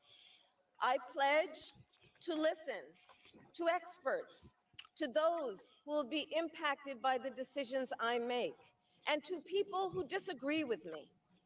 Unlike Donald Trump, I don't believe people who disagree with me are the enemy. He wants to put them in jail. I'll give them a seat at the table. I don't know about that. They shouldn't have no seat at the table. I pledge to you to approach my work with the joy and optimism Y'all that stay over there. comes We're gonna from run this over making here. a difference in people's lives. And I pledge to be a president for all Americans. And to always put country above party and self.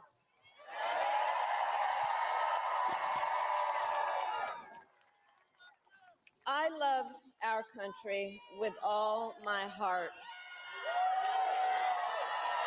And I believe in its promise because I've lived it.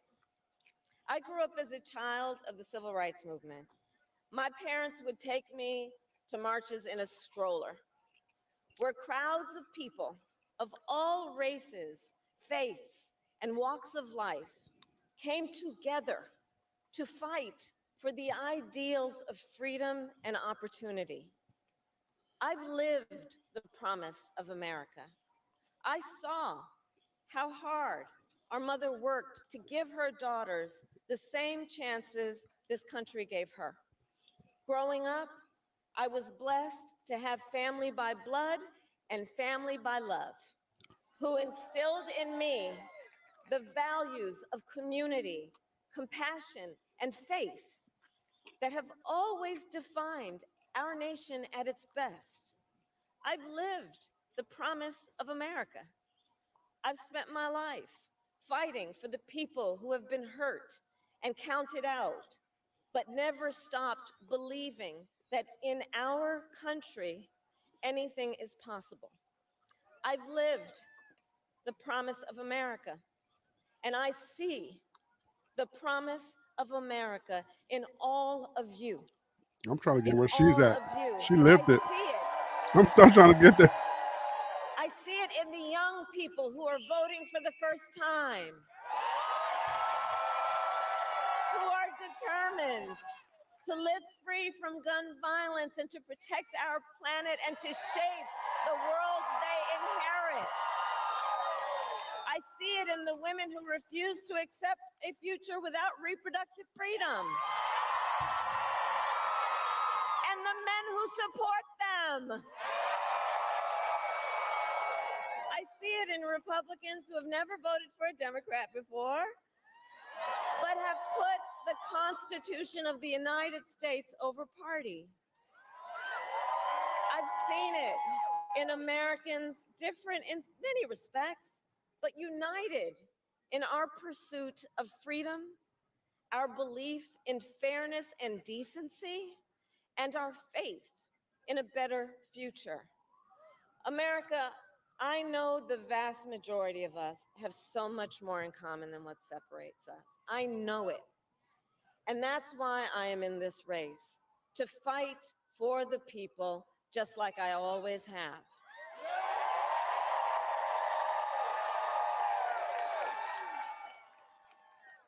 Nearly 250 years ago, America was born when we wrested freedom from a petty tyrant.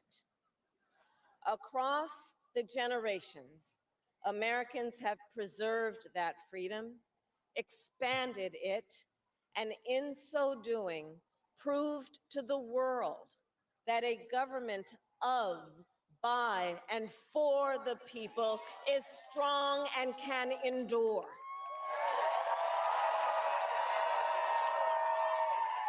And those who came before us, the patriots at Normandy and Selma, Seneca Falls and Stonewall, on farmlands and factory floors, they did not struggle, sacrifice, and lay down their lives only to see us cede our fundamental freedoms. They didn't do that only to see us submit to the will of another petty tyrant. These United States of America, we are not a vessel for the schemes of wannabe dictators. The United States of America is the greatest idea humanity ever devised. A nation big enough to encompass all our dreams, strong enough to withstand any fracture or fissure between us, and fearless enough to imagine a future of possibilities. So, America, let us reach for that future. Let us fight for this beautiful country we love. And in 7 days, we have the power, each of you has the power to turn the page and start writing the next chapter in the most extraordinary story ever told. I thank you all. God bless you, and may God bless the United States of America. Thank you.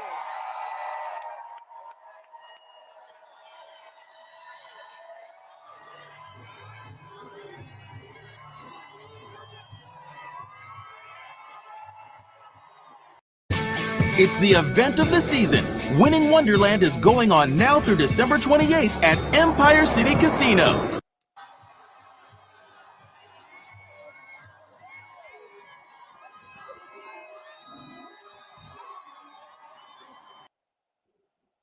She sounds way more presidential than Trump. I would like to have a Trump supporter, somebody who supports Trump. I want to have a conversation with that person. If you're out there and you are a Trump supporter, excuse me, I want to have a conversation with you. I have a few questions. Because once upon a time, America needed a leader or preferred leaders that were inspiring, leaders that gave the people hope, because we all know that the president can't do so much. So I don't know where and when we lost that concept that we wanted our leaders to I don't know when we lost that. I don't know when we lost the idea of our leaders have to be inspiring. Our leaders have to be somebody that we aspire to be. And if you aspire to be like Trump, I want to talk to you. And how do I talk to you? Come on the show, please. This is how you come on. Look on your screen. I know some of y'all are watching on just audio, but look on your screen. Type in that email me, and let's talk. Because I have a few questions. Join TLP live at gmail.com is the email that you're going to email me, and we're going to talk. Because I feel like America's being hijacked. I feel like America's politics have been hijacked for 10 years by Trump. And we've had to deal with it because the thing about power and platforms is that if you can find people, no matter how cringe or no matter how crazy your ideas sound and how crazy you are personally, if you can find people that think like you, then you can have that platform. You have a big old bullhorn of a microphone. And I feel like Trump's has had that for so long. And we cannot get away from it. Now, we may be able to send a final message to him and say, and reject him in the polls, at the polls. So that's why we're asking you to go vote. We may reject him. We may say, okay, Trump, whatever you were selling, we're not buying it. And the American public can say, all right, you're out of here. Go ahead and get up out of here. Or at the end of either tonight or the subsequent days to come, depending on how fast they count these votes, we will have to deal with Trump being our president in the United States for another 4 years, because that's all he would get. He can't run again. But Trump has been running for president for a very long time. So if the American people like what he's selling, then American people will decide tonight, let's put Trump, let's make him our president so that, he can he can run our country. If America decides that America doesn't want that anymore, then go vote and send that message. But I want to talk to a Trump supporter. I want to talk to somebody who supports Trump out there. I just want to know, because I don't like Trump personally, but that's just me. But if you do, and you can articulate why you like him so much, then let's talk. Let's talk. Because I just feel like the guy is such a businessman, forget about being a businessman. I feel like he's such a grifter. Like nothing about him just screams he's good as just a general good person that has the best interest of other people at heart. And he would do whatever he can do to try to help. Not that he doesn't help people, because there are people that have testimonies where when they were in trouble, Trump stepped out there and tried to help them. But I just feel like he wants something from the country as opposed to trying to give for the country.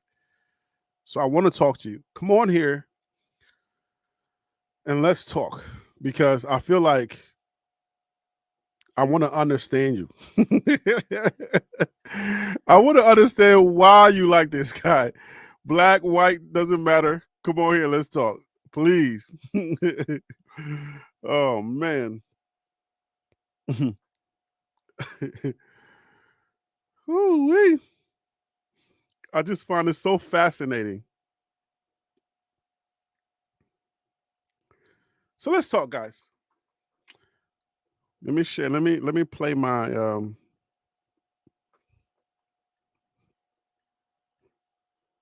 I thought this interview that Dia Healy was having was such a profound interview that I want to do more of this. Mind the same way they're not. Like if when you sit here and talk about FEMA, there's somebody that's looking at this like, man, look at those two dummies up there. Yeah. Talking about FEMA stealing. Yeah. They're not stealing. And when they get out of bed with their sister, what they're going to do?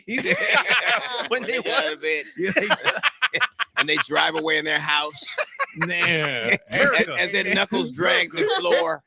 Hey man, what about Trump when he says they're eating dogs? And my man was like, I saw it on TV. Yeah, which is ironic to me because black people don't even walk dogs. Right. You know what I mean?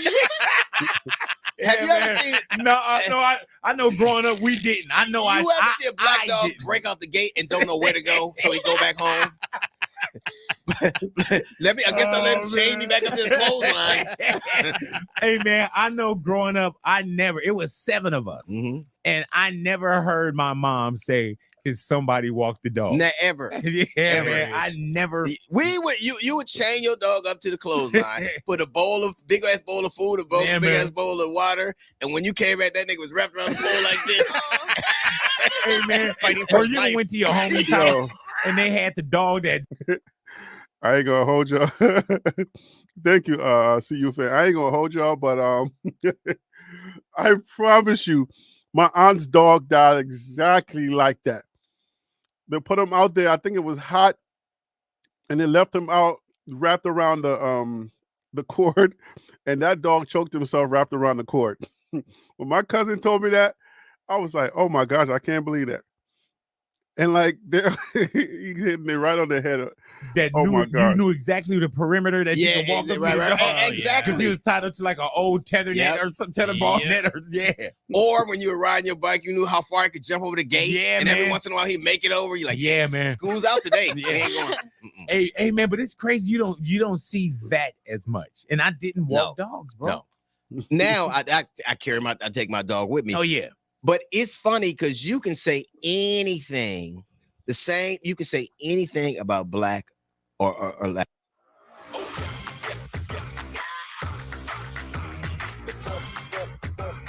And black or brown people. You can say anything about them and people will believe you. Anything. Like the same time they're saying Latins eat dogs, Venezuelans took over Aurora. There is a mentality in this nation where you can say anything about them and in far reaches of the world and not even in far reaches of the world, they'll believe it. All you got to do is say Barack Obama wasn't born here. Okay. Right. Yeah. She's not really black. Okay. They eating dogs. Everybody say, and it'll be, and that's how deeply rooted the belief system in this country that we're naturally deviant to me. That's insane to me. Like George Lopez said this, it's funny. Every time, if they're so lazy, if they're so lazy, how come every time you arrest them, they're at work? You know what I mean? Right. You don't never see them. No days off. You never bust them hanging out at the park. What are you doing? Nothing.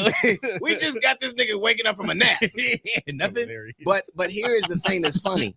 If it weren't for brown and black people, this country wouldn't exist. This is the part I wanted to get. The idea, Springfield, Illinois, was a town that was wasting away. It was in the Rust Belt. It was wasting away.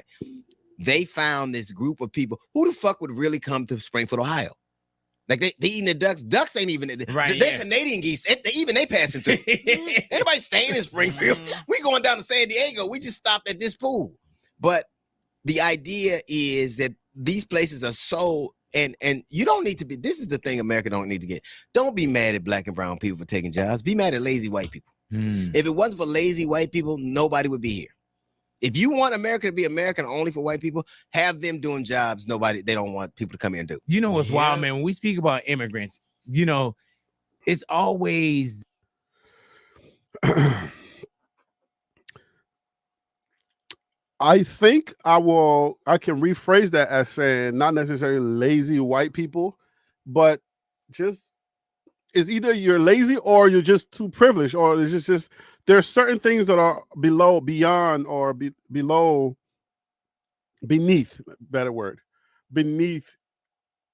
the Americans, right? Because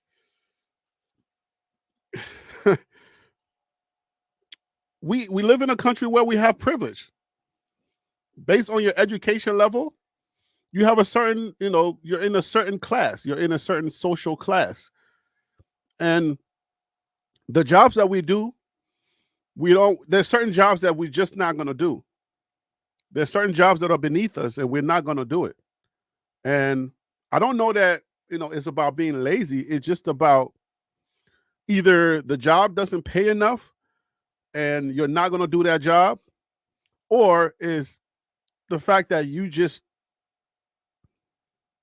have the education and you know that you can make more money. So, but I think what D.L. Healy was trying to say is that, so if you look at it, the jobs that you brought slaves here to do, those are jobs that you couldn't do. So if you look at it, like you couldn't do those jobs. Some of the things that we have done, since black and brown people were brought over here to build this country, some of those things you couldn't do, or you were just flat out unwilling to do it. You didn't have the strength to do it. You didn't have the capacity to do it. And you went and got people to do it. So now we are in this place where people were brought over here to do those jobs, and now they're no longer welcomed. If you brought them over here and they did the job, then they have certain rights. If you hire somebody to do a job, even though you consider them slaves, when they're no longer slaves, they have certain rights now to be here. So miss me with the go back to Africa, because we here now. This is just as much as of our country as it is yours. I'm not building something for you to live in it. I'm not building a house for you for free for you to live in it while you're whooping me. So since there's no longer slavery by government standards, all right, we own this together. That's it. We own it together. So get with it. Like, just let it sink in. We ain't going nowhere. It's that simple. I love Africa. That's my continent. I love Liberia. That's my country. But who am I to tell the African American, the descendant, the ones that are here? Who am I to tell them, hey, let's all go back to Africa? They have the right to say, I'm right here. And I ain't going nowhere. I'm an American. The whole identity conversation is a whole nother conversation. But I don't know that you have the right as a descendant of white person to tell the descendant of a black person that that this is not their country and they should go back to where they came from. I was there. And you brought my ancestor here, and they helped to build this country with their blood, sweat, and tears. So you have no right to tell somebody who built something with their blood, sweat, and tears, who were never paid. Never, not one penny was given to them for building this country. And then you decline reparation. Your ancestors built this country with their blood, sweat, and tears. And you're Polish or you're whatever, and you were told, you were beaten while you were building the place. Somebody tells you, after all said and done, and we're like, you know what? You owe us some money, or you owe us something. And you say, no, we're not giving you jack. Just go back to Africa the way you came. Like, go back to Africa. You're lucky there was slavery. Slavery was a good thing for you anyway. You guys were a bunch of uneducated barbarians that we just used as machines to do our work that we didn't want to do. Get up out of here. This is our country. Are you crazy? Are you nuts? What do you think? Who do you think you are? Who the heck do you think you are to tell an African descent they should go back to Africa because this is your country? Let me ask you a question. How many of y'all, your people who are telling us to go back to Africa, how many of y'all did the labor, were part of that labor force? What were y'all doing when we were out there in the fields digging the railroads, doing all of the heavy lifting? Where were y'all at? Where were your people at? Where were the Polish? Where were the other people? Where were y'all at? And you got the nerves to be telling us, maybe not the Polish, because I like the Polish. They're less racist than others. I've lived with some Polish immigrants. They're pretty good people.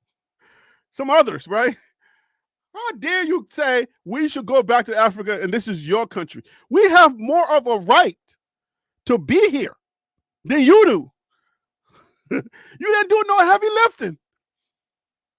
You had no rights. No heavy lifting. We did all the heavy lifting. Try doing that today. Like, You and your boys, or you and your group, a group of your friends, y'all go do some construction work. Y'all are working at a construction site, and you're just like roaming around doing whatever, eating all the food.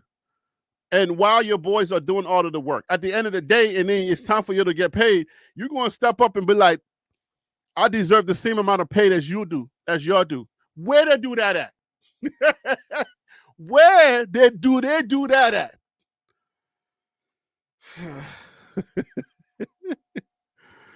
Oh my God.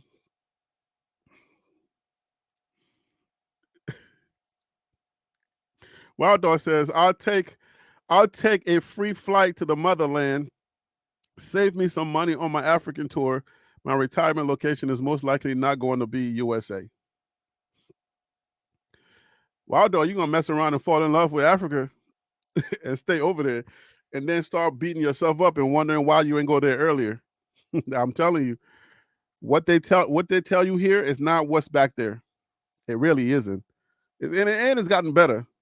It's not all peaches and pies or whatever you call it. But trust me, you go down there, it's a different feel. But yeah, but it's weird. I don't know why people still say go back to Africa. What makes you think you deserve this country more than the African descent? It don't make sense.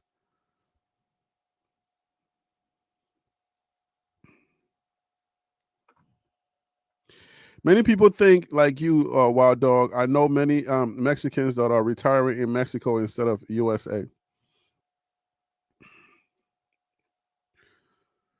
Let's keep going with this. The immigrants of color, like even with Trump, his wife. Hey, yo, who's watching on the voting line? Put that in the comments. If you're watching, if you have an opportunity, and you're online to vote, please put that in the comments. Who's watching from a voting line? Please. Is an immigrant. Please vote. Please vote. Please vote. All right. Regardless of who you're voting for, be part of this process. This is the American process. This process is making America great again. You know, my manager's an immigrant. Right? Yeah, you know what I'm saying? Canada. Yeah, man. But that's crazy. It's not even all that crazy. It is. By the phone line, by the way, the phone lines are open to call into the show. Please email jointuplive@gmail.com. Let me go ahead and put that back on the banner. To call into the show, please, to call in, let me type that in.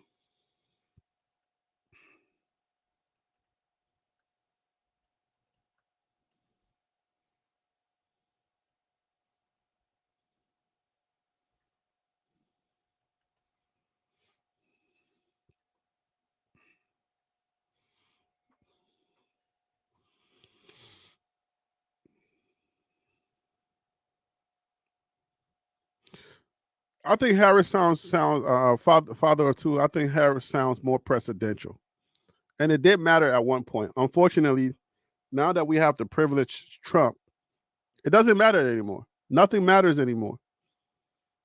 Like I told you earlier, Michelle, First Lady Michelle Obama could not wear short sleeves, but Trump's wife could pose naked and have naked photos on the internet. I mean, the disparity, the difference is wild. How do we allow that? How is in one case, you're always saying that black women are whores and all of these things, and she wears a short sleeve, and all of a sudden, she's no longer representing the office of the White House or the presidency, but yet Melania Trump is posting naked and nude, and she's just okay with that. I mean, she's just okay. That's okay. Barack Obama, just like Trump, had to say they were Christians, even though I know that neither one of them are Christians. But they had to say they're Christians, but you will believe Trump over Obama. Why? Why would you believe that Trump is more Christian than Barack Obama. Both of them were lying, but still. Why is it easier for you to believe that the white man could be a Christian, but the black man couldn't be a Christian? Why? I just got questions. Who's willing to come on here? I want a Trump supporter to come on here. Come talk to me. Why is it so easy for you to believe that Trump's a Christian, and it's not easy for you to believe that Barack Obama was a Christian? And again, I told you, I believe they both lied. Trump lies that he's a Christian because I think prior to being a politician and going to these churches for follow up, I believe he would not know where a church is located in Harlem, Brooklyn, Manhattan, anywhere. I don't believe he could locate a church. He don't even know what a church bell sounds like. He just said he was a Christian to run for president. Barack Obama, the same thing. I didn't buy it. I did not buy that Barack Obama was a Christian. Nah. He didn't have to be. Just like the Trump people said, people like Pat Robertson and them, just like they said, we are voting for the president-in-chief, not the pastor-in-chief, not the commander-in-chief, not the pastor-in-chief. I didn't have to believe that Barack Obama was a Christian because I already knew that I wasn't voting for the pastor-in-chief. But something in the American fabric, something in the conversation says that we didn't believe that he was a Christian. But something about us says we believe that Trump is a Christian. Why? What trait? Name one trait. Any trait. Forget the fact that he's the leader of the Republican Party that don't believe in abortions at a certain time and X, Y. Forget about the fact that he's leading the Republican Party. His personal life. What in his personal life? His mannerisms. Anything in his life that he's ever done, point blank period, that made you believe that he was a Christian. Name one thing besides the fact that he's white.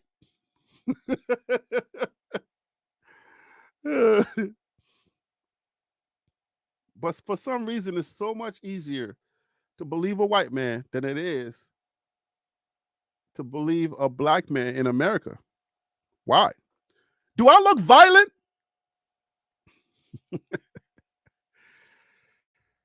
Is it easier for you to believe a white guy over me?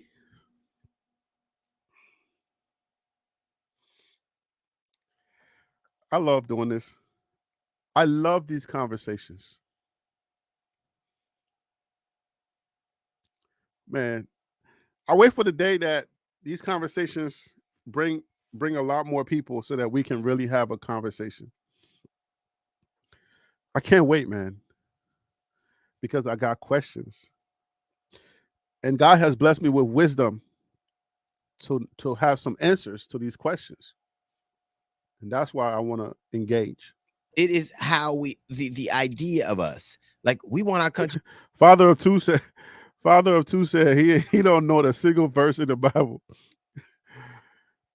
I mean, I don't know if he can say Jesus wept. Back. Black people didn't just come here. We didn't get on a cruise. Like it wasn't a job fair. Right. People came to do jobs you wouldn't do. Even in the other iterations, this is the thing about America. They always needed somebody to come and do work no one else would do. But then they need what they want is for them to. Dear Dr. K, I used to think I was never meant to be beautiful. You work within my budget. That thing made me laugh every time. Not become political forces. But girl, you're I hear beautiful, immigrants are taking all the jobs. Maybe the job you see an illegal immigrant doing, you go, I should be doing that right there. I want to do that. Yes. Only reason I'm a little mad is as a black man, they didn't show up during slavery. If they would have, we'd got some time off. Like, thank God you got here when you did. Yeah, man. Yeah, It's funny, but it's so true. D.L. Hughley is he's an educator.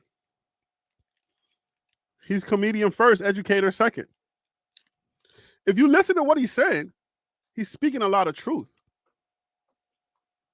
Name one job that illegal immigrants do in America that a white person that is crying out saying, oh, they're stealing our jobs. Or forget a white person. Anybody, any American saying they're taking our job. The only reason why I said white people, because that's the only people that I be hearing. Black people don't even want to work. Black people don't want to work.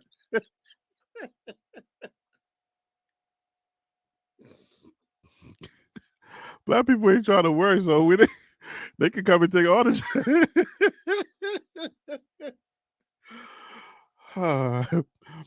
they can come and take all the jobs as far as we can. Some black people be like, listen, they can come and take all the jobs as far as we can. Okay? Y'all take it all.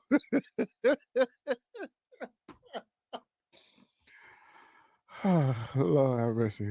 I got Tuesday and Thursday off now. I noticed that at a festival Thank one you, time. Louis. I noticed that at a festival one time where I was sitting there and I'm like, the people who are cleaning these porta potties, I was like, none of them are white. No. Right. Out of the whole No. 3 weekends, No. three days I was there, I was like, What not you one say, white what person. job is an illegal immigrant taking? Name me one. Yeah. Here's how it works. They will say. So think about it. The people at the Trump rallies that are crying the most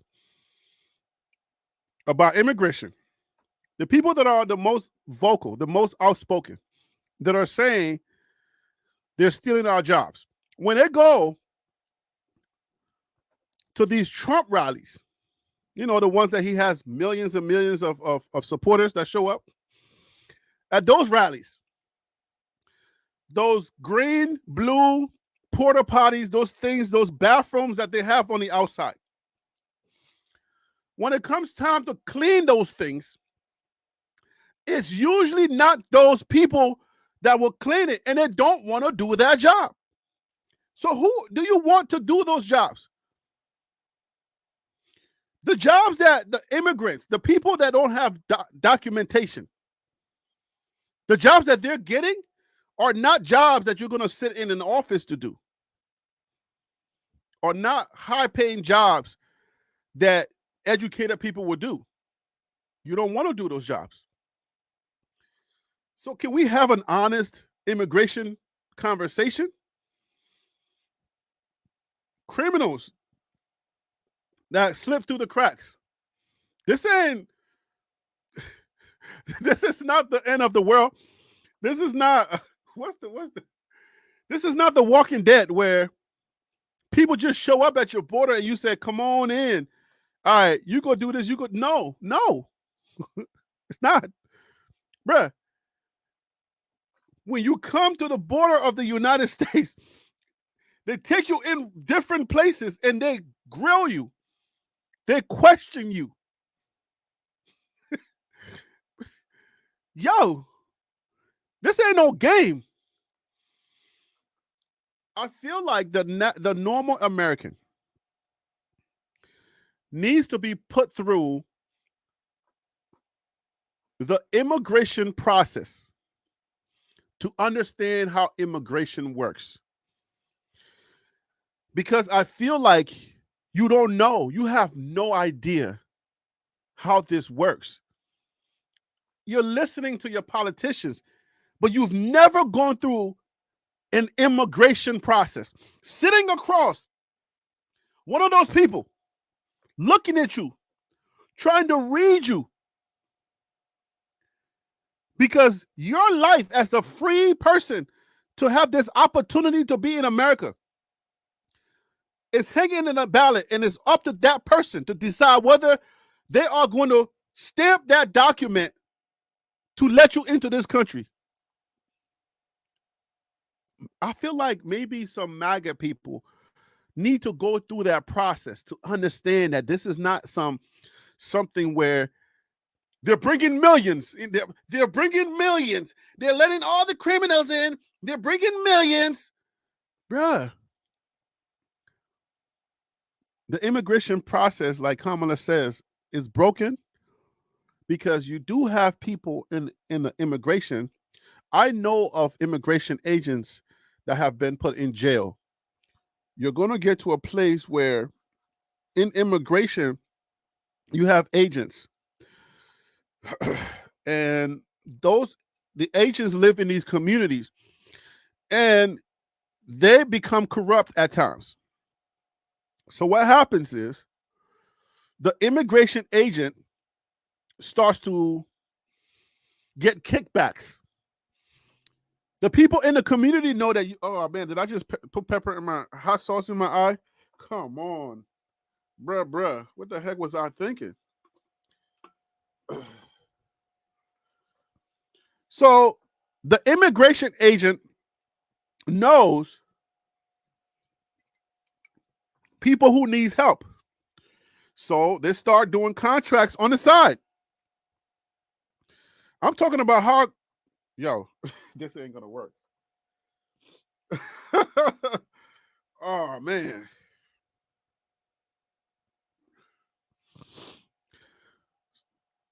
I gotta do this with one eye. Dang. Let me play this D.L. Hughley video. We built I'll this be country. right back. Let me go but watch then my you eye, have guys. this slew of people. No, you supervise. Like, I'll be you right see back. Black people picking cotton. You got a clipboard. Yeah. So, but there is a way that they demonize people. That you can just say these, you can cast these aspersions that people would just believe absent proof. They don't have to have any proof at all. That's the one thing you don't ever need anymore. And particularly when you come to black and brown people, you don't need proof. You can just say it. Yeah. They lazy. They want. When you sit here and talk about FEMA, there's somebody that's looking at this like, man, look at those two dummies up there. Yeah. Talking about FEMA stealing. Yeah. They're not stealing. And when they get out of bed with their sister, what they're going to do? when they get out of bed, and they drive away in their house, as their knuckles drag the floor. Hey man, what about Trump when he said they're eating dogs? And my man was like, I saw it on TV. Yeah, which is ironic to me because black people don't even walk dogs. Right. You know what I mean? Have you ever seen? No, I know. Growing up, we didn't. I know. You ever see a black dog break out the gate and don't know where to go, so he go back home? I guess I'll let him chain me back up to the clothesline. Hey man, I know. Growing up, it was 7 of us, and I never heard my mom say, "Cause somebody walked the dog." Never. Yeah, ever. Man, I never. You would chain your dog up to the clothesline, put a big ass bowl of food, big ass bowl of water, and when you came back, that nigga was wrapped around the floor like this. Hey man, or you went to your homie's house and they had the dog that knew exactly the perimeter that you could walk up to the dog. Exactly. Because he was tied up to like an old tether net or some tetherball net. Or when you were riding your bike, you knew how far he could jump over the gate. And every once in a while he'd make it over. You're like, yeah, man. School's out today. Hey man, but it's crazy. You don't see that as much. And I didn't walk dogs, bro. No. Now I take my dog with me. Oh yeah. But it's funny because you can say anything. You can say anything about black or Latin, black or brown people. You can say anything about them and people will believe you. Anything. Like the same time they're saying Latins eat dogs, Venezuelans took over Aurora. There is a mentality in this nation where you can say anything about them and the far reaches of the world and not even in far reaches of the world, they'll believe it. All you got to do is say Barack Obama wasn't born here. Okay. Right. Yeah. She's not really black. Okay. They eating dogs. Everybody say, and it'll be, and that's how deeply rooted the belief system in this country that we're naturally deviant to me. That's insane to me. Like George Lopez said this is funny. Every time, if they're so lazy, if they're so lazy, how come every time you arrest them, they're at work? You know what I mean? Right. You don't never see them. No days off. You never bust them hanging out at the park. What are you doing? Nothing. We just got this nigga waking up from a nap. Nothing. But here is the thing that's funny. If it weren't for brown.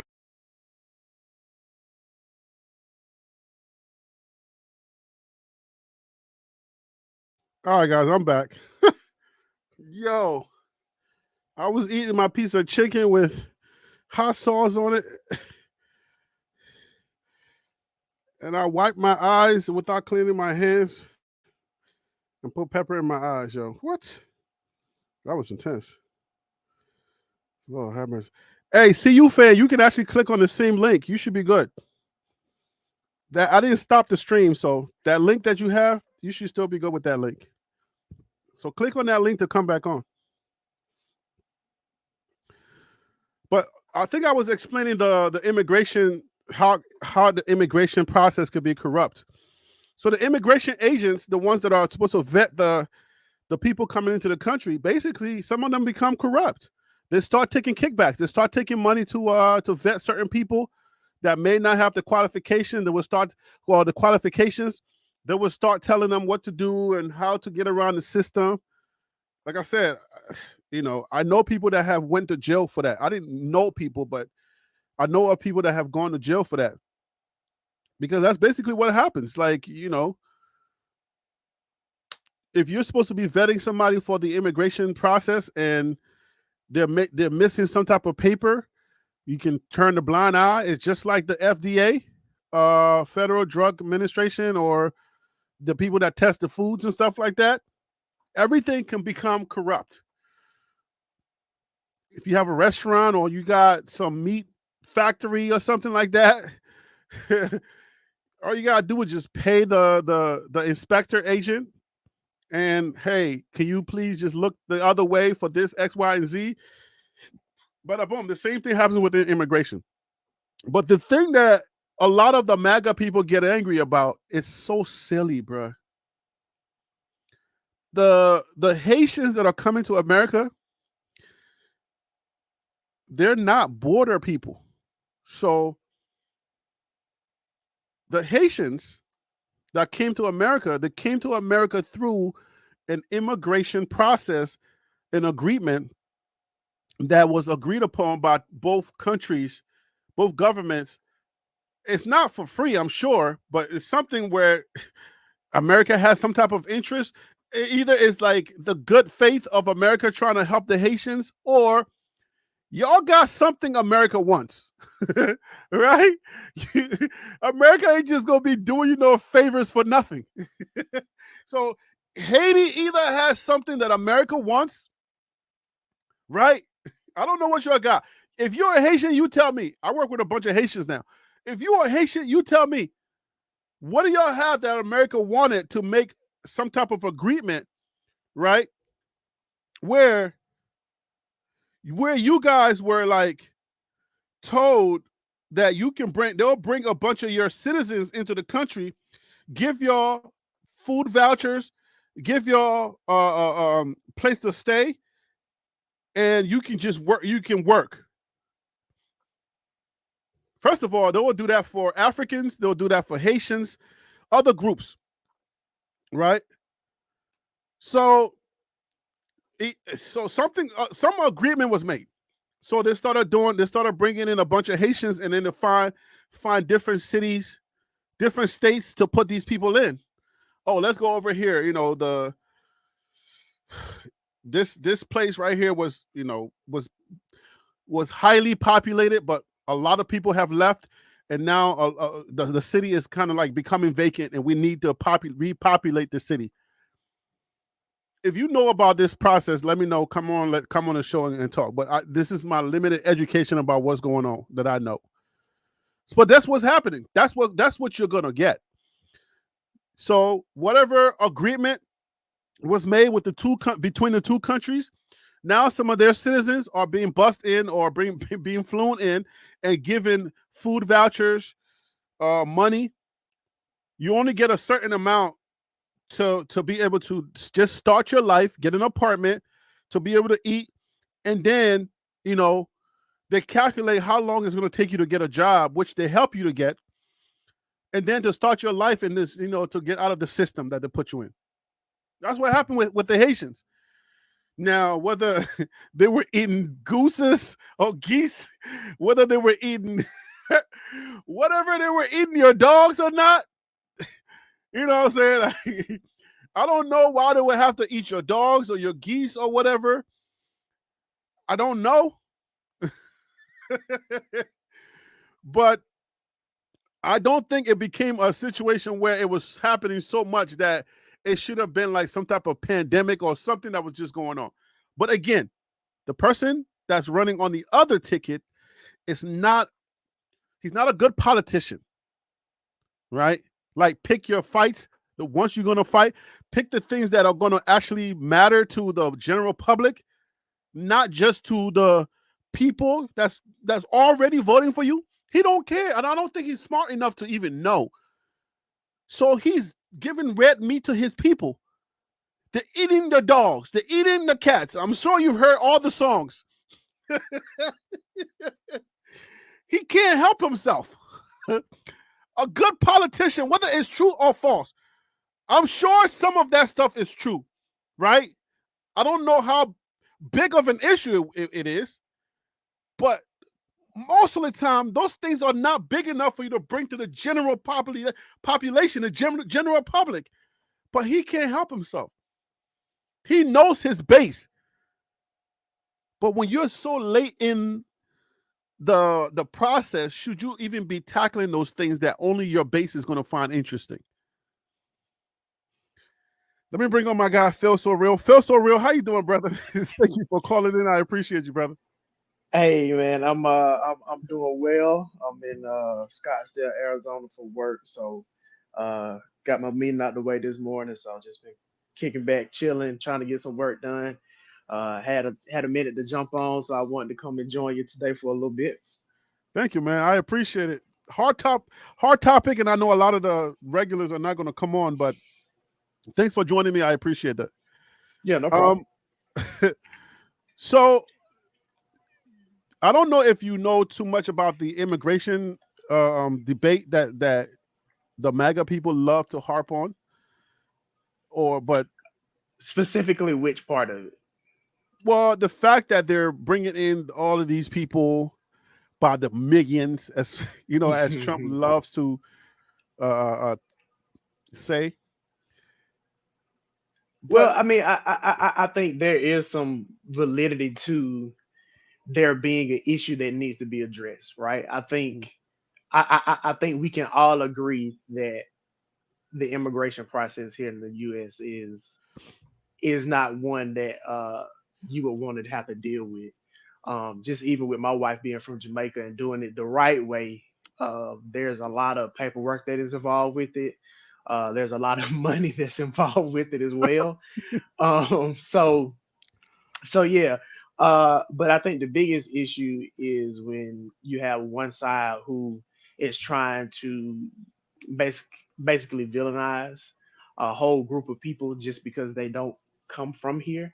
Um, I think that's when we get into the issues when you're demeaning somebody, making somebody feel less than because they're not from here and they're just trying to make an honest living, working harder than most Americans are willing to work.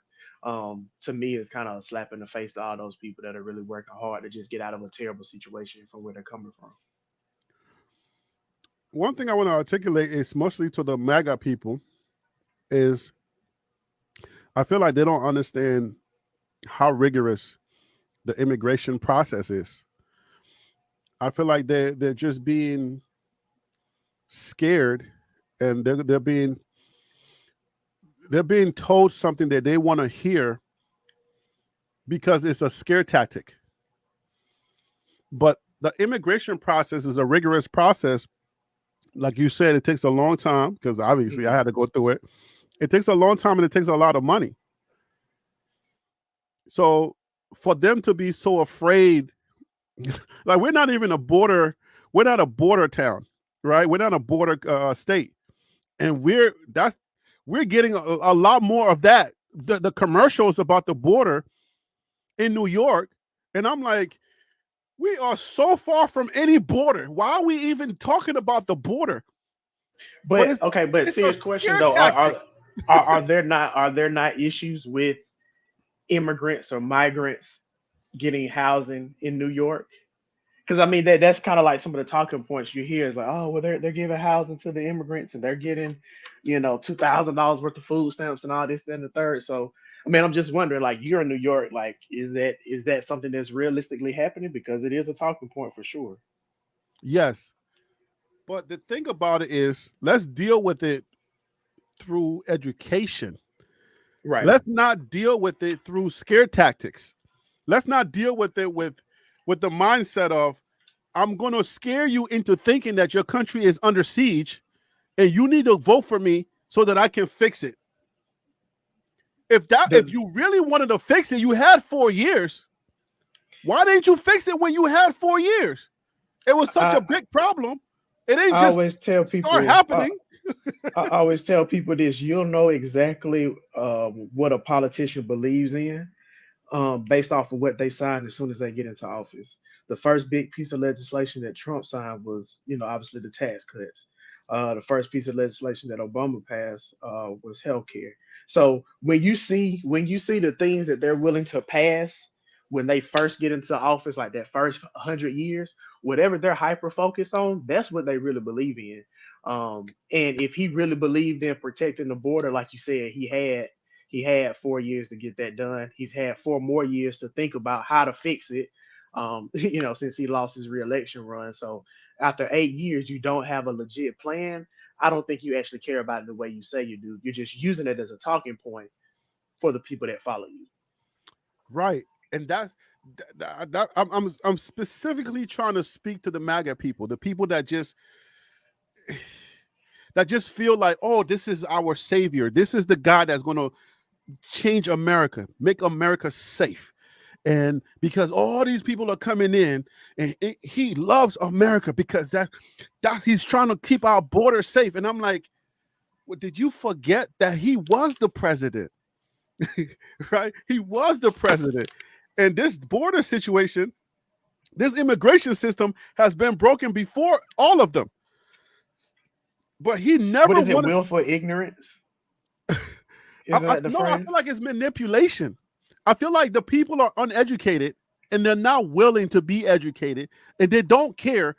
But the issues that they keep, like if you were just to have a conversation, just a loose conversation about anything with a Trump supporter, a MAGA person, they would just shoot these things off. He loves America. He's going to protect us from at the border. Da da da da da da da. But the conversation you and I having, and I'm about to bring Tim on to join us, to have these conversations is to try to get some type of understanding of, hey, the way you're thinking about it, it's not the way it works. Because I think the regular MAGA person thinks that the border is just open and people are just running through, and Kamala is just letting everybody in. I think that's what they're thinking about. I'm like, no, nobody cares about the truth and the lies more entertaining, Harry. That's what it boils down to. Shout out to Charlamagne the God for that quote. But even with that, my guy, like, it has to do with you choosing your president. Harry, I want to make sure I understand everything you're saying. I'm just trying to give a voice to the voiceless in this conversation. I'm just trying to help you. I'm just trying to help you somewhat understand how they think, because I think it's a fair statement to say that I have more friends or more people that are close to me that would be considered MAGA than you do. And so some of them we do have, some deeper conversations, but I will say, at least for them, they're not like the delusional MAGA. I think they're just your traditional Republicans who, as much as they may not agree with Trump, still want to vote Republican as a whole. All right, so let's bring on Tim. Tim, what up, man? Thanks for calling back in. How you doing, man? Hey, I'm good. What up with it, Phil? What's going on, Tim? You got it, brother. Anything you want to add to what we were just saying? Kind of bring me up to speed a little bit. I heard the last few minutes of it. So this is the idea where I feel like a lot of people that support Donald Trump, the MAGA people, not all of them, because I know some MAGA people. My wife's best cousin, I would say, best friend, best cousin, is MAGA. So, but I know he's an intelligent person. But the general, the loose MAGA, they feel like, I mean, they're falling for the regular scare tactic for when it comes to like the border and immigration, right? Mm-hmm. We have real issues, really, really issues that we can deal with. But I feel like the MAGA person is a regular red-blooded white man who has no idea on how the immigration process works. And they just believe that people are just running through this the border, and they're scared that if we don't stop it, they're going to be next. They're going to be the next one killed because some immigrant is going to come out here and kill them. And I feel like they don't understand what's going on. They're just letting Trump scare them into thinking that the border issue. Can I ask a question to the panel though? Go ahead, and then Tim, you can then give me your thoughts on what we said. Go ahead.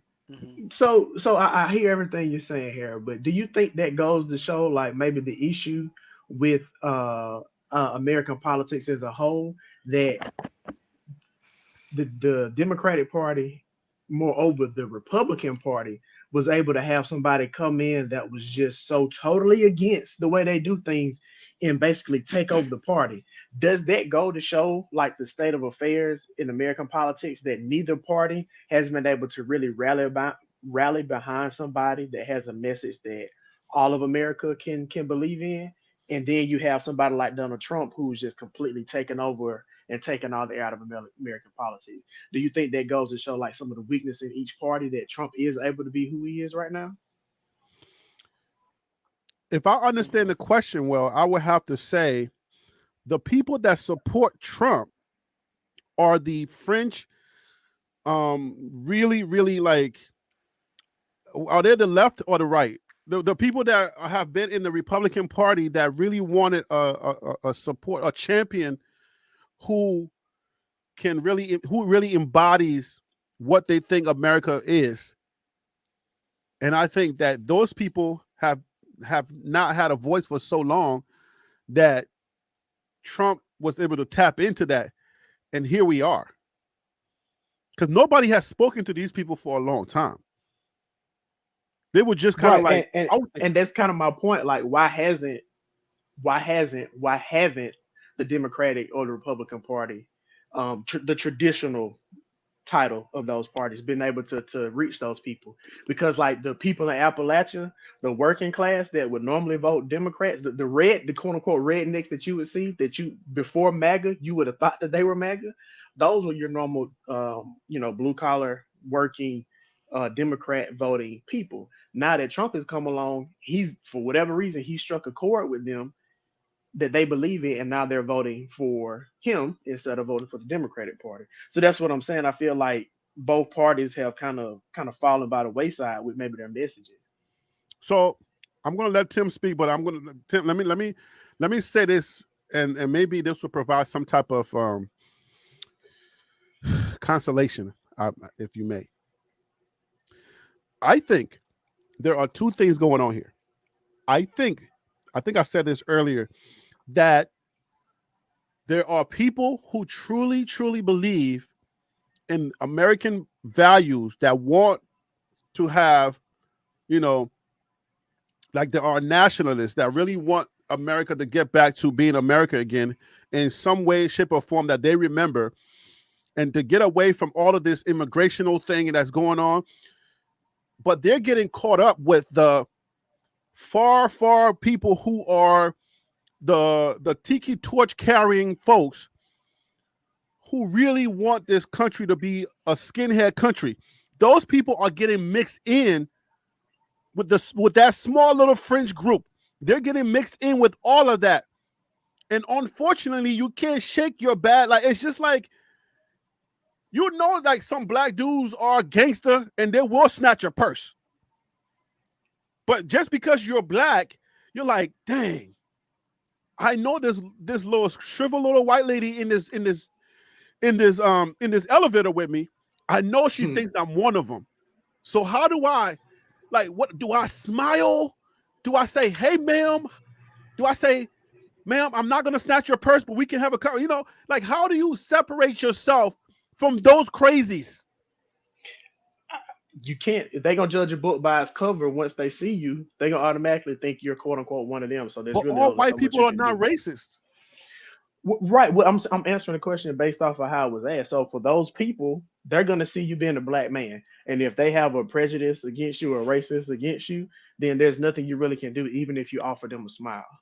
It was a lot of people smiling at white folks in the 20s and 30s, and they still was getting footed behind. So you know what I'm saying? Like that whole being nice ain't always gonna work either. What do you think, Tim?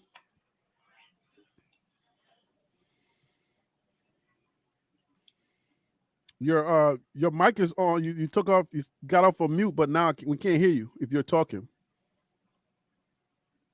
So Tim is gonna fix his mic and come back on. But I think it's like unless we think that all of MAGA is racist, which I don't believe. Mm-mm. I don't believe that all of MAGA is racist. I think there's a big part of MAGA that really believes in America, that really has America first values, Mm-hmm. and they believe that Trump embodies that more so than anybody else. But the thing that frustrates me the most is that they think Trump is the only one just because he's white. He's the only one. What? Just so I'm clear. The That, only one that that believes in has America America's first. values, that loves America the way that they love America, because that's what they're holding on to. Well, I think they are the only ones that love America like they love America because it's from a toxic standpoint.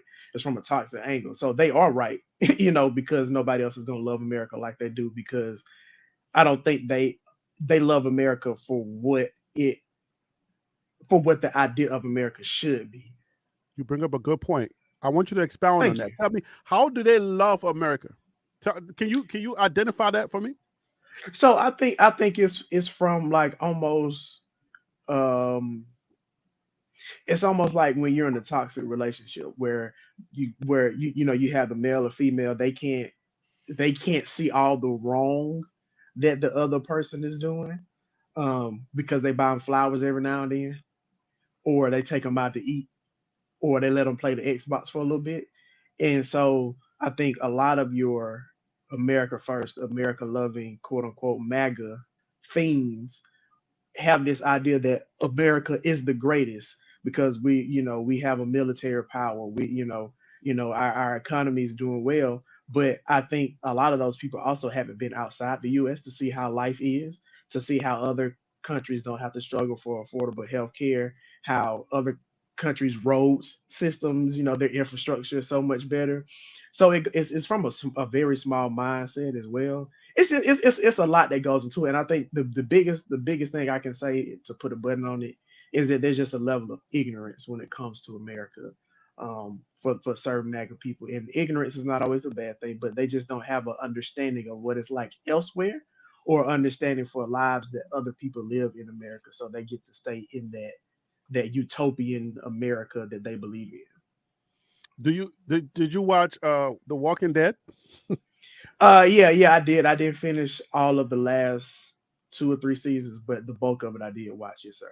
So it's like if we were to take it back to those primitive times, Hmm. it's sort of like, the people that think that that Alexandria is so protected, they don't need to bring in nobody else to help out, or they Hmm. don't need to have anything else because Alexandria is all good, right? Like Right. their first Hmm. leader, right?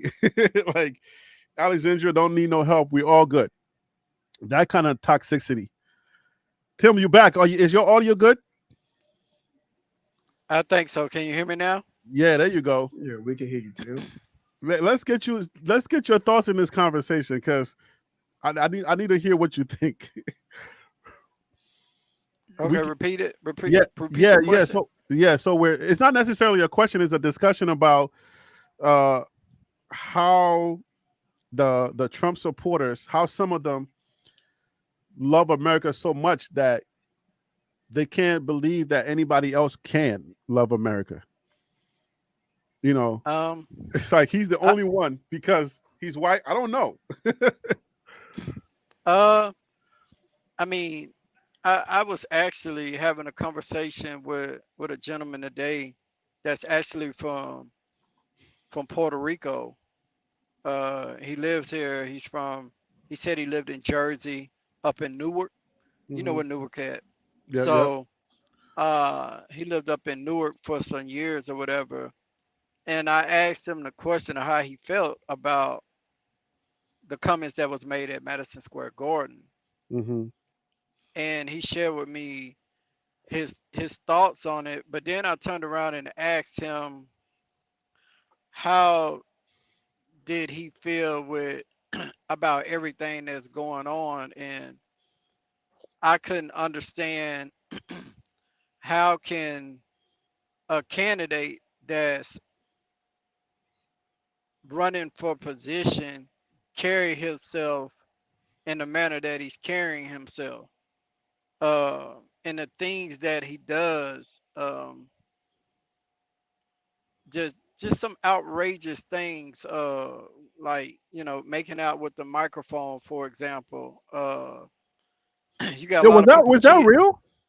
Yeah, bro. Like, yeah, that was actually him doing that type of crazy stuff, and you got kids watching this, but you make excuse. What I don't like is you make excuses for his behavior, and like you can ask somebody who's really like I have a teacher that I actually had the opportunity to have a conversation with her 2 days ago because some of the stuff that I see her post on social media, and it raises an eyebrow to me like you must have always been that individual. I've seen glimpses of it, but I'm glad that you actually exposing yourself further in detail. That now that I'm older and I can really understand it a lot better. Um, I feel like people, not all Trump supporters, but some of your radical mega Trump supporters that still want to take this country back to a day where blacks were actually picking cotton.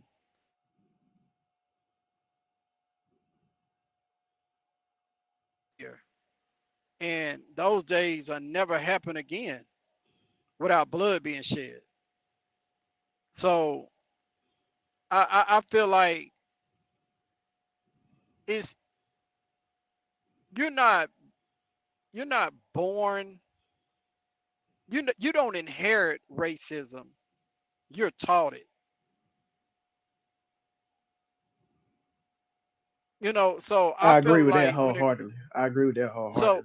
when it come to, like, I heard y'all tap into a little bit about a lot of people, you know, migrants fleeing their country to come here. Yes, some are coming here with ill intent. Some are coming here with good But I intentions. think that percentages So is a lot more are coming with good intent than not.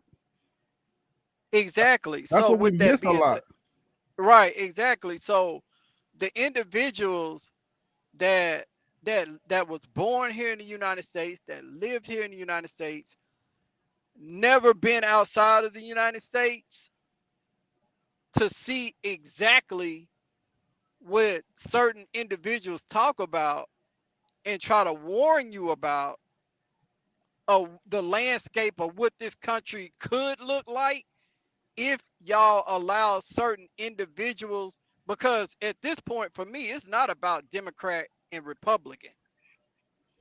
It's, to me, it's about, do we have a United States or not?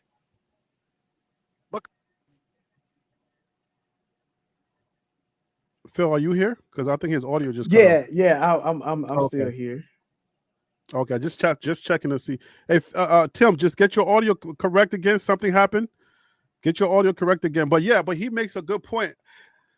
I would want to, like I said earlier, I would want the regular American to maybe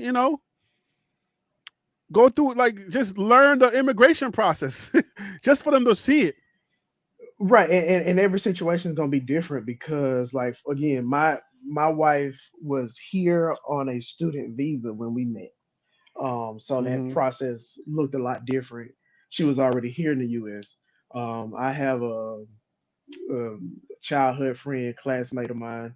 Now she's getting married to somebody from Nigeria, I want to say. But she, excuse me, he's never been to the States. So her process looks totally different than mine did because he doesn't have a visa. So I definitely don't know what it looks like for just a regular migrant immigrant. I don't know the correct terminology between the two that's coming over here seeking asylum or whatever the case is. What does that even look like? You back, Tim? Hey, can y'all hear me? Yeah, we can hear you now. Yeah, I can hear you. Oh, okay. I'm sorry. It's all good. So yeah, I mean, it is different, I can't right? hear It's going to be different from person to person. But for these people to be so scared, for these people to be so afraid, is weird to me. And I'm like, bruh, what you should be doing is to go ahead. I was gonna say, you remember how before, when I was like, a positive thing about a CU opponent isn't a negative thing about CU. I think anytime they see somebody else get rights and get liberties, they feel like their rights and liberties are then being infringed on. So whether you believe in gay marriage or not, they feel like that's infringing on their ability to be happy being in a relationship. No, it just means that gay people can be miserable in a marriage just like straight people can. Like, it's not that big of a deal. So I think that's where some of the angst and some of the anger and some of the fear comes from. That's a good point, and that's what. And I was gonna say that when it comes to to what you just said is, so the way that you feel about the people that are getting these benefits, like, you do understand that there is an immigration budget, right? Like, at least that basic education or that knowledge is there. Just like we have a budget for foster care kids, just like we have a budget for mothers who may have been violently, domestic violence, and when something like that happens to them, we're going to try to get them to have money so that they can take care of their children. We got a budget for most things. So I think people don't know that. That's what I'm saying. And if they don't know it, they're okay with it too. It comes with education and knowing, like, the system. There's a budget for everything. So keep in mind, like, the stuff that's happening, they're not going to take the budget for immigration and give it to you because you're an American. That's what I'm like. Right. I mean, and I work for the federal government. I work in contracting, and when money is allotted for a specific thing, that money has to go towards that specific thing. Yes. At least over here with us. I don't know how other departments get down, but at least with us, But what about the people talking about the PPP loan, Phil? They talk about how the PPP loan was helping them. Blah, blah, blah. Even though you may not have done it, but you had to describe on that paper, right, how you were going to use that money, and that money could not, huh? It wasn't just I'm gonna fill this out and I'm automatically get money. Like, you had to put in some real effort for it. Yeah, of course. Excuse me. I applied. I didn't get it. My wife applied. She got it because she was able to describe how the money was going to be used and what she was going to use it for. Yeah, you could have gotten it and go wild, but if they audited you and they found out where that money was going, you can go to jail. Right. So and yeah, we got some people that is happening to now. There are people that are in trouble for using that money for the wrong reason, for the wrong thing. Right? We're paying it back because my wife needed a loan to survive her business because she's an entrepreneur. But people think like, oh, okay, that money was just free money. You could have just known it wasn't. But the idea that we're talking about right now is it wasn't free. It's when we have a budget, the U.S. is going to take that money and allocate it to this thing right here. So now, the immigration thing that we're dealing with, that budget, that money that they're using to put New Yorkers, to put the immigrants that came to New York, to put them in hotels and other places, the immigrants that go to that go to Ohio, whether it was Springfield or wherever they went, the Haitians, that money was in the budget. Right. If it's not in the budget, we're not going to do it. Y'all think America is nice, but America ain't that nice. but I think you also can have the conversation to say, okay, well, why are we putting that much money in the budget to do that for people who are not Americans? Because I mean, that's a valid That's how conversation to we have. get things for America. Like, go watch The Walking Dead. It takes you back to primitive times. Something for something, right? I'm answering your question. Let me answer your question. You put money away for immigration because it bolsters your negotiating power, right? You can go to countries and say, I want this, just like in The Walking Dead. You can go to the hilltop and say, okay, let me get 3 bottles of water or 3 gallons of water, and I will give you access to X, Y, and Z. And if your people were to ever get into trouble, we have $1 billion set aside to make sure that they're going to be okay. Like, it's negotiating power. Let's bring on Tim. But go ahead and speak with it, and I'll bring on Tim. Welcome back, Tim. Hey, sorry about that, man. I'm at work and my phone just keep ringing. I apologize. It's all good. Go ahead, Phil. No, so I was just gonna say, like, I understand, I hear everything you're saying, but I'm trying to give you the talking points because they're gonna look at a situation like the hurricane that came through and kind of messed up, the people in like West Virginia, in the Appalachians or whatever, right? So they're looking at it and saying, oh, we're only gonna get $600 from FEMA, but an immigrant can get $2,000 a month for groceries or whatever the case is. So again, we can have the conversation that there's a budget for X, Y, and Z, but we can also understand why people, whether they know the truth or not, will still have an issue with seeing someone who's not an American, who's an illegal, coming over here living off the government when you have Americans who are struggling. That, I think, is their bigger point. And I think that is also something I've not heard the Democratic Party speak to as to why they can find money for this that affects people who aren't Americans, but can't find money to affect people who are Americans.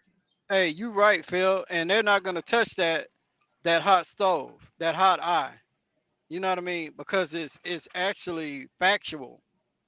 It's something. How can you have, like I've stated earlier, Harry? Mm-hmm. If you go to Austin, Texas, or you ever drive through Austin, Texas, and look at the amount of homeless people there, you'll be amazed. If you ever been to Los Angeles and looked at the homeless population there, it's crazy. And it's sad that us as Americans, we have to come up with creative, I mean, our heart as citizens of the United States, right? Our hearts are big that we come up with ideas to try to fix a problem that the government should be fixing, such as veterans, right? A guy down there in Austin came up with bought some land and came up with a tiny village that's dope. location to where they making tiny homes for homeless people to live in, because that's how bad the homeless population has gotten in Austin, Texas. So it's almost like a slap in the face to us. But I agree with Phil also. You got immigrants that's coming to the United States and they want to be a part of the American dream, and you're able to access all these benefits, but us as an American citizen, especially I only can really speak for the African American population. But why you can't speak to the white also? We're all Americans. Right, Talk but to all of us. I can use our culture to better push my point out. Okay. they come here, they're able to take advantage of, they're able to start small businesses and get loans and grants and stuff for businesses and stuff. But us as African Americans, we're not able to access some of those same things, and we're born and raised here.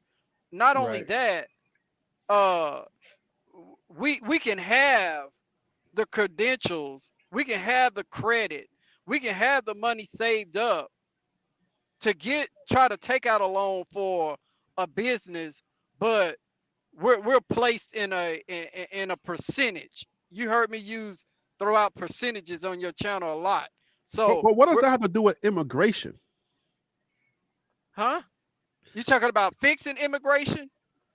Well, okay. Well, it goes to his point about how immigrants are getting deals that American people aren't. Just like Yes. how he was talking about Americans had to come up with creative ways to get housing for veterans when the government should be doing that. Right. And then That you money. have people that are coming in that are not from here that are able to start up businesses that plenty of people in the US, blacks included, would love to have that money for startups, but they're going towards people who are not American citizens. And for most Americans, we have an issue with that.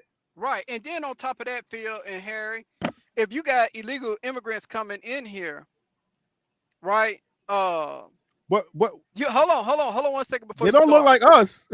No, regardless of how the color that they look, they can be purple for all I care. Uh-huh. What I'm saying is, if they're coming here across the border, or wherever they coming from, all walks of life, it's like, I welcome me as an individual, my mentality, my personality, my heart. I welcome you in because I've been to third world countries. I know how some of them operate. I've been to Incirlik, Turkey. I've been to Istanbul. I've been to Ankara. I've been to Flex Negro. Frankfurt, Germany. You know, I was blessed and had the privilege of traveling with my dad when he was in the Air Force to a lot of these different countries, to live there, to see the culture, see how people operate. And people always talk about, the third world country. This ain't gonna come to no third world country. Okay, have you ever been outside of Texas? Have you ever been outside of New York? Have you ever been outside of Alabama to see what it even looked like? Looking at it all on the TV. Hey, Tim, let me talk on your first thing you and Phil are agreeing on, that I'm not with y'all. I'm not standing with y'all. Let me speak on that real quick. Go ahead. And is it Gerald? I think it's Gerald. I was about to call him Gerard again. So Gerald D says, and New York is putting immigrants in hotels where American homeless are sleeping on the ground. How is that okay? Let's talk about this calmly. All right. America is it's a first world nation. We have first world resources. There are resources for people to work. I was just playing D.L. Hewley, and D.L. Hewley talks about the jobs that no Americans want to do. Right? America has a social what is it? Social whatever. I'm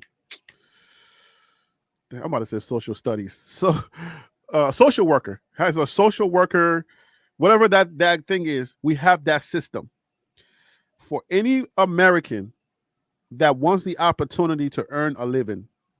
That process is there. You have to understand that a budget that is set for something specific is not going to go to somebody who does not want to work, and they want they want money to be given to them so that they can stay the way that they want to stay. There are homeless people out there that if you ask them, hey, I can give you a job if you want it, and they will literally look in your eye and say, nah, I don't want your stupid job. I'm good where I'm at. So I want the part of the conversation that speaks on that to also be heard, because it ain't like America is just like going to just be handing money out to homeless people and say, here's the money, because there are social services that are available to the homeless.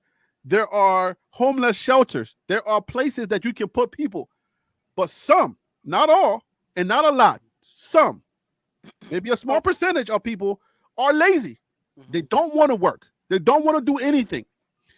If you're going to run your country, if you're going to run your city or your state or whatever, you're going to be president, you're not going to be, oh, I'm going to take care of I'm just going to take the budget out of everything else and I'm going to take care of this homeless problem. Because what's going to happen is people are going to be the PPP loan people, and they're just going to want to take this money just so they don't have to go to work. Because we should, in America, should know that there are jobs for people who want it. Right. It may not be the job you want, but it's a job to help you to get back on your feet. Hey, Harry, let me jump in real quick, if you don't mind. I don't mind. Go ahead. I like to piggyback off of Tim too. Go ahead. Okay, what you're saying goes exactly in line with what I'm talking about. If who was that who said in New York immigrants are being housed? Gerald D. Okay, it's on the screen right now. Oh, okay. Yeah. Here, I mean not here, but do you not think that that's a slap in the face to Americans that are born here? The only time that I've seen them open up like the Omni here when it was freezing here, when Ted Cruz went on vacation to Cancun and the rest of his state was freezing to death without power, and I hope he loses tonight. But you got venom for that guy. I can tell. I got a lot of venom, bro. Mamba venom. But what I'm saying is that the only time that they took, even though they had the homeless shelters in place and everything, the Omni Hotel, the owner of the Omni opened up his doors for the homeless people and put them in a nice bed, great showers, everything. They didn't have to worry about getting robbed or something in a homeless shelter or any of that sort. But to go back to your immigration statement, if you bringing in a lot of immigrants from across the border, even though they have a budget set for that, that's word of mouth. Yes, we have a budget set for it. Do you know what the budget cap is? No, you do not know.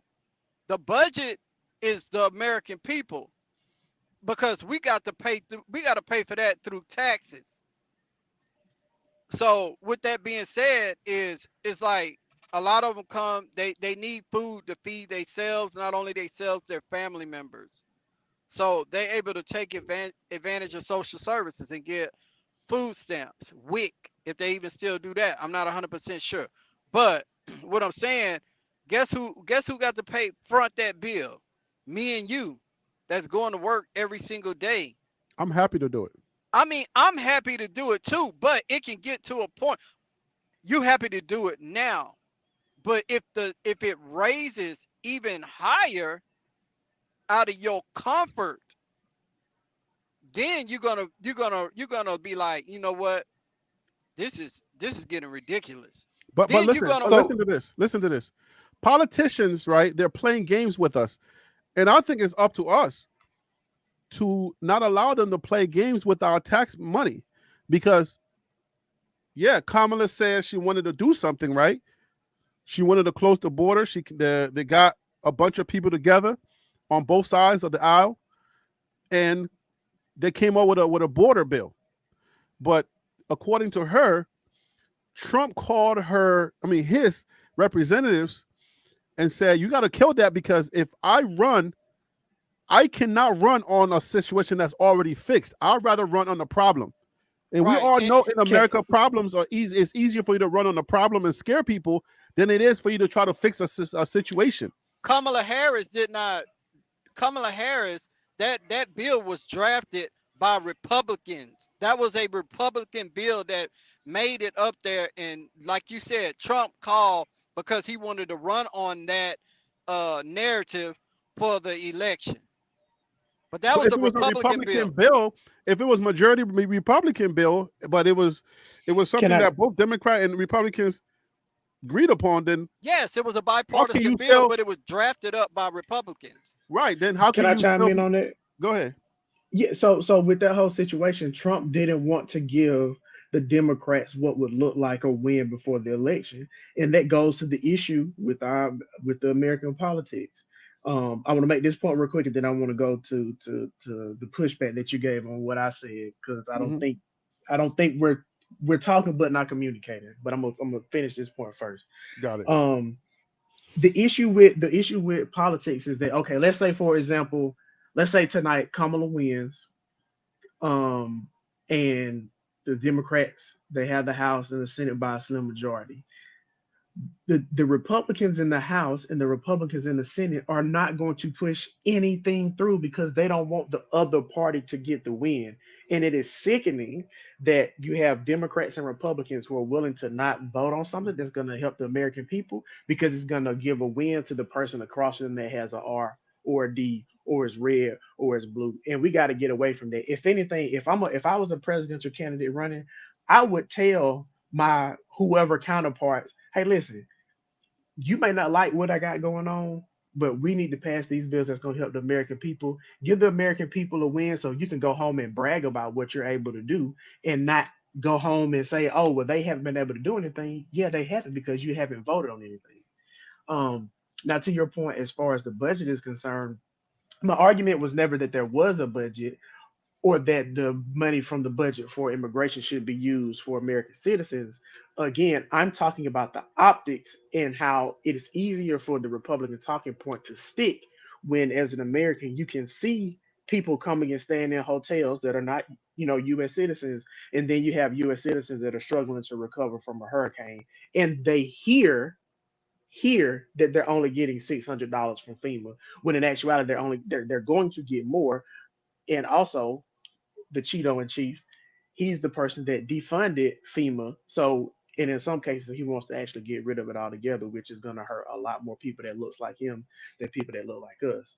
So, again, I just want to be clear. My argument is not that there's a Wait, did budget. you call him the Cheeto in chief? That's what I used to call him back in the gap. The orange savior.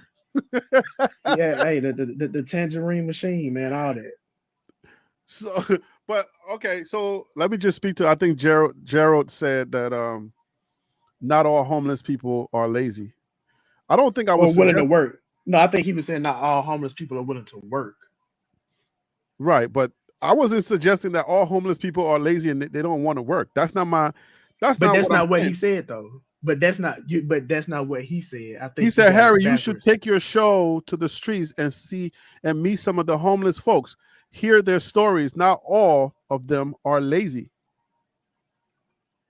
Okay, that's crazy because before that he says not okay, immigrants are not working either while they live in these high end hotels. Okay, yeah, that's my bad.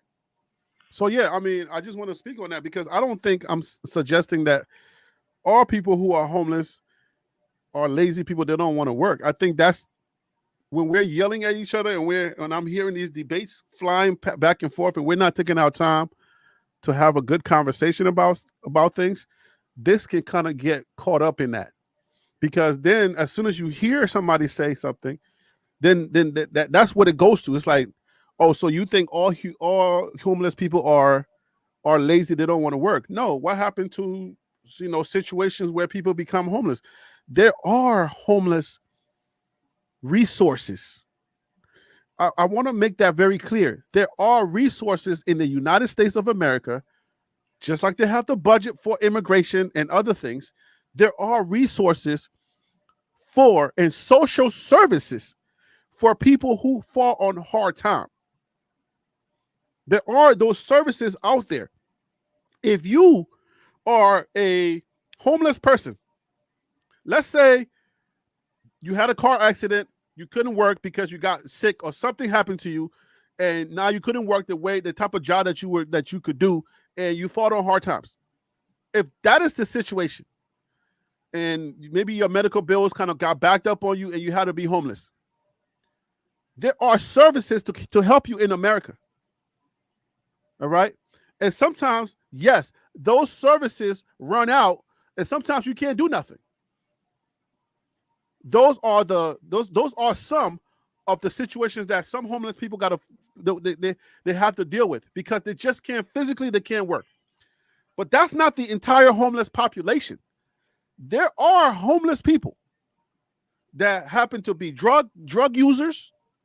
There are homeless people that don't care about working. How do I know this, and what am I talking about? I used to live in the projects, in the hood, Claremont Court, Greensboro, North Carolina. I don't know if we lived in the hood in Boston, in Massachusetts, but we've lived in a couple of hoods. You should hear some of these stories that some of these people, when you're paying $23 for rent and all the other suckers got to go to work, you try to preserve your $23 of rent per month. You try to preserve that and keep that. Who wants to lose that? I'm going to pass it down to my kids. And my kids ain't trying to work either. They're trying to figure out a way to keep that $23 in the family. These are real things that I've talked about with people. It ain't just something I'm just talking on, and I'm some privileged person sitting on a microphone and thinking that all homeless people are lazy people that don't want to work. If that's what you hear, then unhear that, if it's possible. But I'm trying to tell you that to solve issues, for leaders to solve the issue, which is a really big issue of immigration, it's not as simple as, oh, we got money for war. Let's just take all the money and let's take the defense budget instead of going to war. Let's just give it to the homeless, or let's take all the immigration money and let's just give it to the homeless. If you think that's how you lead, you are sadly mistaken. That is not how you run a country. You cannot effectively run a country like that. You can't. It's never going to work, because the budgets that you have, you need certain budgets to be able to do certain things when it comes to immigration. If you don't have that money, you can't make deals around the world. With the budgets, you can make deals, but if you're thinking, oh, okay, we're just going to solve all of our homeless problems by just giving money to people who are less fortunate, the thing that you're going to run into are the people that get lazy and they don't want to do nothing. You know how many people of color like us, the stories where they're like, oh, yo, I'm about to get my money. I don't want to mess that up. You know, like, I'm trying to tell you, bruh. For my panel, you got a lot of Republican talking points, man. The dumb Negroes don't want to work; they just want to pay welfare their whole life. That's what it's but that goes with white people too. There's more white people. There are more white people on food stamps and are receiving social services things than there are dumb Negroes. So that's what I'm saying. Like, and right. When you're receiving resources, I'm telling you, because I had to go through this myself. When you're receiving resources and the resource have been, giving you a certain lifestyle, and now you're going to mess around and go get a job and leave that resource? How many people are willing to do that? How many of y'all were really telling the truth on your PPP loan application? This is a life thing.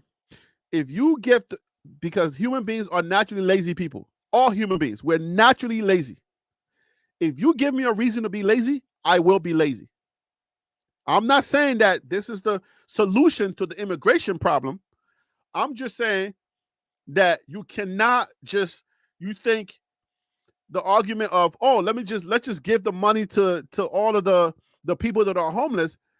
Do you know what percentage of the homeless people in this country actually homeless because of choice or homeless because of a really bad situation? Do you know the percentage? You don't. And if you give the citizens a reason to be lazy, they will be lazy. Look at all the rich people with food stamps.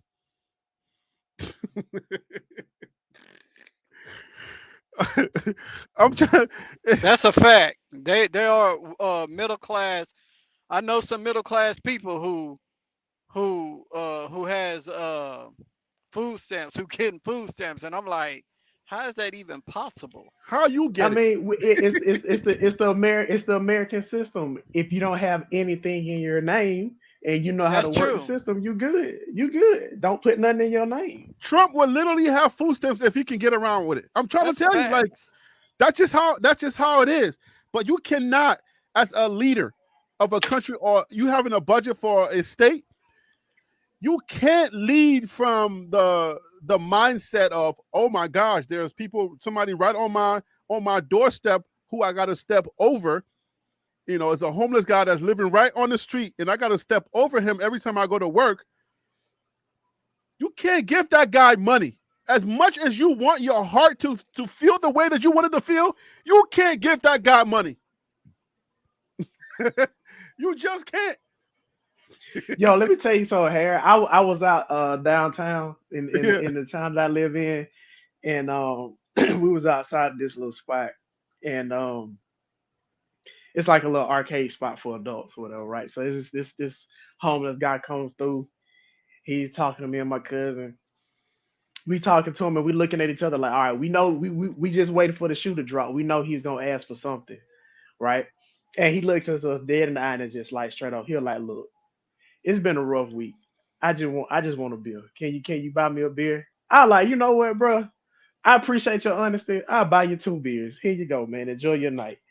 And some people who are in bad situations, they just need a small escape from it. They're willing to do what it takes.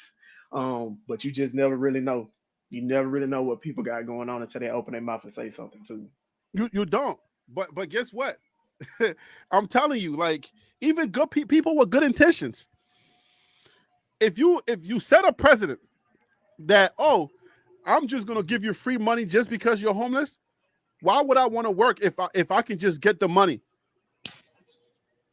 If I don't have to work and you can just give me the money because I'm an American, and now we're not gonna fight no more wars, we ain't gonna join with our allies and support them.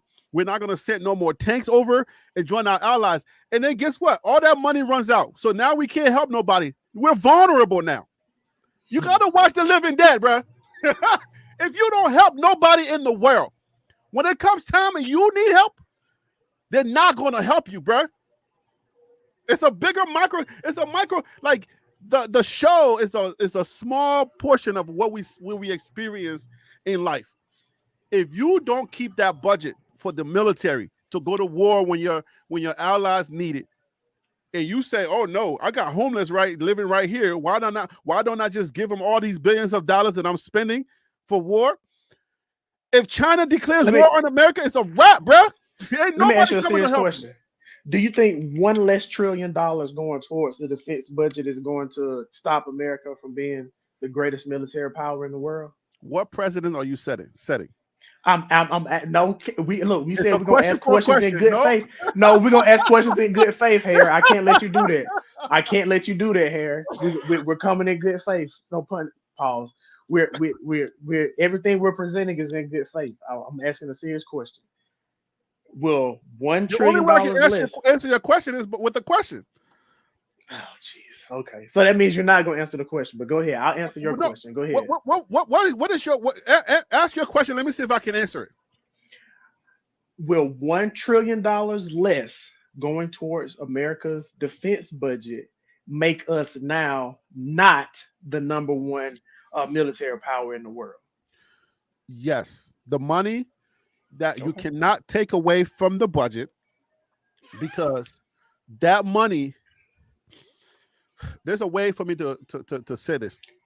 Do you know how much it costs to lift these big machineries, to carry it over to other countries, to set up tents and to have food and feed people who are coming from war-torn situation, to even feed your own soldiers, for them to have communication, for them to have travels? I understand that it costs money. My simple question is Right, but if you take away 1 so okay, trillion, so let's say we do 100 billion. Let's say $100 billion less in that budget to go towards education, homelessness, or whatever. Is that going to take America away from being the number one military power in the world? that I would have to evaluate why do you think that our budget is based upon us staying number one? I don't think it's about us staying number one. I think it's about us being ready for any situation. I don't think it will we're make us that less shallow ready? that we're trying to stay number one. And Do you think it'll make us less ready? So all I'm saying yes. is okay. So what you're saying is Because you any can't solve the decrease. problem by throwing money at it. Okay, The so solution what is you're not saying money. is, so what you're saying is any decrease in the U.S. military budget will make us less safe. Is that what you're saying? Yes. Okay. Because what did cool. we say with defund the police? The argument that was put forth with defund the police, we don't need to be so militarized, right? Militarized or whatever. We don't need so many cops. Militarized, yeah. Militarized, okay. We don't need so many cops, right? I'm from Liberia. I'm an immigrant, yes. So, Geraldine. So if we defund the police, now we don't have enough police on the streets for specific situations, riots, and all kinds of crazy stuff that goes on in the U.S. So But you realize that wasn't the wasn't the context of what they meant by defund the police. They did want to they did want to take away militarization of the police, and they wanted to take away some of the immunity that the police officers have when it comes to being charged with attempted murder or murder. They did want to add funding, keyword add funding, to where they had more resources to deal with people with mental health. So let's say, for example, somebody's called on the scene and somebody's having like a psychic trip, a psychedelic trip, or something like that, a psychotic trip, excuse me. And instead of the Sonia police Massey? officer, who? Sonia Massey?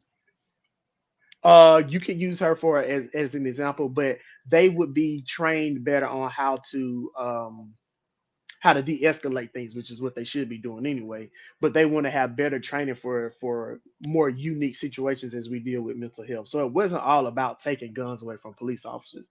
That never was the case. No, but I was saying the arguments that was put forward to defund, what, regardless of whatever the situation was, the argument that the opposing argument was that defunding the police would make our streets less safe. I think that was the opposing argument. So to answer your question, I was using that opposing argument to say, yes, any money that you take away from our budget for our military defense budget is going to make us less safe. How is it going to do that? I just don't agree with that. We're leaps and bounds. Let me at least land my plane. Even though you didn't answer my question directly, I got you. So when you're taking, you got to keep in mind with this one thing. Whenever you take money away from the budget to solve a problem, you think you're just taking money for that one incident or that one time. That's not how this works. Because if you've ever gotten a government, well, you work in the government, daggone it. You're working, and you understand what I'm about to say. Companies, non-profit organizations that gets budgets to run programs, kids football program, putting computers in low-income neighborhoods, giving tax for my sister. Let me use her for example. Giving tax services, free tax services for low-income people who don't have money to be able to get their taxes done. That's what she does. So when you get these government contracts, you're depending on this contract being renewed. However, with whatever the criteria are, whether it's 6 months or for a year, you're really depending on it, because any business, right? That business requires at least, let's say, 5 years for it to be profitable or something like that. So I think it's 3 to 5 years. Yeah. 3 to 5 years for it to be profitable, or at least for it to survive. So you're going to be dependent on that contract, right? So let's say you want to solve the homeless crisis, or you want to solve the immigration crisis, or whatever you want to solve. And you're just going to take that $1 trillion. Are you taking that $1 trillion every year, or are you taking that $1 trillion every month? How long are you taking it, or one time? Because that's going to then tell me whether you mean business or you're just trying to pacify a situation. Well, I mean, with the government is yearly. Our fiscal year runs from October 1 to September 30. So it's gonna be yearly. Um, but I mean, I hear what you're saying. I just disagree, and I think that's okay. You know, Yeah, I don't have anything else to add to it. You stated your case of why. No, there are no easy solutions. No, you damn right about that. There are no easy solutions. I do think though that I hope that you will slowly start to see some younger people get involved in politics. And when I say younger, I would say maybe like mid-30s and a little bit higher. I think we need some new blood in the Senate, in the House. I think we need some new and fresh ideas because, honestly, the way we've been doing things has been the same way for a really, really long time on both sides of the aisle. And I think it's time for us to try to do something different and try to really make. We ain't got to make America great again. We just got to make America better every day. And I think that's kind of what we need to focus on as U.S. citizens. And then use whatever I don't know where the budget's going to come from, but we got to pay some of these nonprofits to do more education for our voters. We got to educate people more, because I think where the sentiment and the anger comes from is the argument we just had, because people are thinking, how the heck you going to take all this money and just give it to those immigrants who are not supporting, who are not contributing to the budget? How are you just going to take care of them? And you got all these homeless people out here, but people are not educated to even have an educated conversation to get to it, to get to this place that you and I just got, because it's a shouting match. Nobody's going to hear anybody. Because you're right, I'm right, you're wrong, I'm wrong. It's like, how do we get to this place where people really understand with education? Because if I don't have a master's degree in organizational communication education from Bowie State University in Maryland, right? If I don't have that education, it's hard for me to mentally process what's going on. I'm still going to be at the level of being upset because I see homeless people and people are just, and we're feeding Haitians. Why the heck are we feeding Haitians? So we got to educate the general public. I don't know where that comes from. I don't know how to do that. I don't know, but I feel like and then we got to do something about MAGA. What if Kamala Harris wins tonight? What happens to MAGA? It's not going anywhere because he's not going anywhere. That's fine, but he's no longer powerful, so nobody cares. But what happens to those people? They're still going to believe in him. I think it will slowly but surely die down. But you're still going to have some very loyal members of his fan base.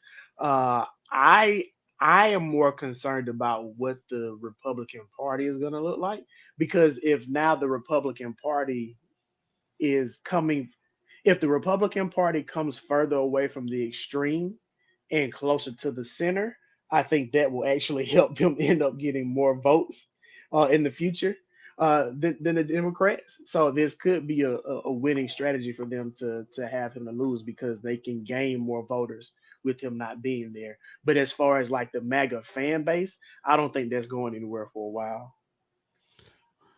But okay, so the question is, if they lose, if the general public rejects Trump, meaning a rejection of MAGA, that are still going to be there, but they're infringed.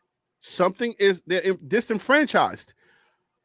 Remember you asked me earlier, you said, who before Trump, who was talking to those people, and Trump found a way to tap into their pain. How do we identify what their pain is without tapping into their racism? And how do we reach them? Because I don't know how many people are willing to go as far as Trump to talk to these infringed people.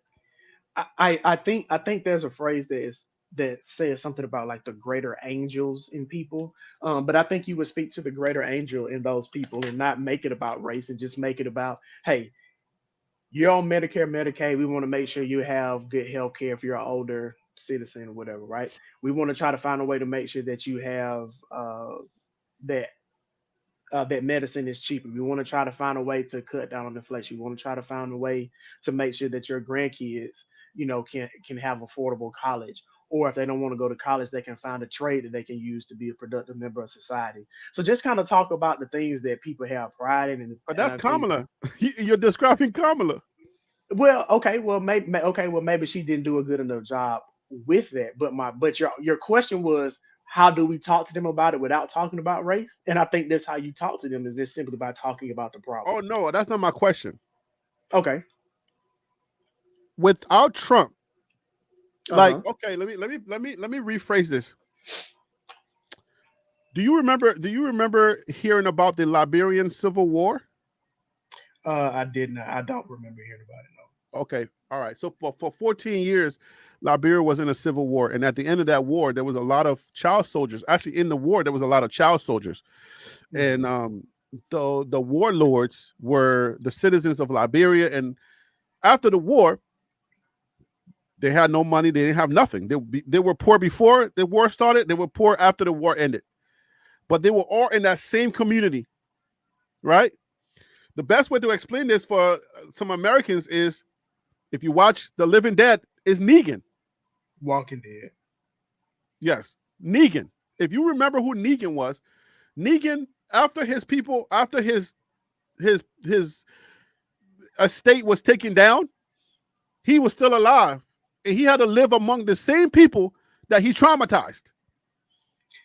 Well, Trump will never have to worry about that. No, I'm not talking about Trump. I'm talking about his people, right? The people that have gone so far, like they have literally gone off the roof. Like, I'm MAGA, I don't like you. You're not if you don't look like me, right? If you do not look like me, if you're not a Proud Boy, if you're not X, Y, and Z, I don't want to associate with you. They have gone off. They are the child soldiers. So after the war is over and we reject them and we say, no, your leader is gone. We got rid of your leader. We don't want your leader. We don't want your kind mixing among us. What happens to the people, and how do we reach them? Because we're not willing to go as far as Trump. So how do we reach his people? Okay, literally, like I said, you reach his people by talking about the issues. That's the only way you're going to get them. And I hope that you talk sense into them. The issues that you listed are not the issues that the ones that have gone on the fringe, like that's gone far out, are not the same issues. They don't care about Medicaid. They don't. Guess what? I promise you that they do. I think that with Trump, he was able to rile up a certain type of anger and vitriol behind something that they cared about as well. And it made them ride for that. But I promise you, once you take that away from the candidate, even if it's another Republican candidate, I think you take the racism away and you simply speak to the issues, you can win some of those people back. I'm not talking about the ones that are just completely, just sold to Donald Trump. That's not the people I'm talking about. But the people that who love him and that ride for him, and in some ways they've already isolated themselves in captivity. You know what I'm saying? Because you're talking about the regular Republicans. Well, no, I'm talking about even like some of your hardcore MAGA people. Like, you're saying like how they gonna live, with him being gone. But it's like they already out there as MAGA Republicans, and people still love them or they don't. You know what I'm saying? So people ain't rocking with you or they're not. But no, I think to your point, I think to talk to the people, you got to go to the issues and just get away from the identity politics, the racist stuff, and just speak to the issues. That's how you get those people back. Oh yeah, I think the Republicans, they have a super, not even great, like a super opportunity to get to recorrect their party. Exactly. Like, That's what I was saying. You, I would be Republican if I didn't feel like they were so racist. I feel like that's how most people feel. That's what I'm saying. I feel like if they were nice enough to say, hey, we're not the party of the white and we're the party of everyone, then more people will probably just Republicans have a lot of great ideas, and I welcome some of their ideas, but I just can't do it because if I was as a general person on the street, like a regular black person, yo, when you think Republican, what's the first word? Racism. That's the first thing that comes to my mind. I think Republican, I think racism. And then money. That's it. It's money, racism. That's it. There's no in between. It's money, racism. That's all they are. But they happen to be the party that ended slavery. So there you go. That coincidence is right there. life comes at you fast. Hey, Harry, I got to jump off, man. How long are you gonna be on today? Is this like a election night extravaganza? What's going on? Yeah, oh yeah, it's an election night extravaganza. If I have to jump off and just play a video, I'll do that. But then I'm coming back with the commentary. Once the votes start coming in, I'm coming right back on there. So it's an all night thing. Okay, bet. I'm like I said, I'm in Arizona, so I'm 2 hours behind. So it's crazy that it's 2 o'clock over here, but my body's like, nah, man, it's almost time for me to be getting off of work. So, but yeah, I'll jump back on later, man. I got some stuff I got to take care of, man. It was nice chatting with you. To the people in the chat, I respect all opinions. I hope y'all went out and voted if that's what y'all believe in. If y'all don't, your opinion still matters on the U.S. So, thank y'all for joining us. Salute, man. Thanks for coming on. I appreciate you. All right, no problem. All right, man.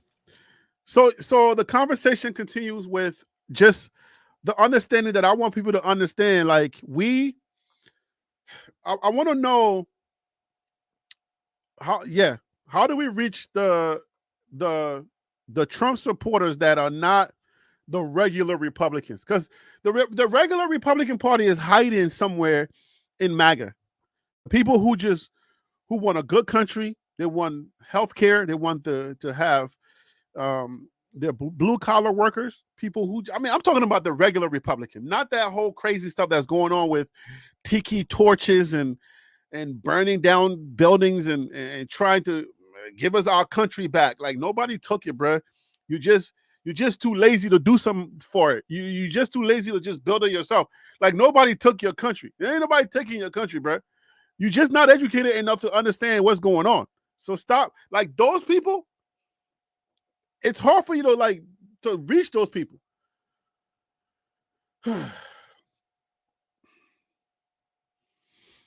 Let's listen into some stuff here.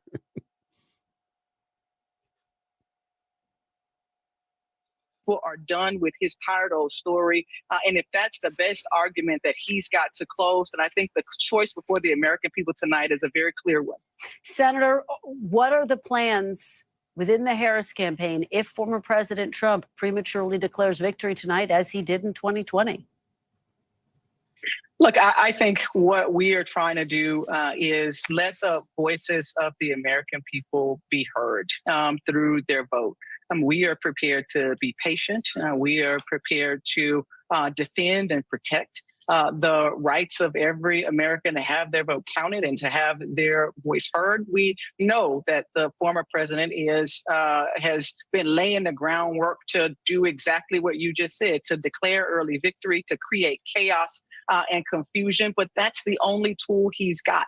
And so rest assured, we have a top-notch legal team, voter protection attorneys all over the country with hotlines that are ready to go for voters to call into. Go to iwillvote.com and find all of the information that you need. But we are, again, prepared to be patient and ensure that every voice, every vote of the American people is cast and counted. All right, Senator Butler, thank you so much for your time. We really appreciate it. Thank you, Kristen.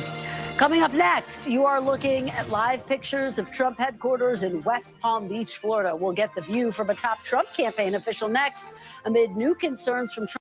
about the campaign's ground game. We'll delve into all of that. You're watching a very special edition, Election Day, right here on News Now. All right. I got you, CU fan. I see you.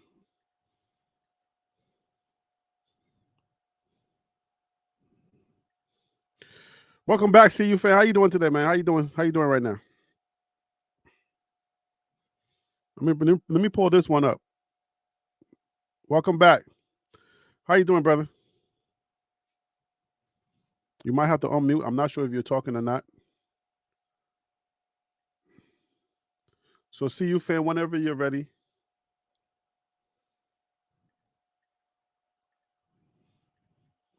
Let's go back to Huey. Brown and black people, this country wouldn't exist. Mm-hmm. The idea, Springfield, Illinois, was a town that was wasting away. It was in the Rust Belt. It was wasting away. They found this group of people. Who the fuck would really come to Springfield, Ohio? Like they eating the ducks. Ducks ain't even right. They Canadian geese. They passing through. Anybody staying in Springfield? We going down to San Diego. We just stopped at this pool. But the idea is that these places are so. And you don't need to be, this is the thing America don't need to get. Don't be mad at black and brown people for taking jobs. Be mad at lazy white people. If it wasn't for lazy white people, nobody would be here. If you want America to be American only for white people, have them doing jobs they don't want people to come here and do. You know what's wild, man? When we speak about immigrants, it's always the immigrants of color. Mm-hmm. Like even with Trump, his wife is an immigrant. My manager's an immigrant. Right? Yeah, you know what I'm saying? Canada. Yeah, man. But that's crazy. It's not even all that crazy. It is how the idea of us, like we want our country back. Black people didn't just come here. We didn't get on a cruise. Like it wasn't a job fair. Right. People came to do jobs you wouldn't do. Even in the other iterations, this is the thing about America. They always needed somebody to come and do work no one else would do. But then they need what they want is for them to come, work, and leave, not become political forces.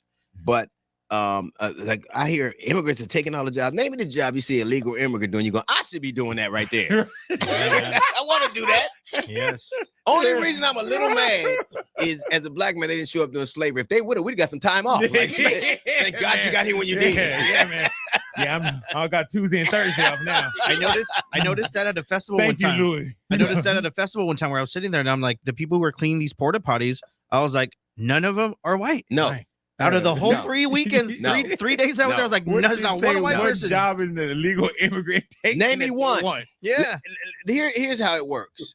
They will say we built this country, but then you have this slew of people. No, you supervise. Like you see black people picking cotton, you got a clipboard. Yeah. So, but there is a way that they demonize people. That you can just say you can cast these aspersions that people would just believe. Absent proof. They don't have to have any proof at all. That's the one thing you don't ever need anymore. And particularly when you come to black and brown people, you don't need proof. You just say it. Yeah. They lazy. They want. All right. So Gerald, tell me why he's lying.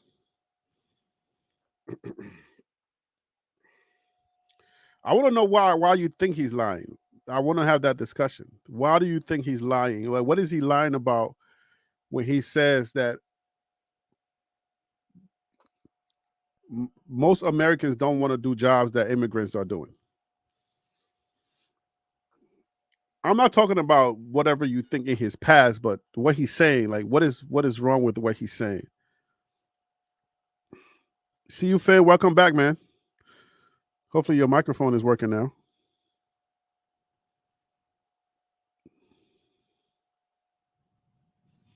Saying that black people will not take these jobs.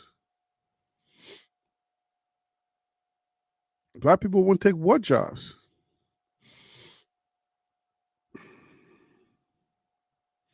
I don't know that he said that black people won't take a certain job.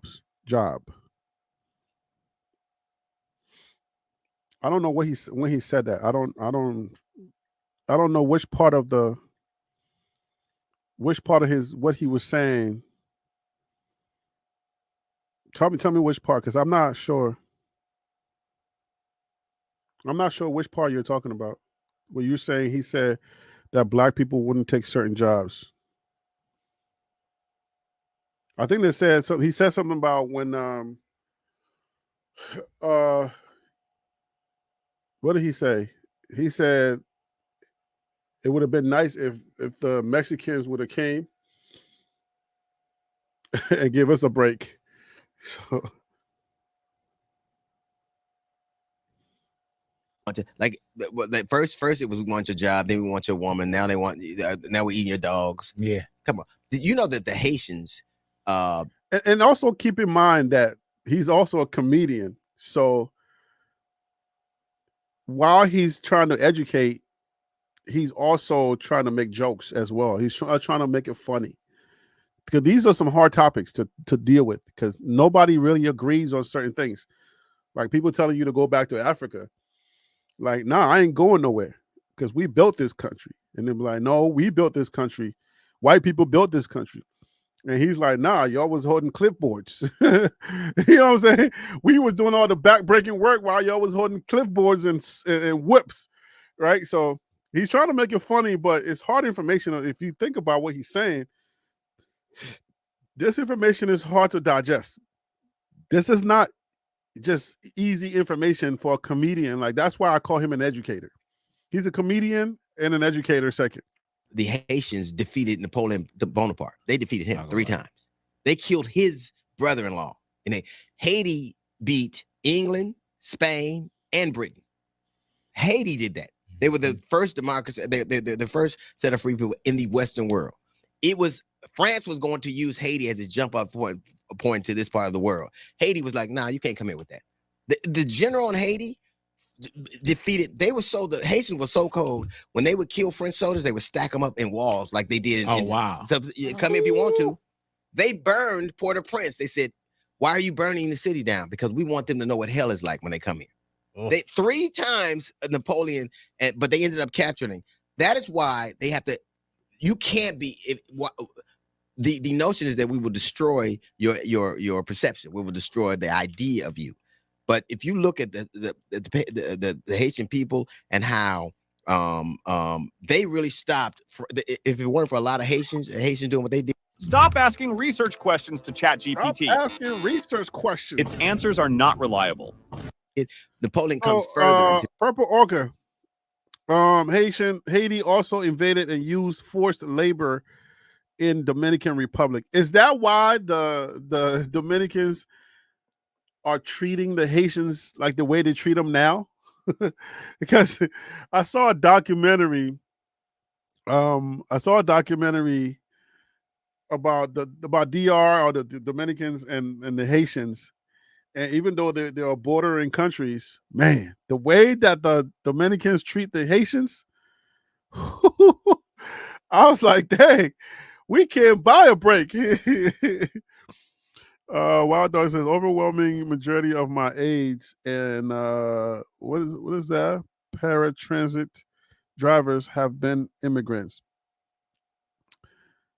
So yeah, I want to know, is that there is a Haitian Dominicans don't like Haitians. They building a wall between them. Oh man. Are they really? Yeah, Dominicans don't like Haitians. You're right, but they treat them terribly, bro. The documentary that I was watching. There's this place where they go to the market, and there's an exchange, and I think you have to cross the river, and something about crossing the river that the Dominicans don't allow the Haitians to cross, or something like that. It was bad. Right, it was bad, and I was just like, "Dang, boy, ooh-wee." See you, Phil. Let's try this one more time. Where you at? You good? Is your audio good now? Can you hear me now? Oh yeah, there you go. Yeah, I just got back from getting a haircut, and I was in the barbershop, a real barbershop with barbershop talk, and I will tell you this. I came out of there, basically, hearing the same thing that never ends. It's basically, it's election day. So they're talking about a lot of politics and whatnot. and it felt like I was in the real barbershop, with like Ice Cube type situation, and it was kind of like, and it's like all we were talking about is like all the barbers, all of them now. And when I say all of them, all the barbers are pro-Trump, and it's kind of like, why are you guys pro-Trump? This, and you try to talk to them, and then you try to tell them the personal perspectives and the reasonings, and all of them are just like pro-Trump because he makes me money. And that's the one point. thing. It's like the PPP loan was the only thing. The whole pandemic crap.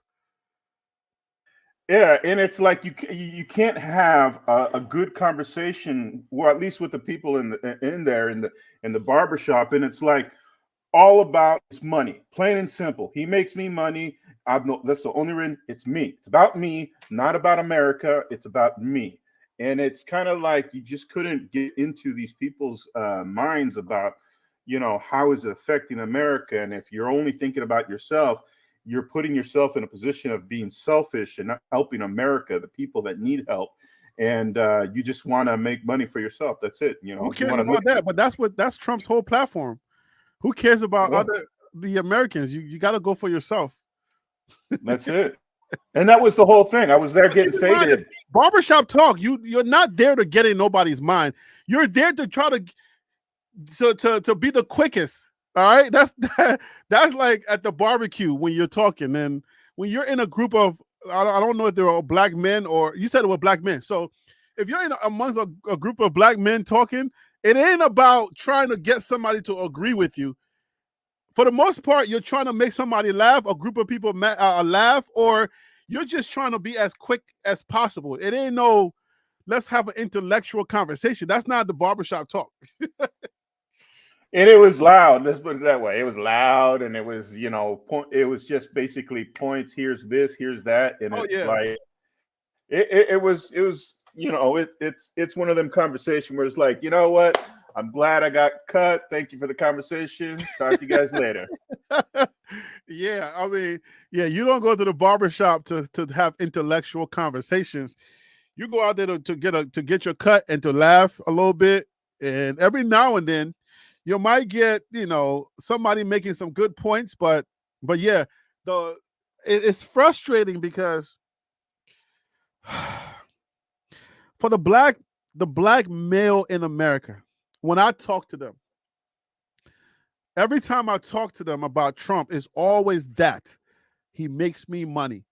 But I don't know that any of them, if you press them, they can really tell you how he made them money.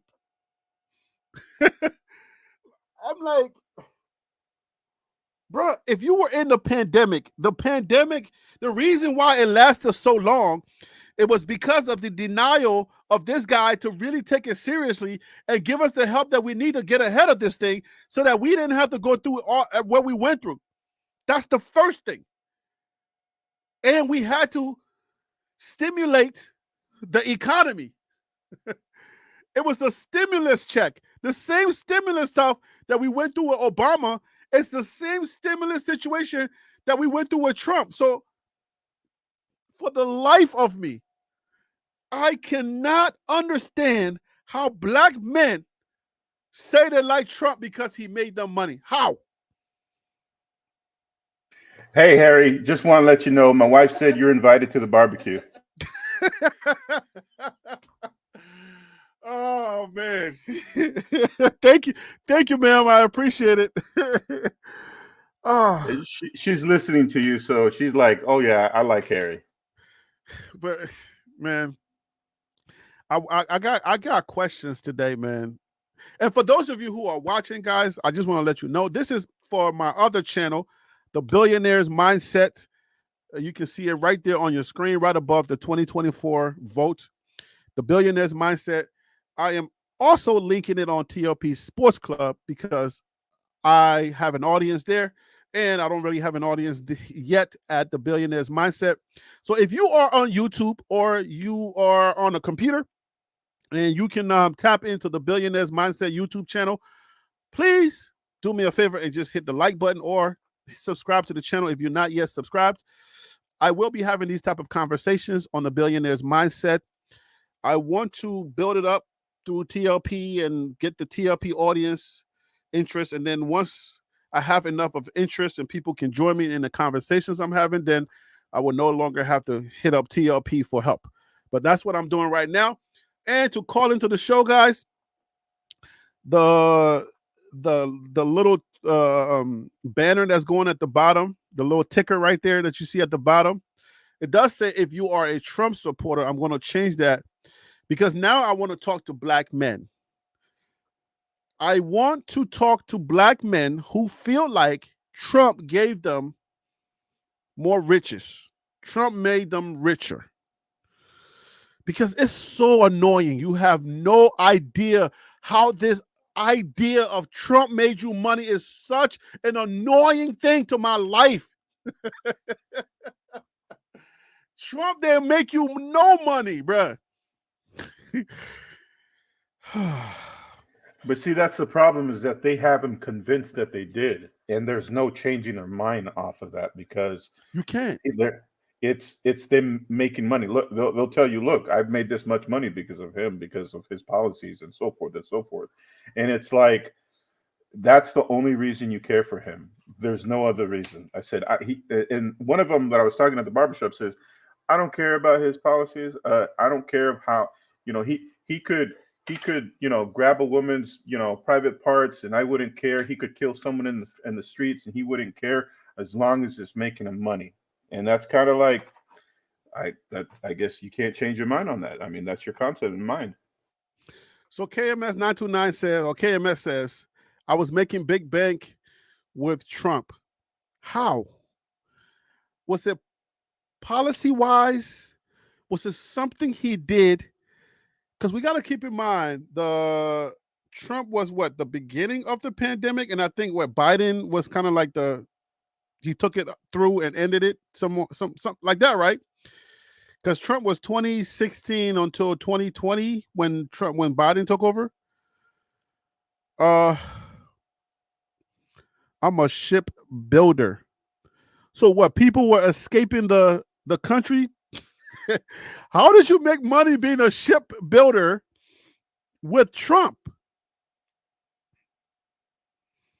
Oh, by the way, my college roommate, his name was Don Koskela.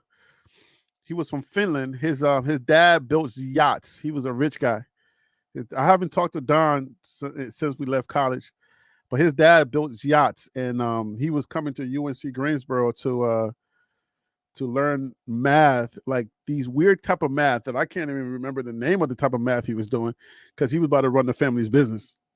So if you're a ship builder, Trump gave our military open checkbook. So you was building ships for the military? I'm trying to make the correlation. I'm trying to make I want to talk to a black person, aircraft carriers and submarines. Why are you talking in codes? Are you at work? Oh, okay. So, okay. Well, are you a privately owned company? I know you're probably at work, so you probably can't have this conversation, but I see you, fan. So let's get into this. Did you hear a lot of the immigration talk that we had, or you was at the barbershop? Yeah, I was at the barbershop, so I couldn't. I wasn't listening to the show while I was getting cut up and talking to people there. Oh, okay. Where do we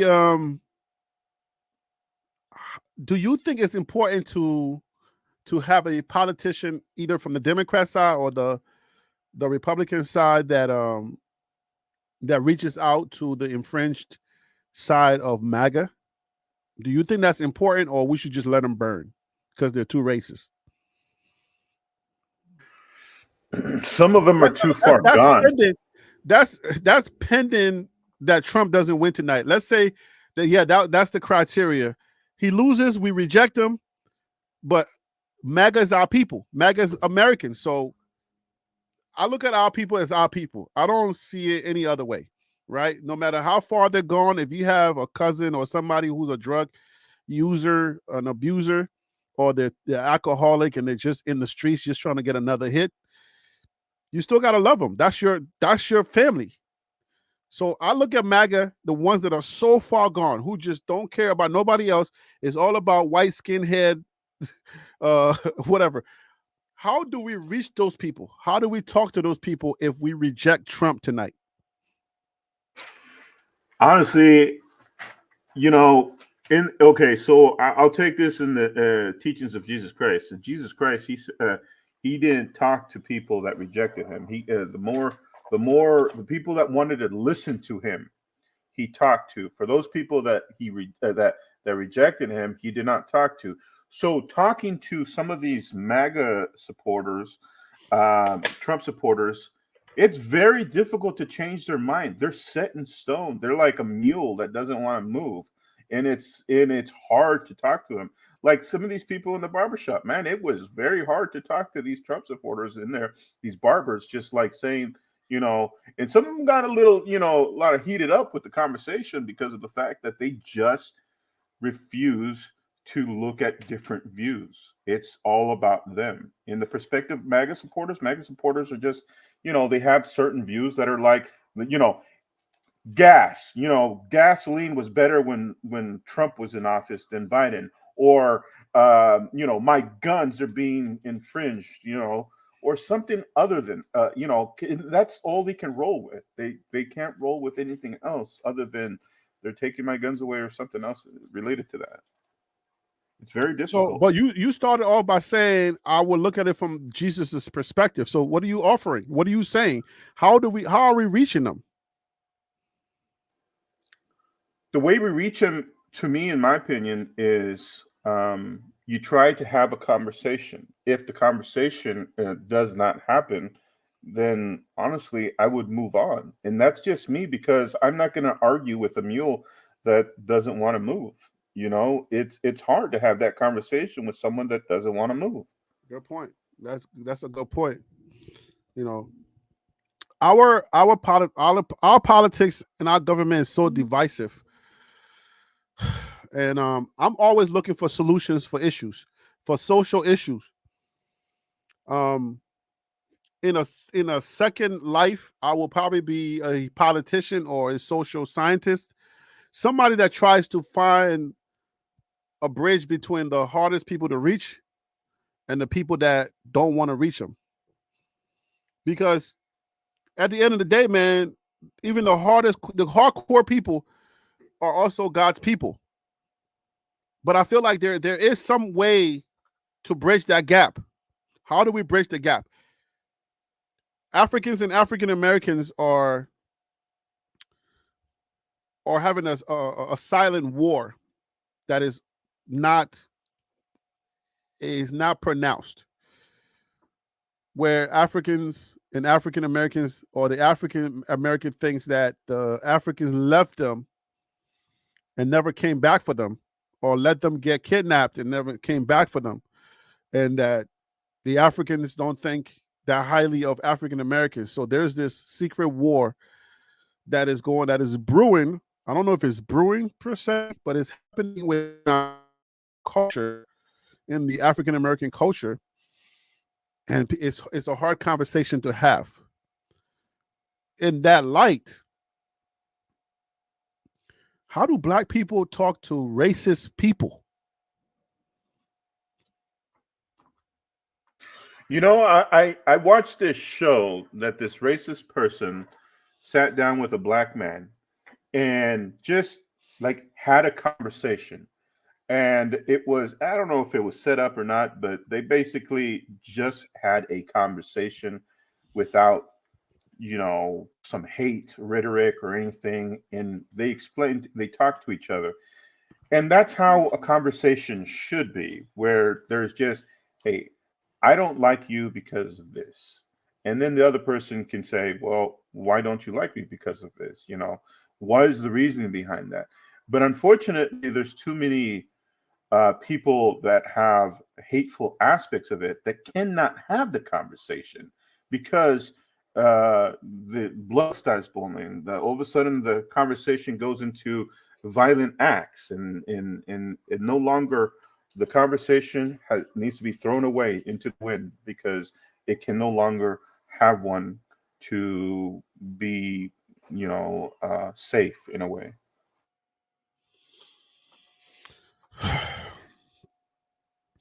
It's a hard task. It's a burden to carry when you are the way that I am. It's a burden because when God puts this burden on my heart, and then He's like, quiet, and I'm like, well, wait, God, like, what am I supposed to do? He ain't gonna tell you. He just puts the burden on your heart, and you're supposed to go out and do something.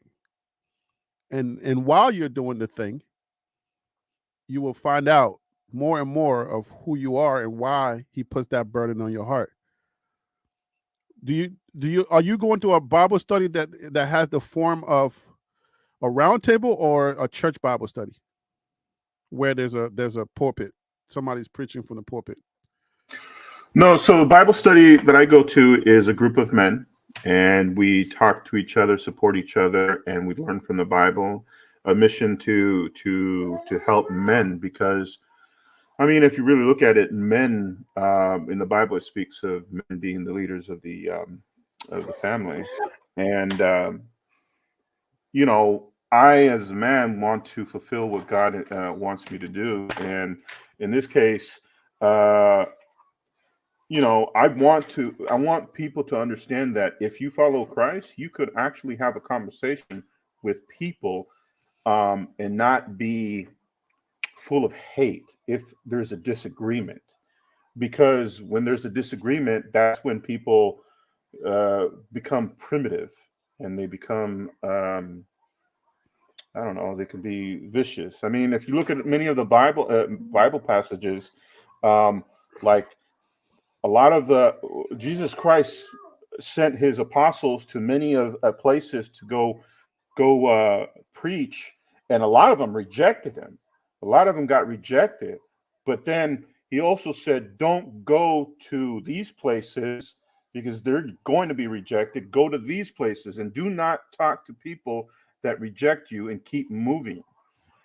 And that's how a lot of times it has to be with conversations. If you get rejected, I mean, why are you going to try to talk to a wall? If a wall does, if the wall is not responding to you or not talking back to you, and it's just looking at you like you're an idiot, I will refuse. I refuse to say that you're right. Then it's pointless. Go talk to someone that looks like they want to have a conversation and understand a conversation to a point where it's okay to disagree or agree to disagree. Because unfortunately, there's people out there that refuse to have that type of mindset, and they'll just say, I'm full right, so I don't believe in anything except full right, or vice versa, left. And unfortunately, it gets to a point where you just kind of walk away. I've had to walk away from many conversations because people are just too much. They're just it's like talking to a wall. Yes, that's true. Let's bring back on Tim. Tim, how you doing, brother? Welcome back. Yo, what's up? What's up? What's up? Hey, Tim, Tim. how do you talk to racist people? Um, That's a tough one, I know. Yeah, I don't. I try to engage in the conversation, but if I see the conversation, the direction that the conversation may be going, I have a tendency of exiting left. Like I don't even entertain it. I don't give it a lot of oxygen, man. Uh, you don't pay me to listen at that nonsense, so I choose not to waste my time on it when I could be doing a lot of other uh, things with my time. So I don't give it a lot of energy, and that's just honest. I respect it. Um, A lot of people though, Harry, like I feel like a lot of people can't have conversations because people are so busy trying to get the other individual to agree with what they are saying. Good point. Is it naive of me to think that there's a slimmer of chance that things can get better, that race relations can get better in America or around the world? Am I being naive? No, So oh, go ahead. I'm sorry. I don't think you're naive to think that, because race relationships can get better if we actually want them to get better.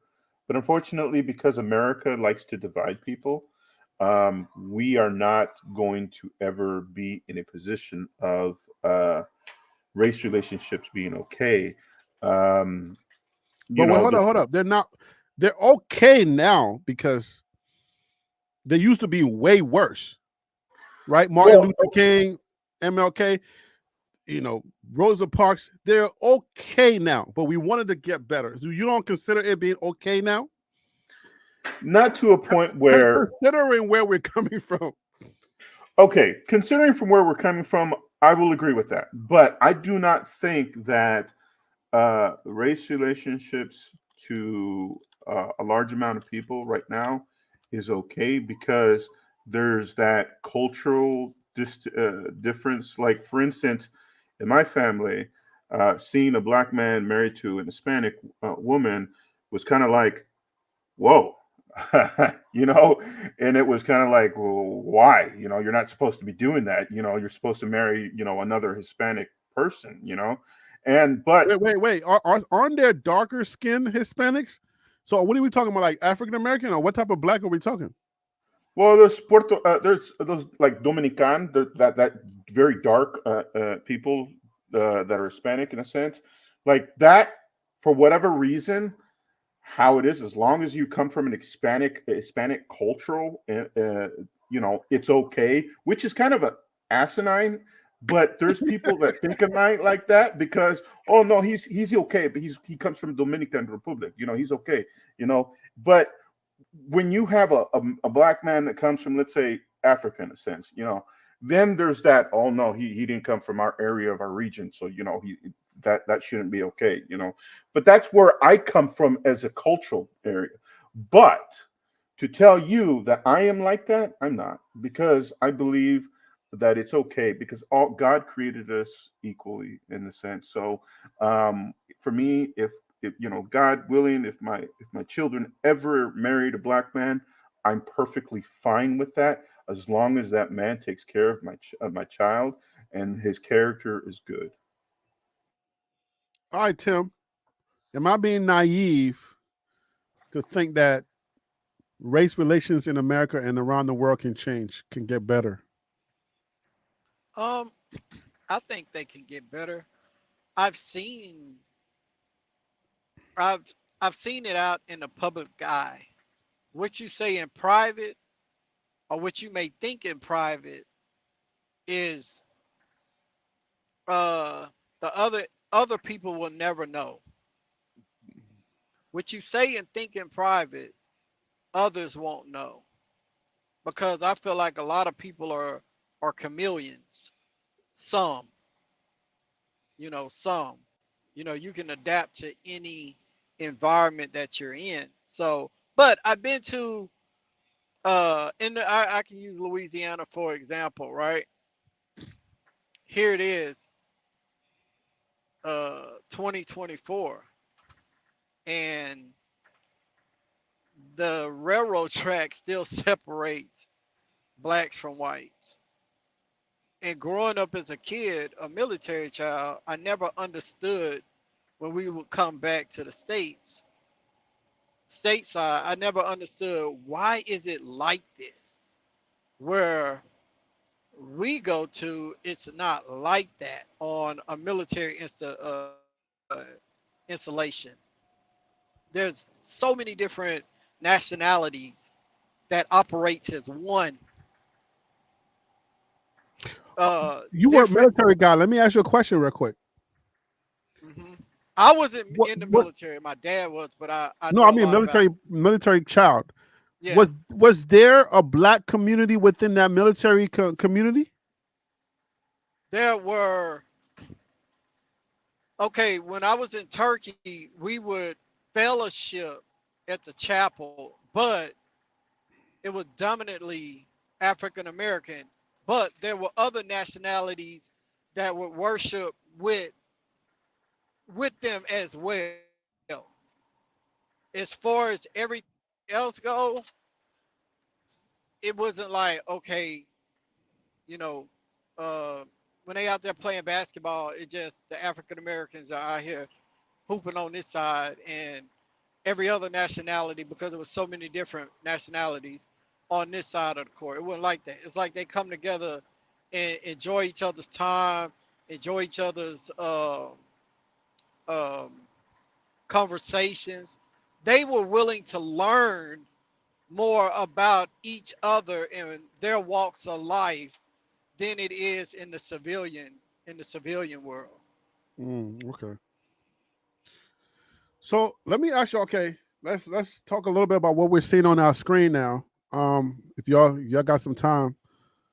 So the first exit poll data has been cast or is out, and 51% of the people who were asked about the economy, who will handle the economy the best, 51% said Trump, 47 said Kamala Harris. Why do you think 51% people are saying that? Is it because Trump is a businessman, or why do people think that this guy is good for the economy? Or Okay, so can I answer that? Go ahead, Steve. Go ahead. Okay, so first of all, I don't think Trump is a good businessman. That man has screwed businesses over so much, and he has also done some real shady stuff to the point where declared bankruptcy, has robbed people or small businesses, and put himself to again what we talked about before, kind of go around the law in order to get it his way. So as a businessman, that man only uses a cheating system to get what he wants done. Second of all, the reason I believe Harris could do a better job running the business or the country in the perspective of like economy is because Democrats have shown that they can run a better tight shift when it comes down to money. Whereas Trump, most of everything that he does, or Republicans have always been for companies, for rich people, for people above. They always say we're for the small people. No, you're not. I mean, Dave Chappelle said it many times. I'm not voting for, or if Trump is going to make me money. Why would I vote for the other person when he's going to make me money? Right. And the richer stay richer through Republicans, while the poor get poorer. It's been shown that the economy is better ran with a Democrat than in a Republican, because the Republicans always put us in the deficit, whereas a Democrat will fix the deficit. And then the whole thing about Trump saying that the economy was better under him when Obama was having a great economy. He just took over that economy, and he was having the effect of what Obama had created for the economy, and then claimed it for himself, which is why I believe Democrats run the country better versus Republicans. In this case, Trump versus Harris. All right, Tim, go ahead. I think I agree with you, CU fan, on certain things. I think people probably feel that way because it's what the eye see, it's what the mind think. Uh, they see him carry himself like a great businessman. The things that he has in life showcases that showcases wealth, right? But people fail to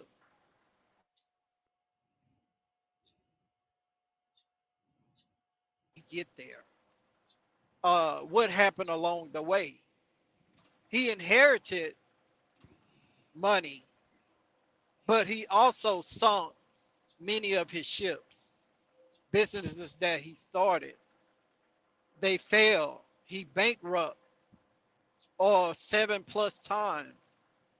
Uh,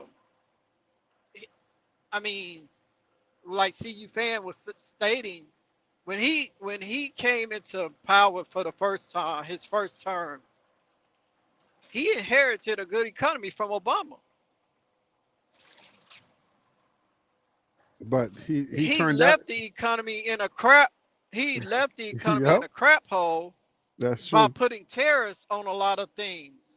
When Biden and Kamala took office, they had to clean it up now, and that's what I don't understand. How can people look at his record as far as business mind go, or checks and balances versus Biden's, somebody who been in politics for over 50 years, been seeing a lot.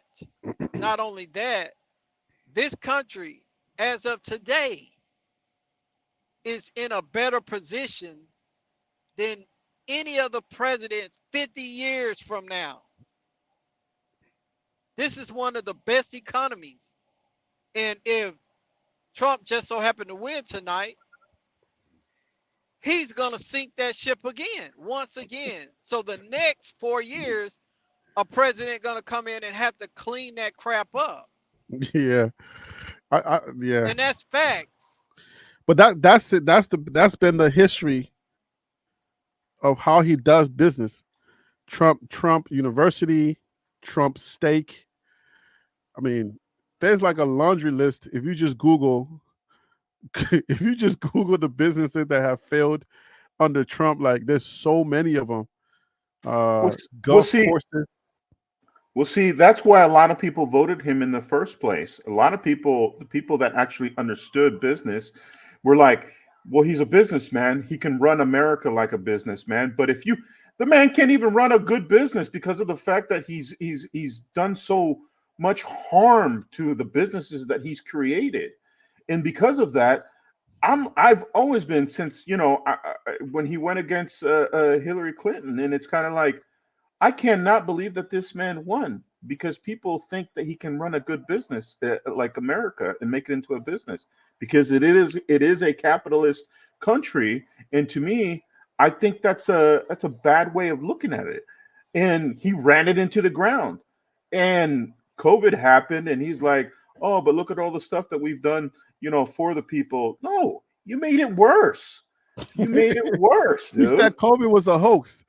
For months, we were battling the idea of COVID not being, a real thing. And then the crap hits the fan, and we're stuck inside for 3 years. That was real. We were inside trying to figure out how we were going to live.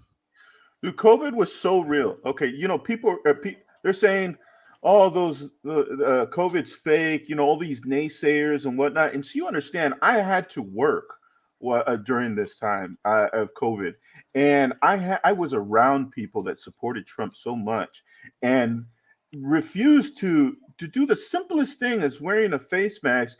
And basically, their sickness was put on me to a point where I got COVID myself, and I got hit pretty good, and my lungs have not been the same because of it. Man, that's tough. And let me throw something else on top of that. I'm glad that, and this is something that I criticized Democrats for years, and I still uh, hold them accountable, or criticize them on some things. Obama been talking about in some of his debates I mean, in some of his speeches that I gave Trump a playbook on how to deal with the the COVID virus or the pandemic that was going to happen. If you listen at the words, he knew it was going to happen. There's certain things in the government they know before the American public knows. Right. And this was to get And ahead of that for the so sake of the people. right, so he was ahead of that, and I'm glad that he bought out the information about Canada and the percentage of people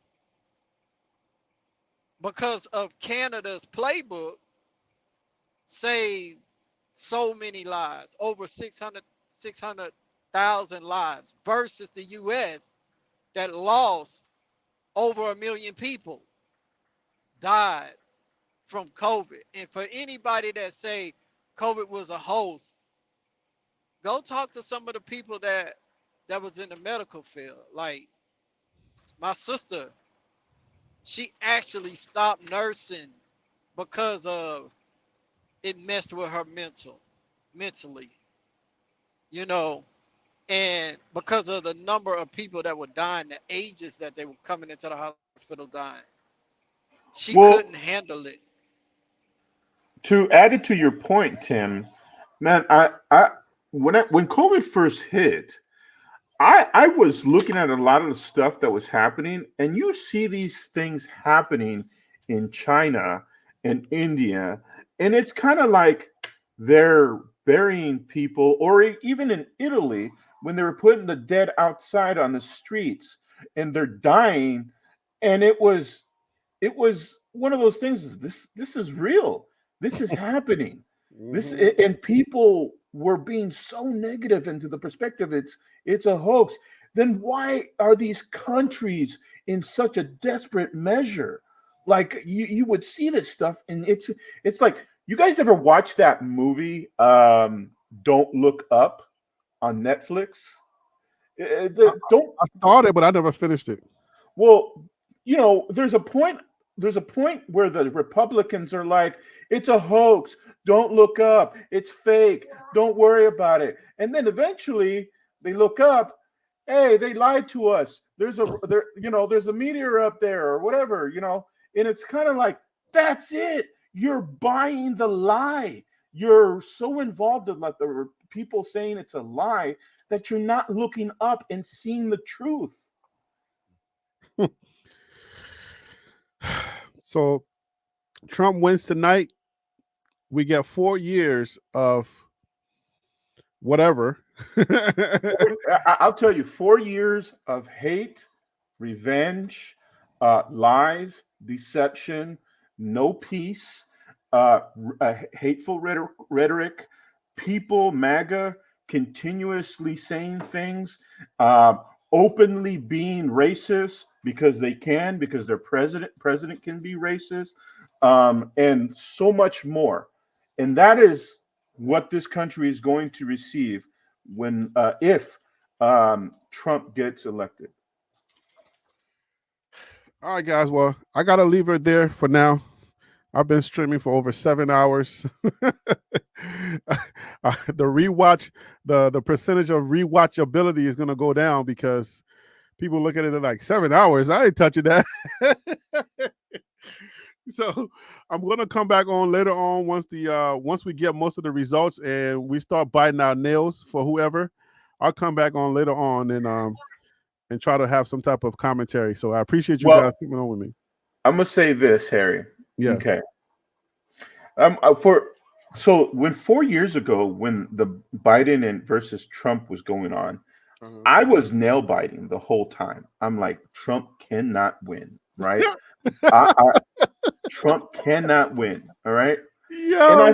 I'm gonna tell you this time around, it's different for me. Is because I've put God more into my life, and I focused God to be more involved into my life, and He comes first, and that has put me in a whole different perspective of how I look at this presidential election time.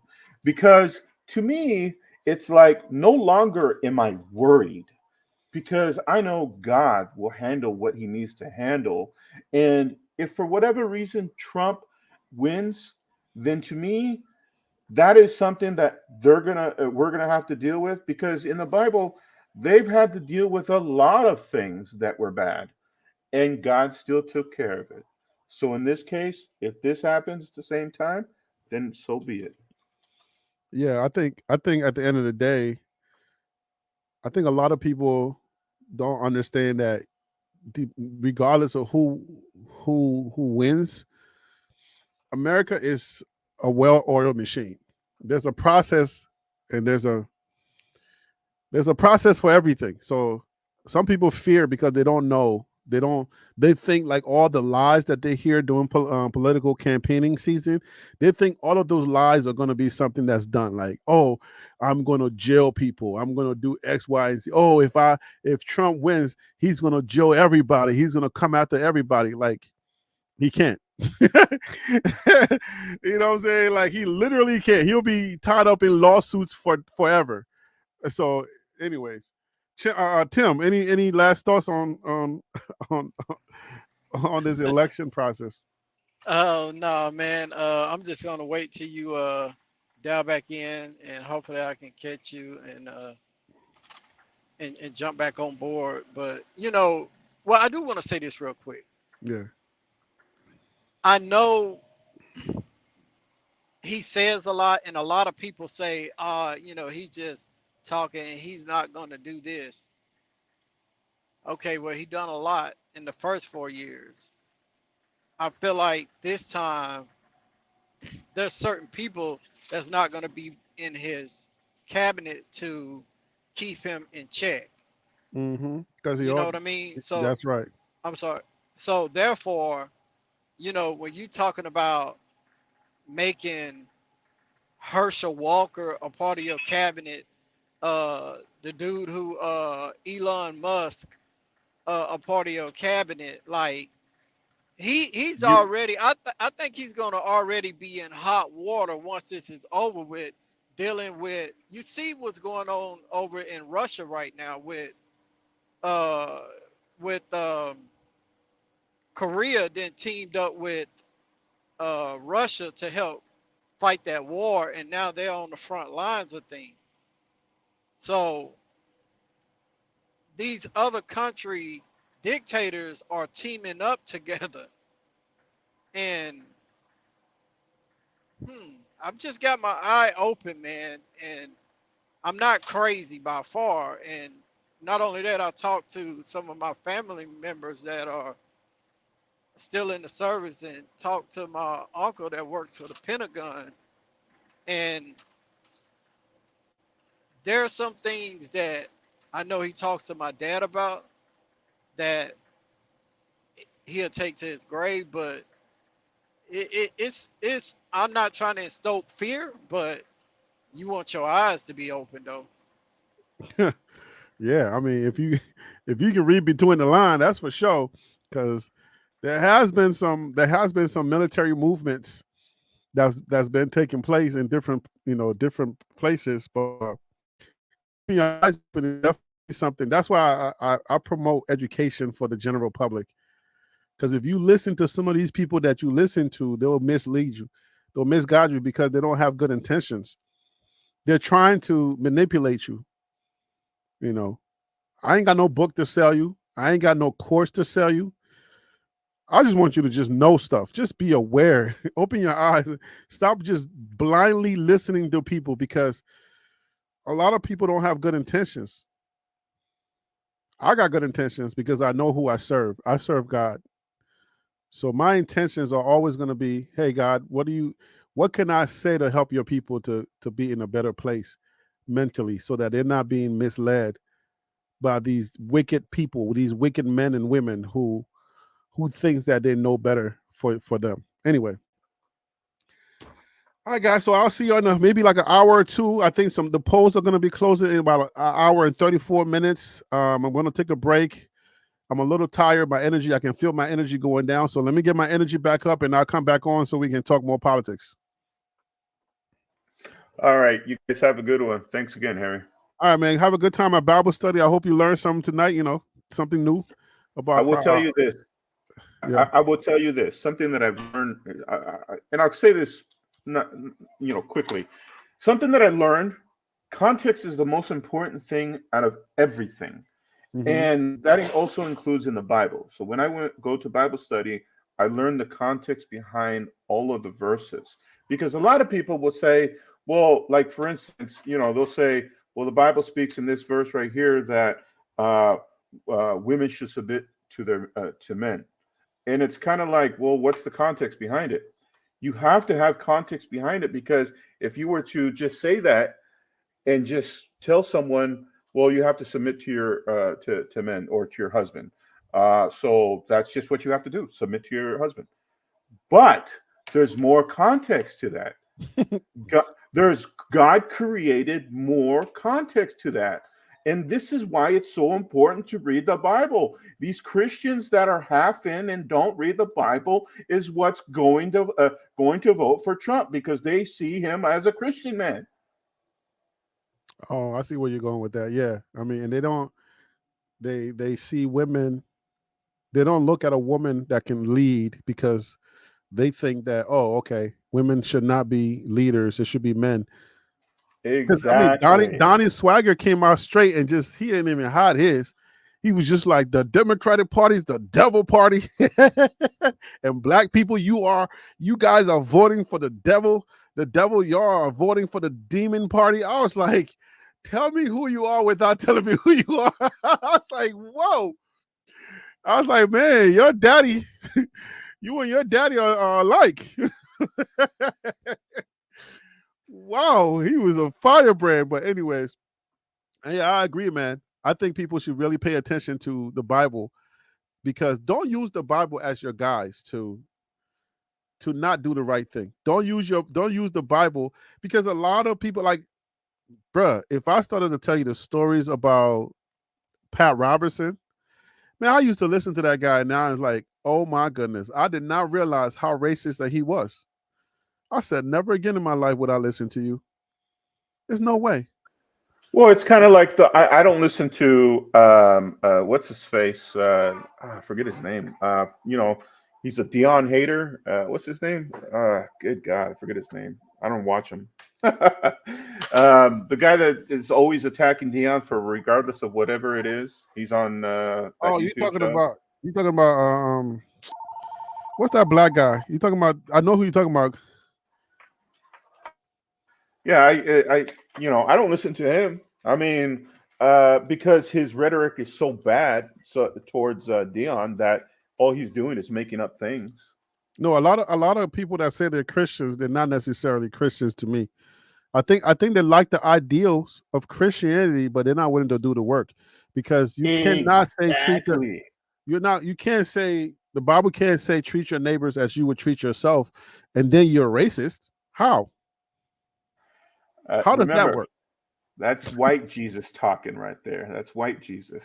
But that is I don't really, but that's the thing. I don't say white Jesus, black Jesus, but that's the thing. It's like, if you are a true Christian, the way that you carry yourself would differ, because you're not doing the work. You're just calling yourself a Christian. You like the ideals of a Christian nation, or you like the ideals of being a Christian, but you're not a Christian because you're not doing the work. You're too lazy to do the work, because the work is real. You think it's easy to get smacked up if you have the Holy Spirit guiding you, for the Holy Spirit to tell you, I'm telling something to my wife, and the Holy Spirit immediately quickens my heart and says, I didn't have you meet this person so you can gossip about him. I had you meet this person so you can pray for him. There's a reason why I didn't get you to go through this person, but now you're gossiping to your wife about somebody that I told you I put in your path. So now you're a gossiper. That's not easy. It isn't. I mean, Jesus said the path to don't remember the exact words, but the path to to heaven or righteousness is small, where the path to sin is wide. It's a wide open door. It's like the eye of a needle. Like, it's hard. So yeah, I mean, people think this is something you can just say that you are, and then that's it. Go to church on Easter, wear your little dresses and wear your little suits, and that's it. Like, nah, you fooling yourself. This is work. This is work. When you talk to your wife in a certain way, or let me just put it to myself. Let me personalize it so it can mean something to me. Talking to my wife in a certain way, and the Holy Spirit says, why are you talking to your wife that way? And you have to, even though you feel like you were right, you have to go apologize. That's real. That's conviction. And right God, right, that's conviction. And God knows how to keep a marriage together. The reason why a lot of marriages fail in the Christian community is because we're not willing to give it to God. The Holy Spirit is always teaching and telling us things about our marriage, about our relationships, but we're not willing to listen because we're so angry or we're so wanting to be right. So it's hard for us to, you know what I'm saying, for us to agree when you're getting corrected. And this is not no correction coming from somebody outside. This is literally the Holy Spirit talking to you, and you're rejecting the Holy Spirit. And then when you get divorced, then you say, oh, Lord, why am I divorced? All those years when I was trying to give you correction, I said, stop talking to this woman like this. Stop treating her like this. Remember, even though it says that the woman is supposed to be submissive, it also says that the man is supposed to treat her like Christ treats the church, which is even more, that portion of it is harder to do because Christ died for his church. But people That's the exact context. Take the first part of it and they just run with that. Oh, my wife is supposed to submit to me because I'm a man. But they forget the part where it says men are supposed to love their wife like Christ loved his church, and he gave his life for the church. If that part, I told my wife that one time, I was like, oh, shoot, we got it worse than y'all. We got it way worse. Christ died for his church. Whew. Boy. And that's truth. and everything that we do, and I'm here to say is like, even I have to work at everything that I do when it comes down to the church, because, hey, look, I come from a time that, you know, I did a lot of wrong stuff. So old habits die hard, but you have to work at them. It's you know, work. so bro, the Holy Spirit's job is to take that gunk out of you. A plumber trying to clean pipes works hard trying to clean out the dirt that's in that pipe. I built my basement with me and my family. We built our basement during the COVID time, and we had to get a plumber to help us with the plumbing.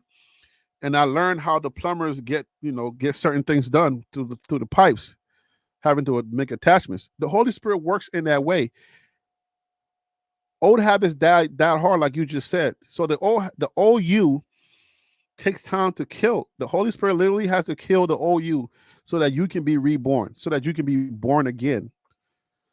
Some people are not willing to allow the Holy Spirit to do the work of killing their old flesh so that they can be born again. They go to the church and they get the confession, and they go before the public, say, I want to be born again. But the work that it takes for you to die to self and be born again, they're not willing to allow the Holy Spirit to do that. And there's some that are willing to allow the Holy Spirit to do that. They're not willing to allow themselves to be wrong a lot. So for that, you lose relationships. Young marriages always get the brunt of that. Some guys think like, my money, I'm the man of the house. I have the money, and I'm not telling nobody. I'm not telling my wife she's supposed to be subservient to me. It's a lot, man. It's a lot. But let's continue this conversation. I don't know if you're gonna jump back on when I come on tonight. If you can, that's cool. If not, I'll have another session sometime this week. But I appreciate you, man. I love the conversation, man, and I definitely want to continue the conversation whenever you can. Okay. Absolutely. I don't know what time you show up, but I have in a few hours I have Bible study, so I've got a little bit of time. If you're going to be back here in a couple hours or so, then I might jump on. But after that, I'll be heading to the Bible study. All right, man. So we'll talk. Okay. Thank you very much, Harry. Have a good one. Right. God bless. Thank you. God bless. All right, folks. So you see the early exit polling happening. I'm going to get off of here and come back later on. Thank you so much for being my audience. Thank you so much for contacting, for communicating in the chat. Wild Dog, salute to you. Purple Orca, I appreciate you coming on here. I know it's not the regular football chat, but thank you guys. Chad, thank you for coming on here. I appreciate you.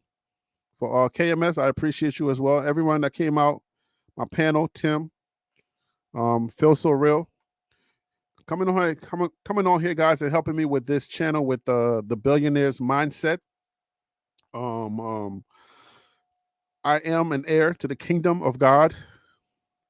So the billionaire's mindset is kind of like in that somewhere. I explain it a little bit more when I get more time, but my energy is draining. When you stream for 8 hours, it happens.